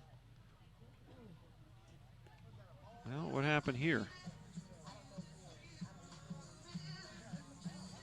They're talking to Bailey Weaver about her delivery. Mr. Umpire on the mound, the field umpire came over into the circle. I don't know if this is a warning or they called any kind of ball on the pitch. They are saying it's a 2-0 count. So the pitch was called a ball now after the swing and miss, but it's an illegal pitch called by I guess the field umpire called that.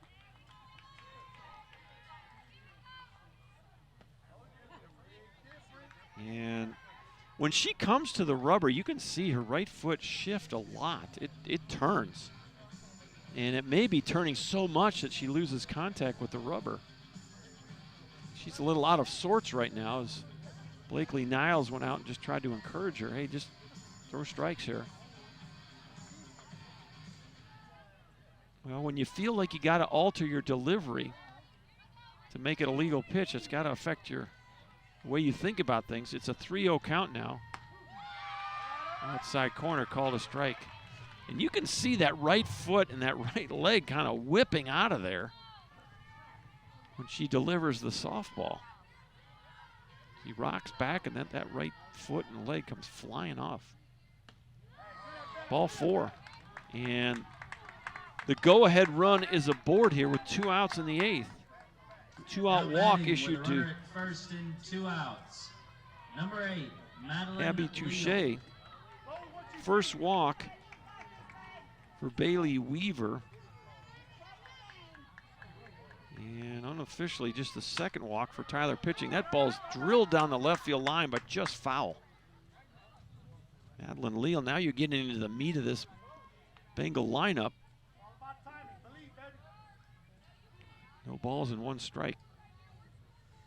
Well, after a couple of strikeouts, the walk, that visit by the umpire and the walk have kind of taken a little steam out of the Apache sails here. Bengals with the go-ahead run on the first base.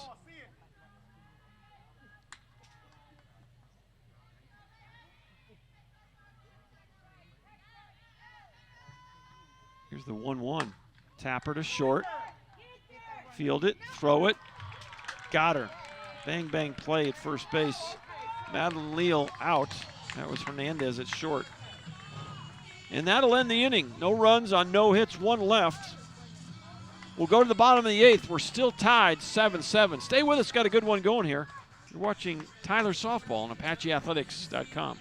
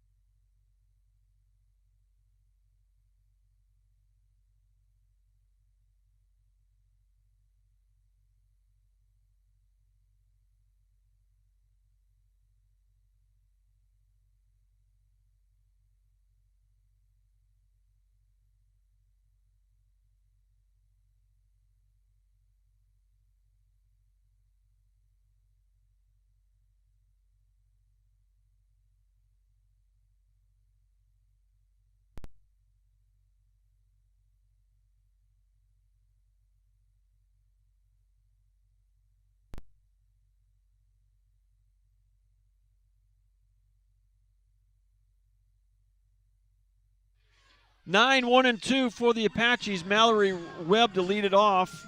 0 for 3 in the ball game. Apaches need a run to walk them off here. 7-7, bottom of the 8th. And what a job Kinsley Ashworth has done in that circle. She's put up 4 zeros in a row. And first pitch off the plate, ball 1.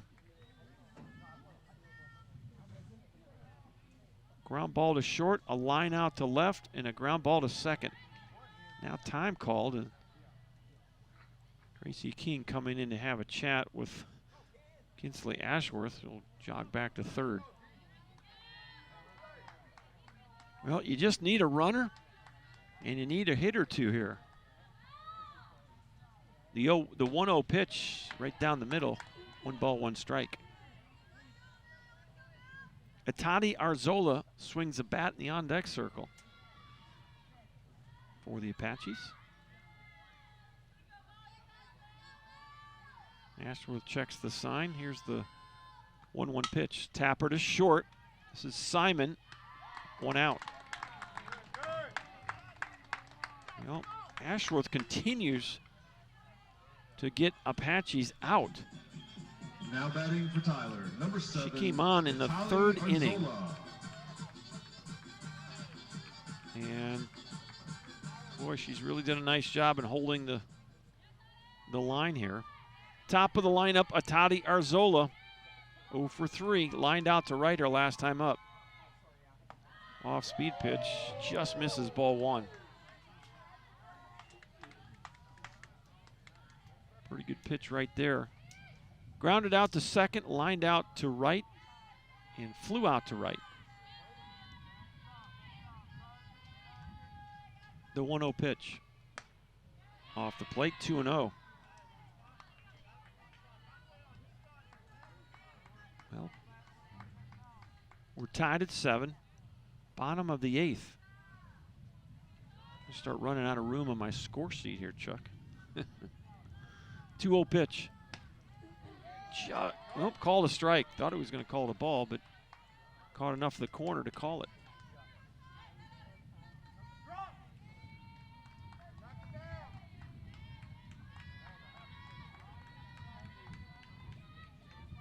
Two 2-1 pitch.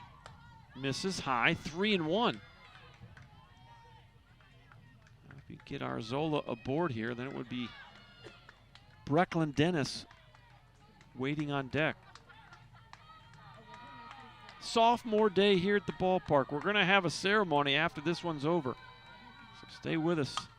Boy, off the hands, right back to Ashworth, and she'll field that for out number 2. 2 up, 2 down for the Apaches here in the 8th. Well, the wind is still blowing out to right.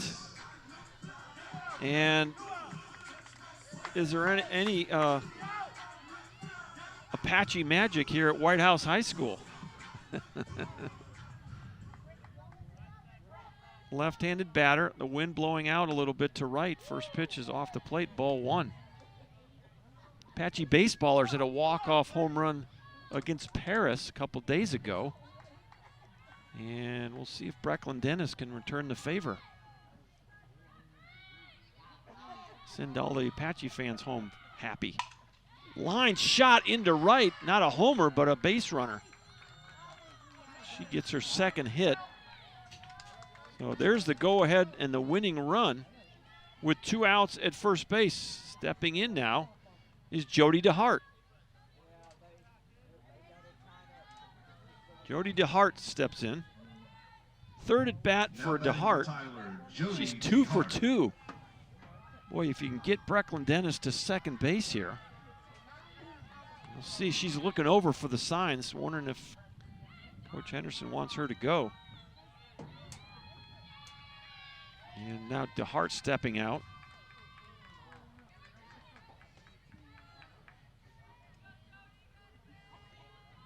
Well, Jody has had a nice return to the lineup here. Double and a single to center. First pitch off the plate, ball 1. Kinsley Ashworth started the inning with 78 pitches. Allie Kim waits on deck for the Apaches.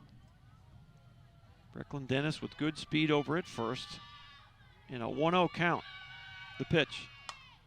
Boy, she got fisted and hit a line drive into the dugout over there by the Bengals.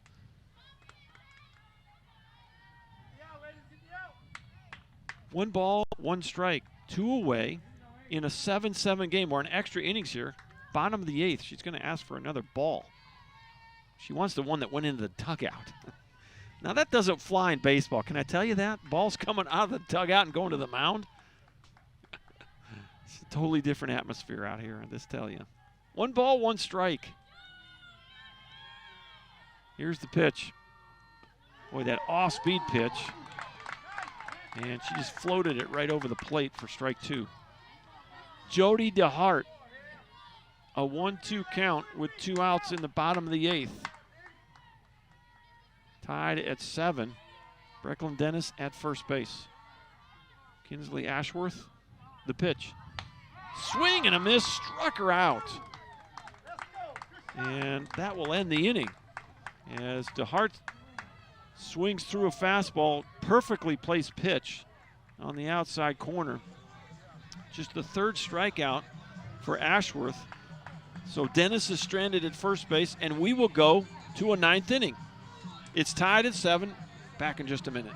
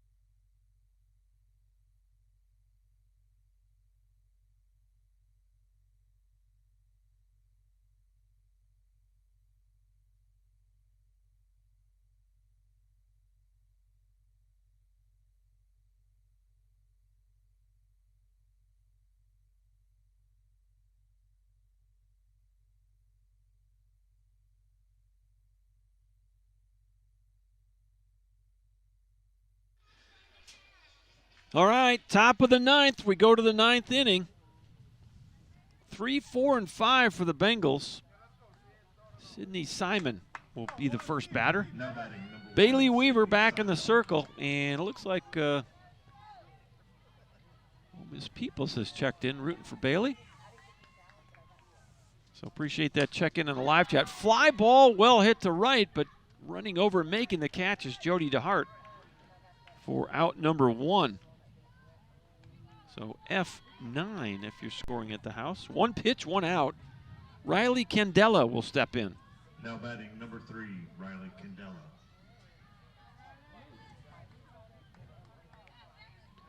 Well, the early part of the ball game belonged to the Apaches, and the later part of the ball game has belonged to the Bengals. Apaches were up 7-0, but a 4-run 5th, a 2-run 6th, and a 1-run 7th has sent us to extra innings, and we're in the 9th. No balls and 1 strike to Candela. That pitch is fouled off the net, and it's 0-2.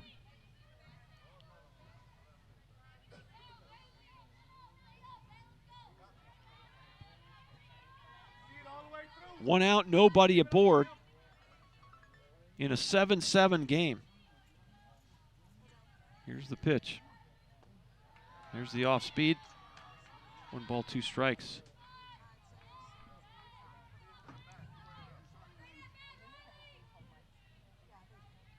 Riley Candela. Here's the 1-2. Had a notion but held off. No swing on that. 2 balls, 2 strikes. Candela, the cleanup hitter for Coach Collins.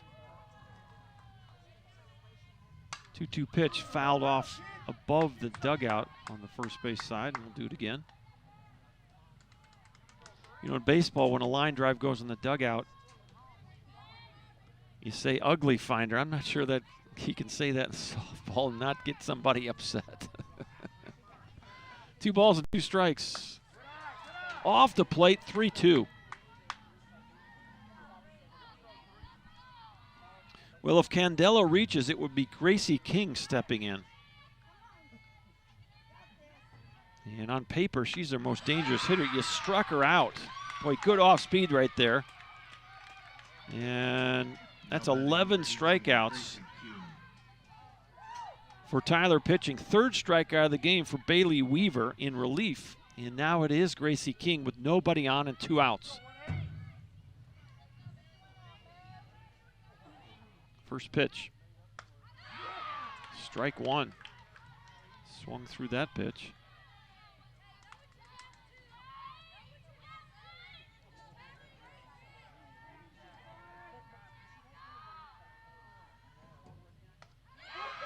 Off-speed pitch, can't lay off. Swings through it, it's 0-2.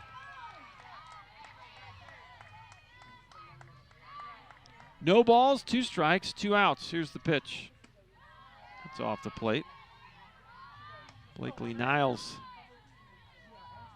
now behind the plate for the Apaches. Gives her some encouragement. Here's the 1-2 offering.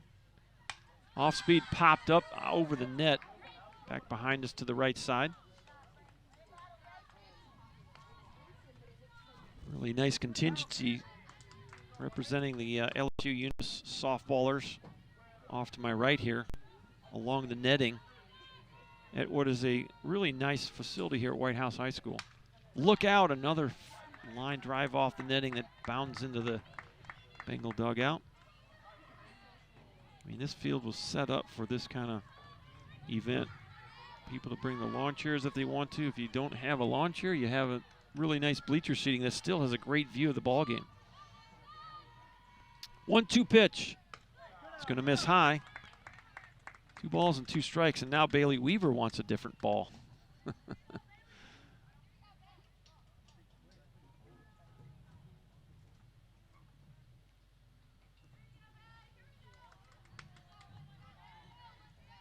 Well, that wouldn't fly in baseball. Ball coming out of your own dugout to your own pitcher. 2 balls, 2 strikes. The pitch. Line shot, foul into the netting, into the cage area.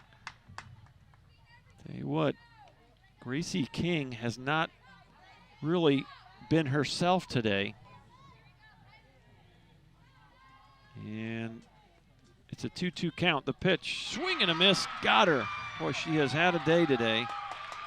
That's the 3rd strikeout of the day for her. 4th strikeout for Bailey Weaver. 12 strikeouts for Tyler pitching. You go to the bottom of the 9th. Still tied at 7. I'm out of room on my paper. And the Apaches will try to walk them off with Allie Kim, Malaya Alvera, and Blakely Niles. Back in just a minute.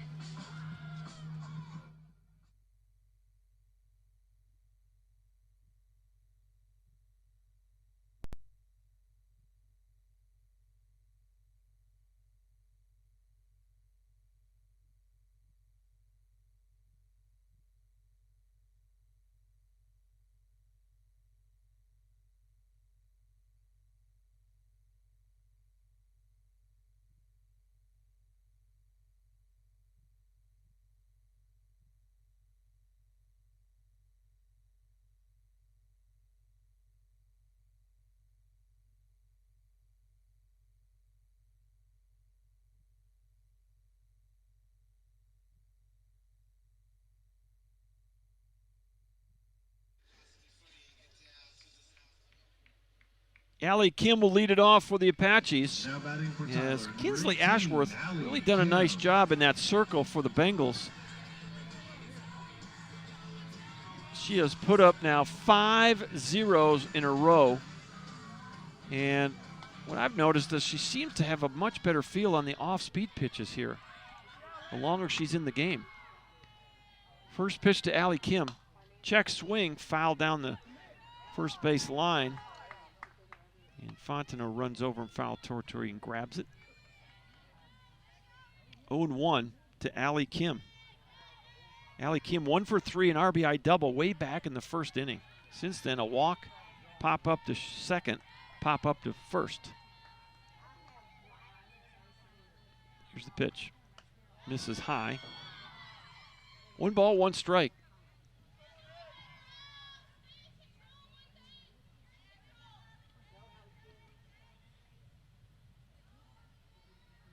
Nobody on, nobody out here in the 9th inning. We're in extras. Tied at 7. Boy, she got fisted again. It's 1-2.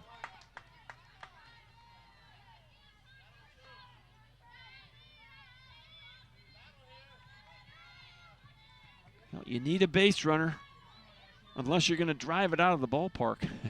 And I think the Tyler fans would love that. Allie did have a home run in the opening game today. A solo shot to center field. Fouls that one off and stays alive. It's 1-2. The wind's still going pretty good towards that right field foul pole from the left field foul pole. So Allie was able to get one out of here in the opening game. She's battling here with a 1-2 count. And the pitch. Swing and a miss. Got her. Well, I'll tell you what, Kinsley Ashworth has gotten stronger, and she's locating the fastball better. She's gotten both Jody DeHart and Allie Kim to chase fastballs maybe a hair off the plate. And Malaya Alvera now with a chance. 2 for 4 in the ball game. Couple of singles. First pitch, ball 1. RBI single for Malaya back in the first inning to right field. Singled and scored in the 3rd. Since then, ground ball to short and a little tapper back to the circle. 1-0 pitch. Misses high and inside. 2-0 now to Malaya Alvera. Blakely Niles waiting in the on-deck circle. I think this is her first plate appearance in game 2. 2-0 pitch, high and tight, ball 3.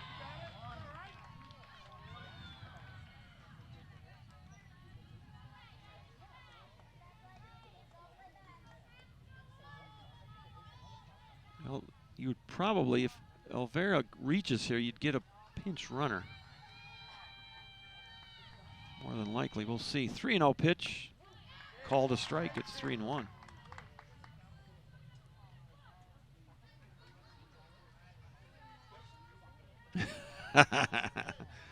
Captain Chuck's taking offense at the Coach Henderson asking for the count. Wouldn't be the first time that the scoreboard operator, a little bit off, popped out of play. 3-2. You have been on point all day, Chuck. Not easy to do. He's doing double duty right now, by the way. He's doing the PA and the scoreboard, so I certainly appreciate what he's doing here. 3-2, 1 away. Malaya Alvera and Kinsley Ashworth battling it out here. Here's the pitch.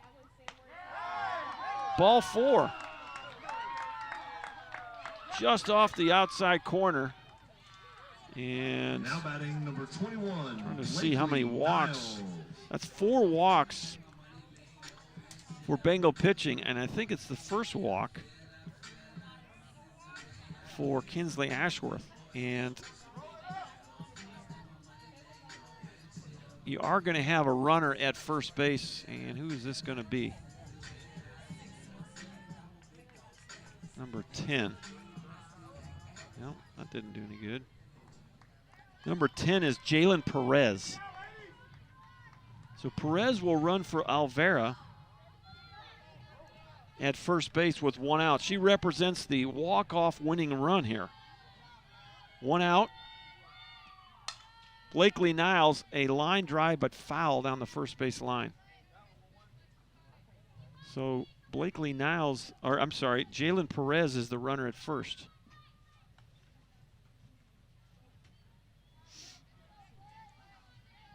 And if she could find her way around the bases here, the Apache faithful would go home happy. We're in the bottom of the 9th inning, tied at 7. The 0-1. Check swing, thought she might have gone. I think I'd check it. And they're going to check it. Really close from up here. I thought she could have gone.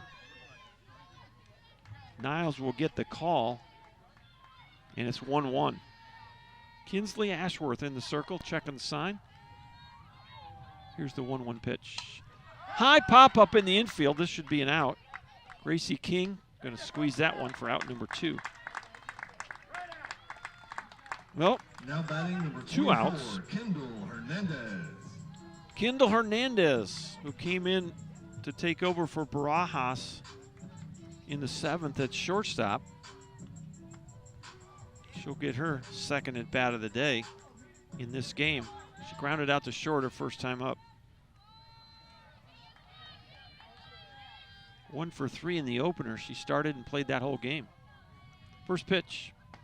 Inside, there goes the runner, throw to second. Got her! Boy, nice throw by Abby Touche. Threw it right to the corner of the bag. And Perez is out, caught stealing. That'll end the inning. 3 up, 3 down, nothing across. We will go to inning number 10. I'm out of room on my score sheet. We better get this thing over in a hurry. 7-7, stay with us. I got a good one going here.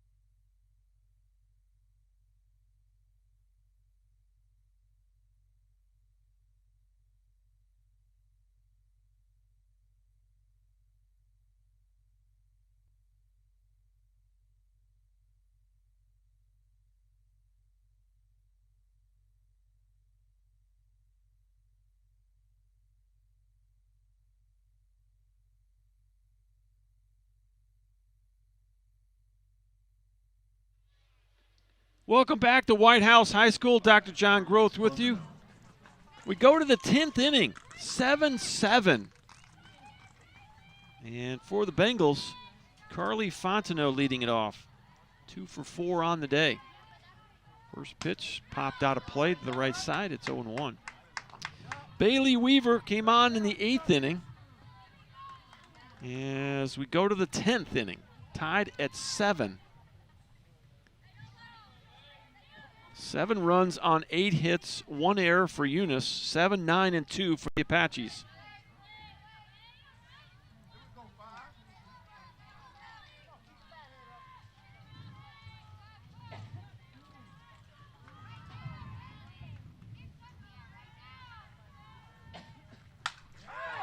Ball's drilled into the right field corner, 1 hop over the wall. It's a ground rule double. Well hit ball by Carly Fontenot has the Bengals in business here in the 10th inning. Now batting number 24, Kendall Barton. Well, and now you do have a pinch hitter.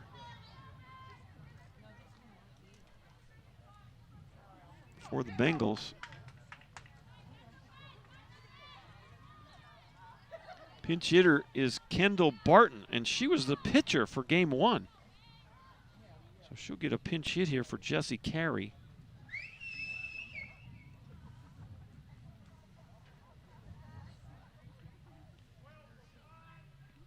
So now we're going to have a runner at second. 12. Number 12 is Janie Cherami. Cherami. Sure I'm butchering that name, so I apologize for that. But Janie Cherami. How's that? A little better? Jamie Cherami is the pinch runner at second. First pitch is in there, strike 1.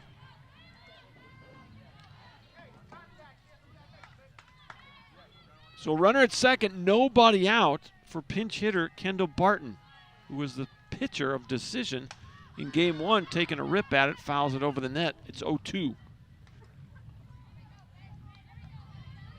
She took the loss in the opening game in the circle. And she's got a chance to give the Bengals the lead here in the 10th inning. Chases the high one, throw to second, not in time. Boy, a bullet. And Blakely Niles is back behind the plate, not afraid to throw it around. So Barton is out on strikes. 13 strikeouts for Tyler pitching, 5 for Bailey Weaver. And Morgan Harlow now back at the plate. Shows bunt, pulls back for strike one.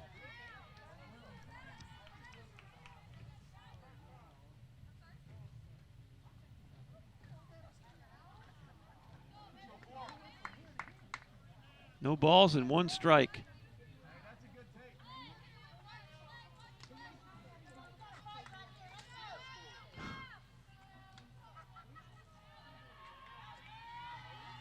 Oh, 0-1 with one away. The pitch.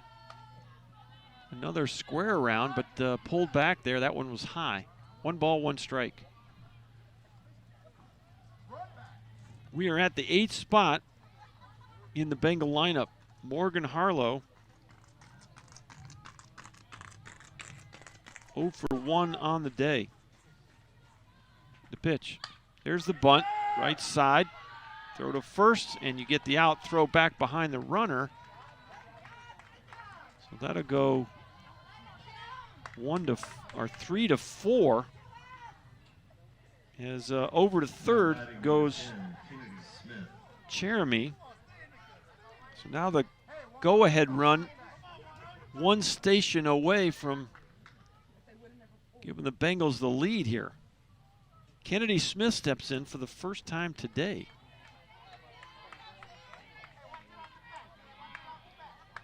You know, I think she got up last time. She got 1 at bat.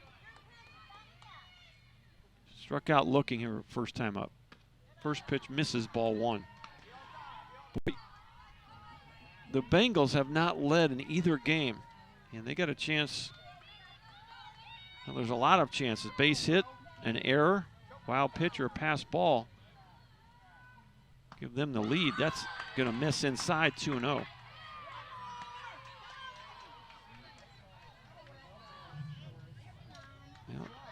You give her a huge hole up the middle. As both middle infielders playing way towards the bag, swing and a miss, 2-1.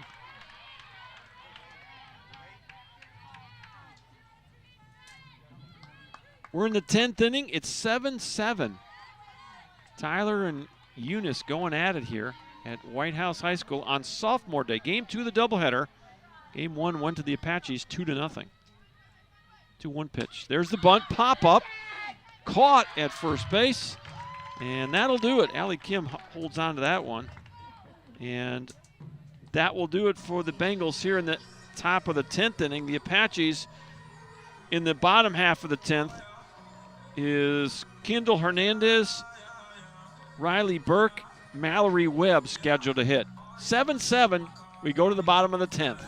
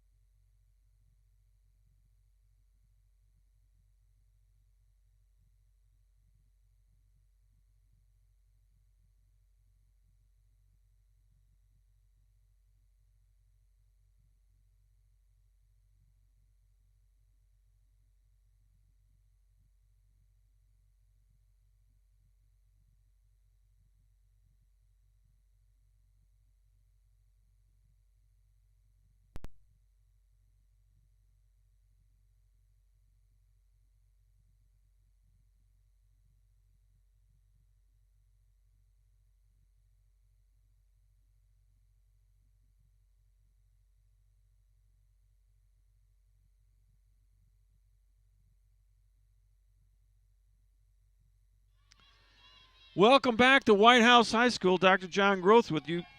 Bottom of the 10th, Kendall Hernandez. First pitch in there, strike one. Boy, a tip of the cap to Kinsley Ashworth. She's been in that circle since the 3rd inning. That was pitch number 90. Well, no, that's more than that. Didn't total her up last time. I'll give you your pitch count in a minute. 0-1 pitch. Just off the plate, 1-1. Ashworth, 107 pitches. And she has done a masterful job here keeping the Apache offense off the bases and off the scoreboard. 1-1 is the count, the pitch. A little high chopper to third, and Gracie King drops the ball. And that might be just what the doctor ordered for the Apaches. An error by Gracie King at third.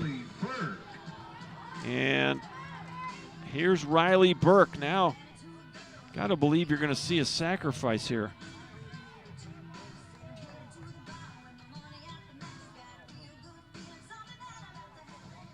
And we'll see how Coach Henderson wants to play this, but she's going to show bunt right off the top here. Here's the pitch. She's going to show bunt, pull back, ball one. Everybody moving around this field as the corner infielders charge. Second baseman to first, shortstop to second. 1 ball, no strikes to Riley Burke. Kinsley Ashworth, the left-hander in the circle, left on left matchup. The 1-0. Another pitch low as Riley Burke pulls back on the bunt attempt. 2 balls and no strikes. Well, you really do need the out here if you're the Bengals. You don't want to necessarily walk Riley Burke here. Try to get that out. Corner's creeping. Here's the pitch. She takes a pitch. No square around there. Maybe just to back those corner infielders off a bit here on this next pitch. She's going to go ahead and show bunt again. They're going to start creeping again. There is the bunt, and it's fouled off for strike 2. Well, she was running, you know, I don't know. Softballers are always running. But if it's a baseballer, you want a guy to stay in the box and get that ball on the ground. She was running towards first. 2 balls, 2 strikes to Riley Burke. Big spot in the game here as the Apaches have a chance to walk it off. Here's the 2-2 pitch. Pop up right back to the circle. Easy play for Ashworth, and there's 1 away. Now batting number 3, Mallory. Well, that's a big out for the Bengals. Could not get the bunt down, and you pop up to the pitcher.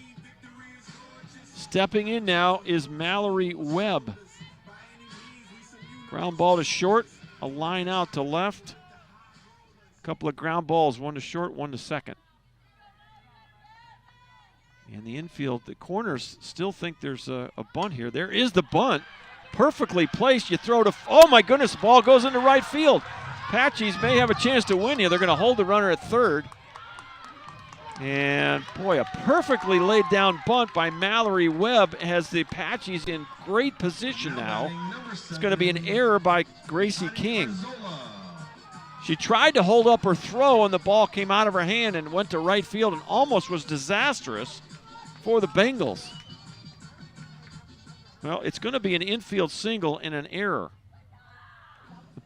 I don't think she had her either way, but the throw that went into right field allowed the runners to advance an extra base. And so Kendall Hernandez is at third base and Mallory Webb at second. The runner at second does not matter. You're trying to get Kendall Hernandez across home plate to win this ball game. And in the box is Atati Arzola. This will be at bat number 6 for Atati. Ground ball to second, a fly ball to right, a sacrifice, or I'm sorry, a walk, a liner to right, and a ball right back to the circle. And definitely safety squeeze in play here. The infield playing back more than they were for the previous two hitters. The first pitch. Fly ball, right field. This should do it, and it will. It'll one-hop the fence, and a walk-off single for Atati Arzola wins it for the Apaches in the 10th inning. It'll be scored a single to right field, but it doesn't matter. It'll score the winning run, and the Apaches win 8-7. Your Apaches 8, LSU-Eunice 7. So the Apaches able to sweep the doubleheader. First game was a 2-0 win. The second game, an 8-7 win as the Apaches scramble for a run here in the bottom of the 10th inning.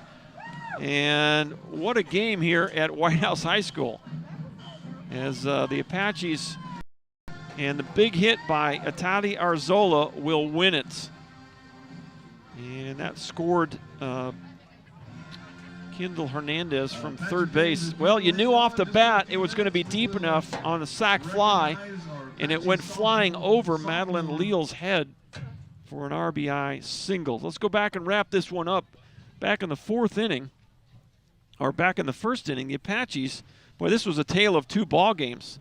The Apaches 4 runs in the first inning, 3 runs in the third inning. It was 7-0 through the fourth inning and into the fifth inning with 2 outs in the fifth.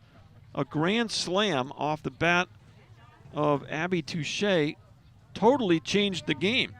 And it was 7-4. Eunice scored 2 more in the sixth, 7-6. They tied it up in the seventh, and we went extra for 8, for 9, and finally in the bottom of the 10th, the RBI single by Atati Arzola wins it. Your final line score, Eunice, 7 runs on 9 hits. They commit 3 errors. 7, 9, and 3 for Eunice. 8, 11, and 2 for your Apaches. The winning pitcher will be Bailey Weaver. And your losing pitcher will be Kinsley Ashworth. Boy, what a hard loss for Ainsworth or Ashworth here.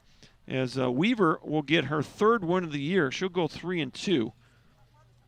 And Ashworth, pull up her numbers real quick here as the sophomores assemble on the field. We're going to have a ceremony. I'll turn it over to Chuck Smith here in just a second. And well, as soon as he's ready. Are you ready to go? All right, well, we'll go ahead and take a break here. We'll wrap this thing up after this sophomore ceremony. Let's listen to PA announcer Chuck Smith.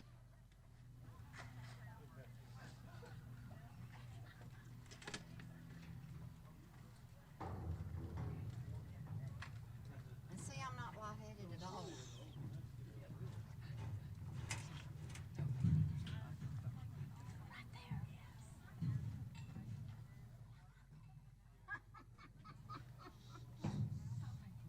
I think we've got 9 young ladies going to be honored here in this ceremony.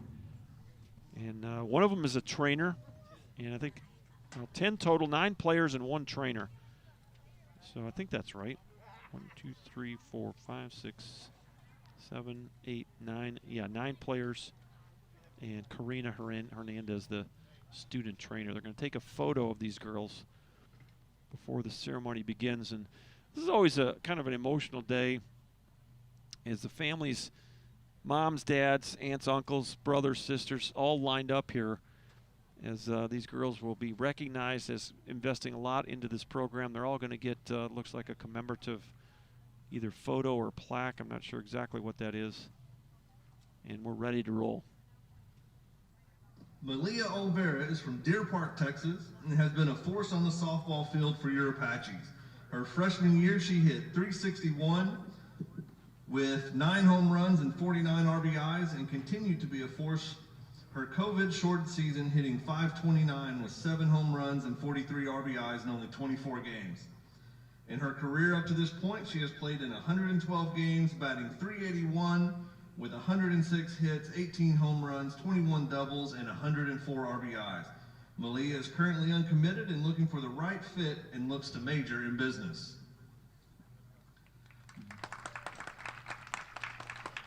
Brecklin Dennis is from Cypress, Texas, and she has been one of the most feared players in Region 14. As a freshman, Brecklin batted .434 with 17 doubles and 47 stolen bases, and also broke the team record for triples in a season with 9. These stats earned her the NFCA and NJCA All-America honors. For her career, she has played in 123 games, batting .401 with 162 hits, 154 runs scored, 22 doubles, 16 triples, 11 home runs, 104 runs batted in, and 69 stolen bases. She is currently uncommitted and still undecided on what she wants to study.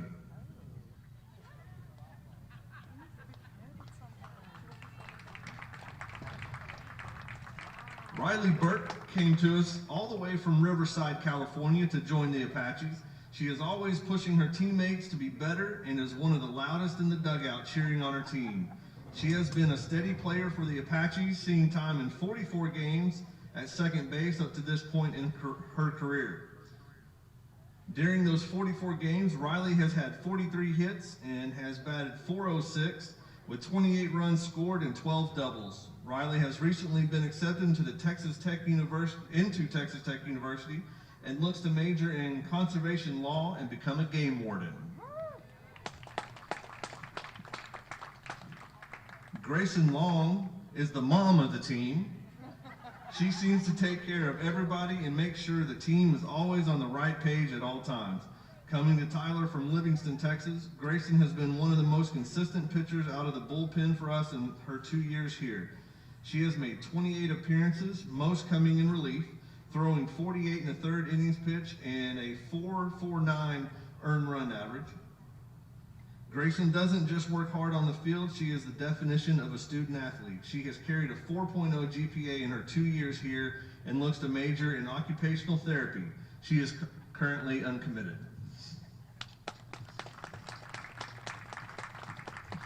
Jody Dehart came to Apache land from just down the road in Lindale, Texas.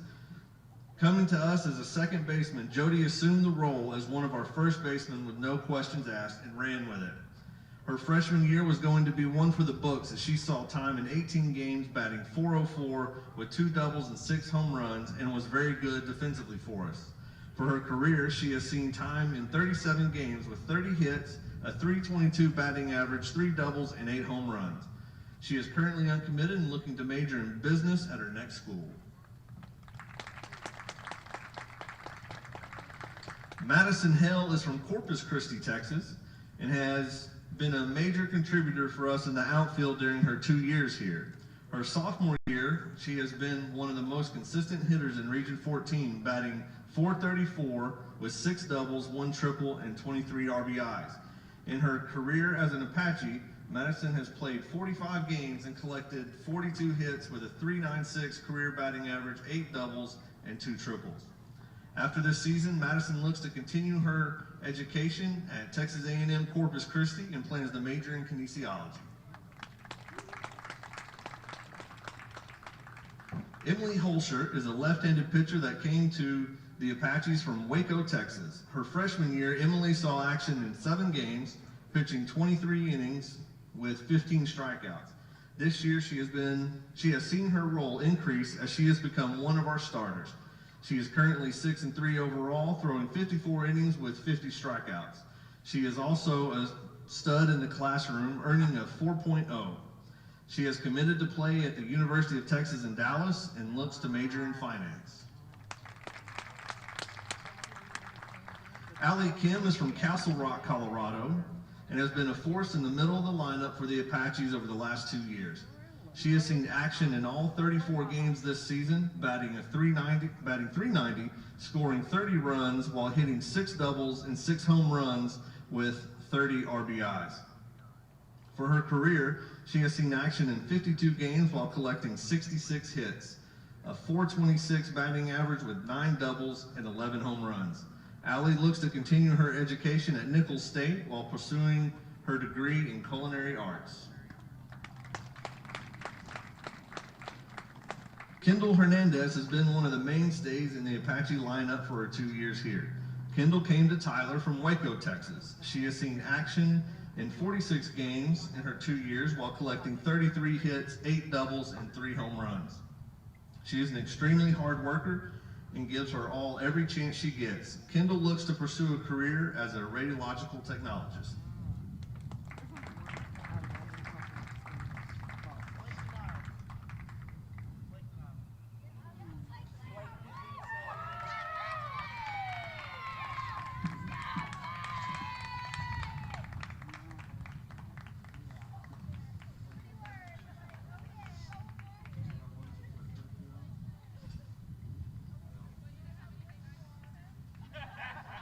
She didn't have anything to say.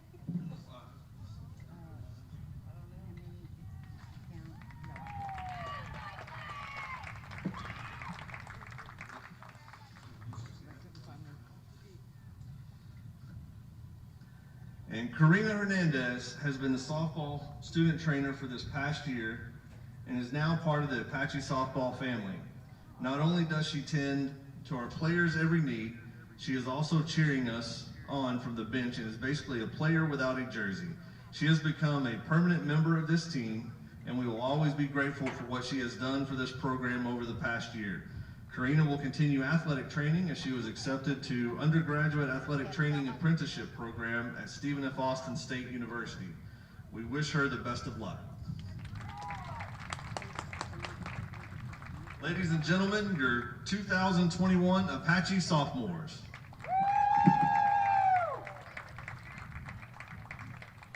All right, what a nice chance for these sophomore players and the sophomore trainers to share with their families and the fans here, the other families of the other parents as well. They're going to take a group shot here as all these sophomores. It looks like they got a nice, I don't know if that's an action, it looks like they got an action picture for all the girls framed up and matted up for them. And so these are some photographs and some days that you will never forget. These girls, not very long from now, won't be playing college softball, and they'll remember this day and these years of their life for the rest of their life. So congratulations. I'll read their names off once again. Hold on. I got you. Hold on. Blakely Niles was one girl that was not, we didn't have a script on her, so we apologize for that. Malaya Alvera, Brecklin Dennis, Riley Burke, Grayson Long, Jody DeHart, Madison Hale, Emily Holscher, Allie Kim, Kendall Hernandez, Blakely Niles, and Karina Hernandez, the trainer. Congratulations to those sophomores. As they still have some softball to play, but they decided this Whitehouse High School might be a good venue to do the sophomore day on a Sunday afternoon against the LSU-Eunice Bengals. So congratulations to these ladies and these families who celebrate a couple good years. Some of them 3 years here because of the COVID scenario.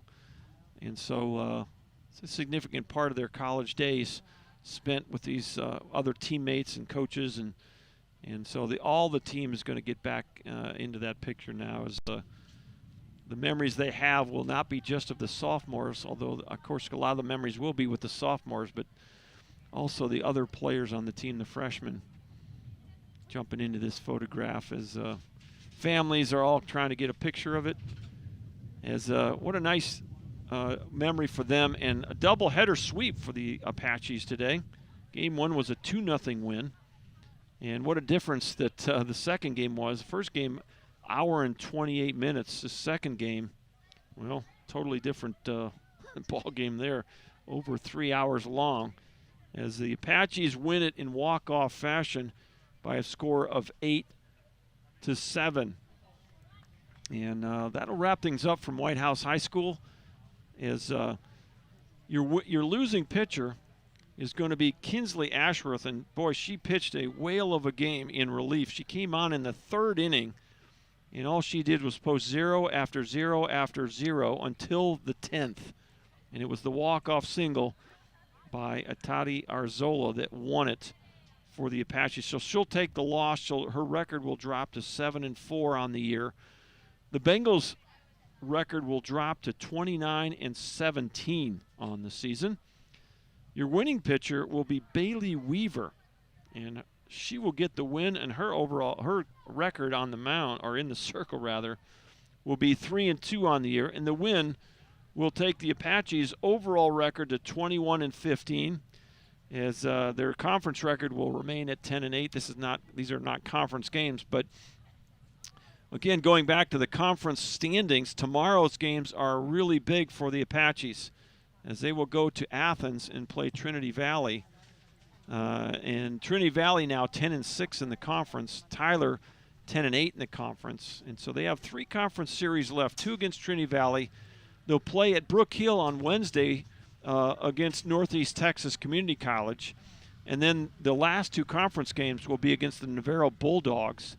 And Navarro right now at 6-6. And so a lot of important, 4 of those 6 are going to be really, really important games against teams that are really clustered right in the middle of that Region 14 Eastern Zone. So Bossier Parish kind of running away with it at 17-1, but everybody else is going to be jockeying for the seeding in the postseason tournament in the next week and a half or so. So still some softball to play for these sophomores and for the freshmen. But what's next on the docket for let's look at, we talked about it earlier in the broadcast, but the Bengals, boy, it doesn't get any easier for them. They go over to Bossier Parish tomorrow and play a doubleheader. And if my internet will come back on, here we go. Let's see what time that game starts over in Bossier Parish. Doubleheader against Bossier Parish Cavaliers. That's a 2 o'clock start.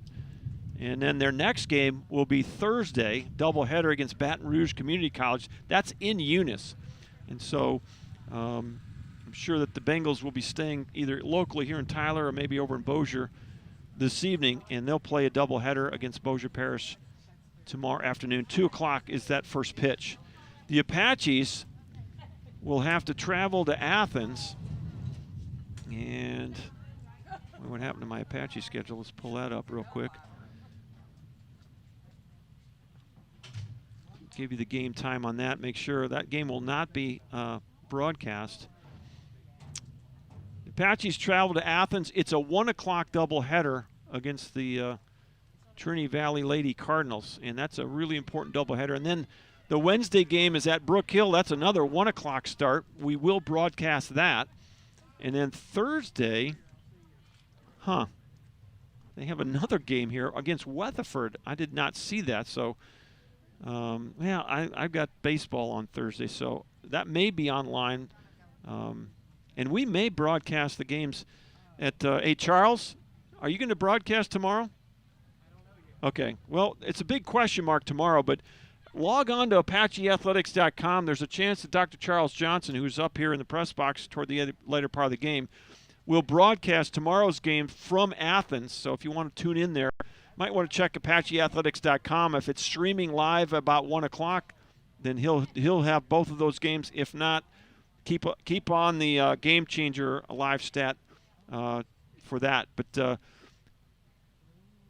doubleheader tomorrow, doubleheader Wednesday. It's a busy week of softball for these ladies, as they'll be playing a lot of games here in a short amount of time. But today, it's a doubleheader sweep on Sophomore Day from Whitehouse High School. Again, thank you to the Whitehouse administrators for letting us play this game, or these games here, at a beautiful facility here at Whitehouse High School. So that'll wrap things up from Whitehouse. This is Dr. John Groth. And for the whole athletic department at Tyler Junior College, that would include Mr. Kevin Vest, the athletic director. Kevin was out here today. Enjoyed seeing him out at the ballpark. Captain Chuck Smith, what a help he was here as he did the scoreboard for both games. And then, man, Derek had to leave for the soccer game. He's a soccer assistant coach, so Chuck was doing double duty up here in the press box. Big shout-out to Captain Chuck Smith, the associate athletic director. Miss Kelsey Weeks, Miss Jordan Jones keeping everybody on their P's and Q's from Wagstaff Gymnasium. And, of course, Mr. Derek Talcott, who did a great job on the PA. Dr. John Gross signing off from Whitehouse. The Apaches win a doubleheader by a score of 2-1 in the opener, and they win it in walk-off fashion, 8-7 in 10 innings in the nightcap. Thanks for watching. Thanks be to God who gives us the victory through Jesus Christ our Lord. Until next time, so long, everybody.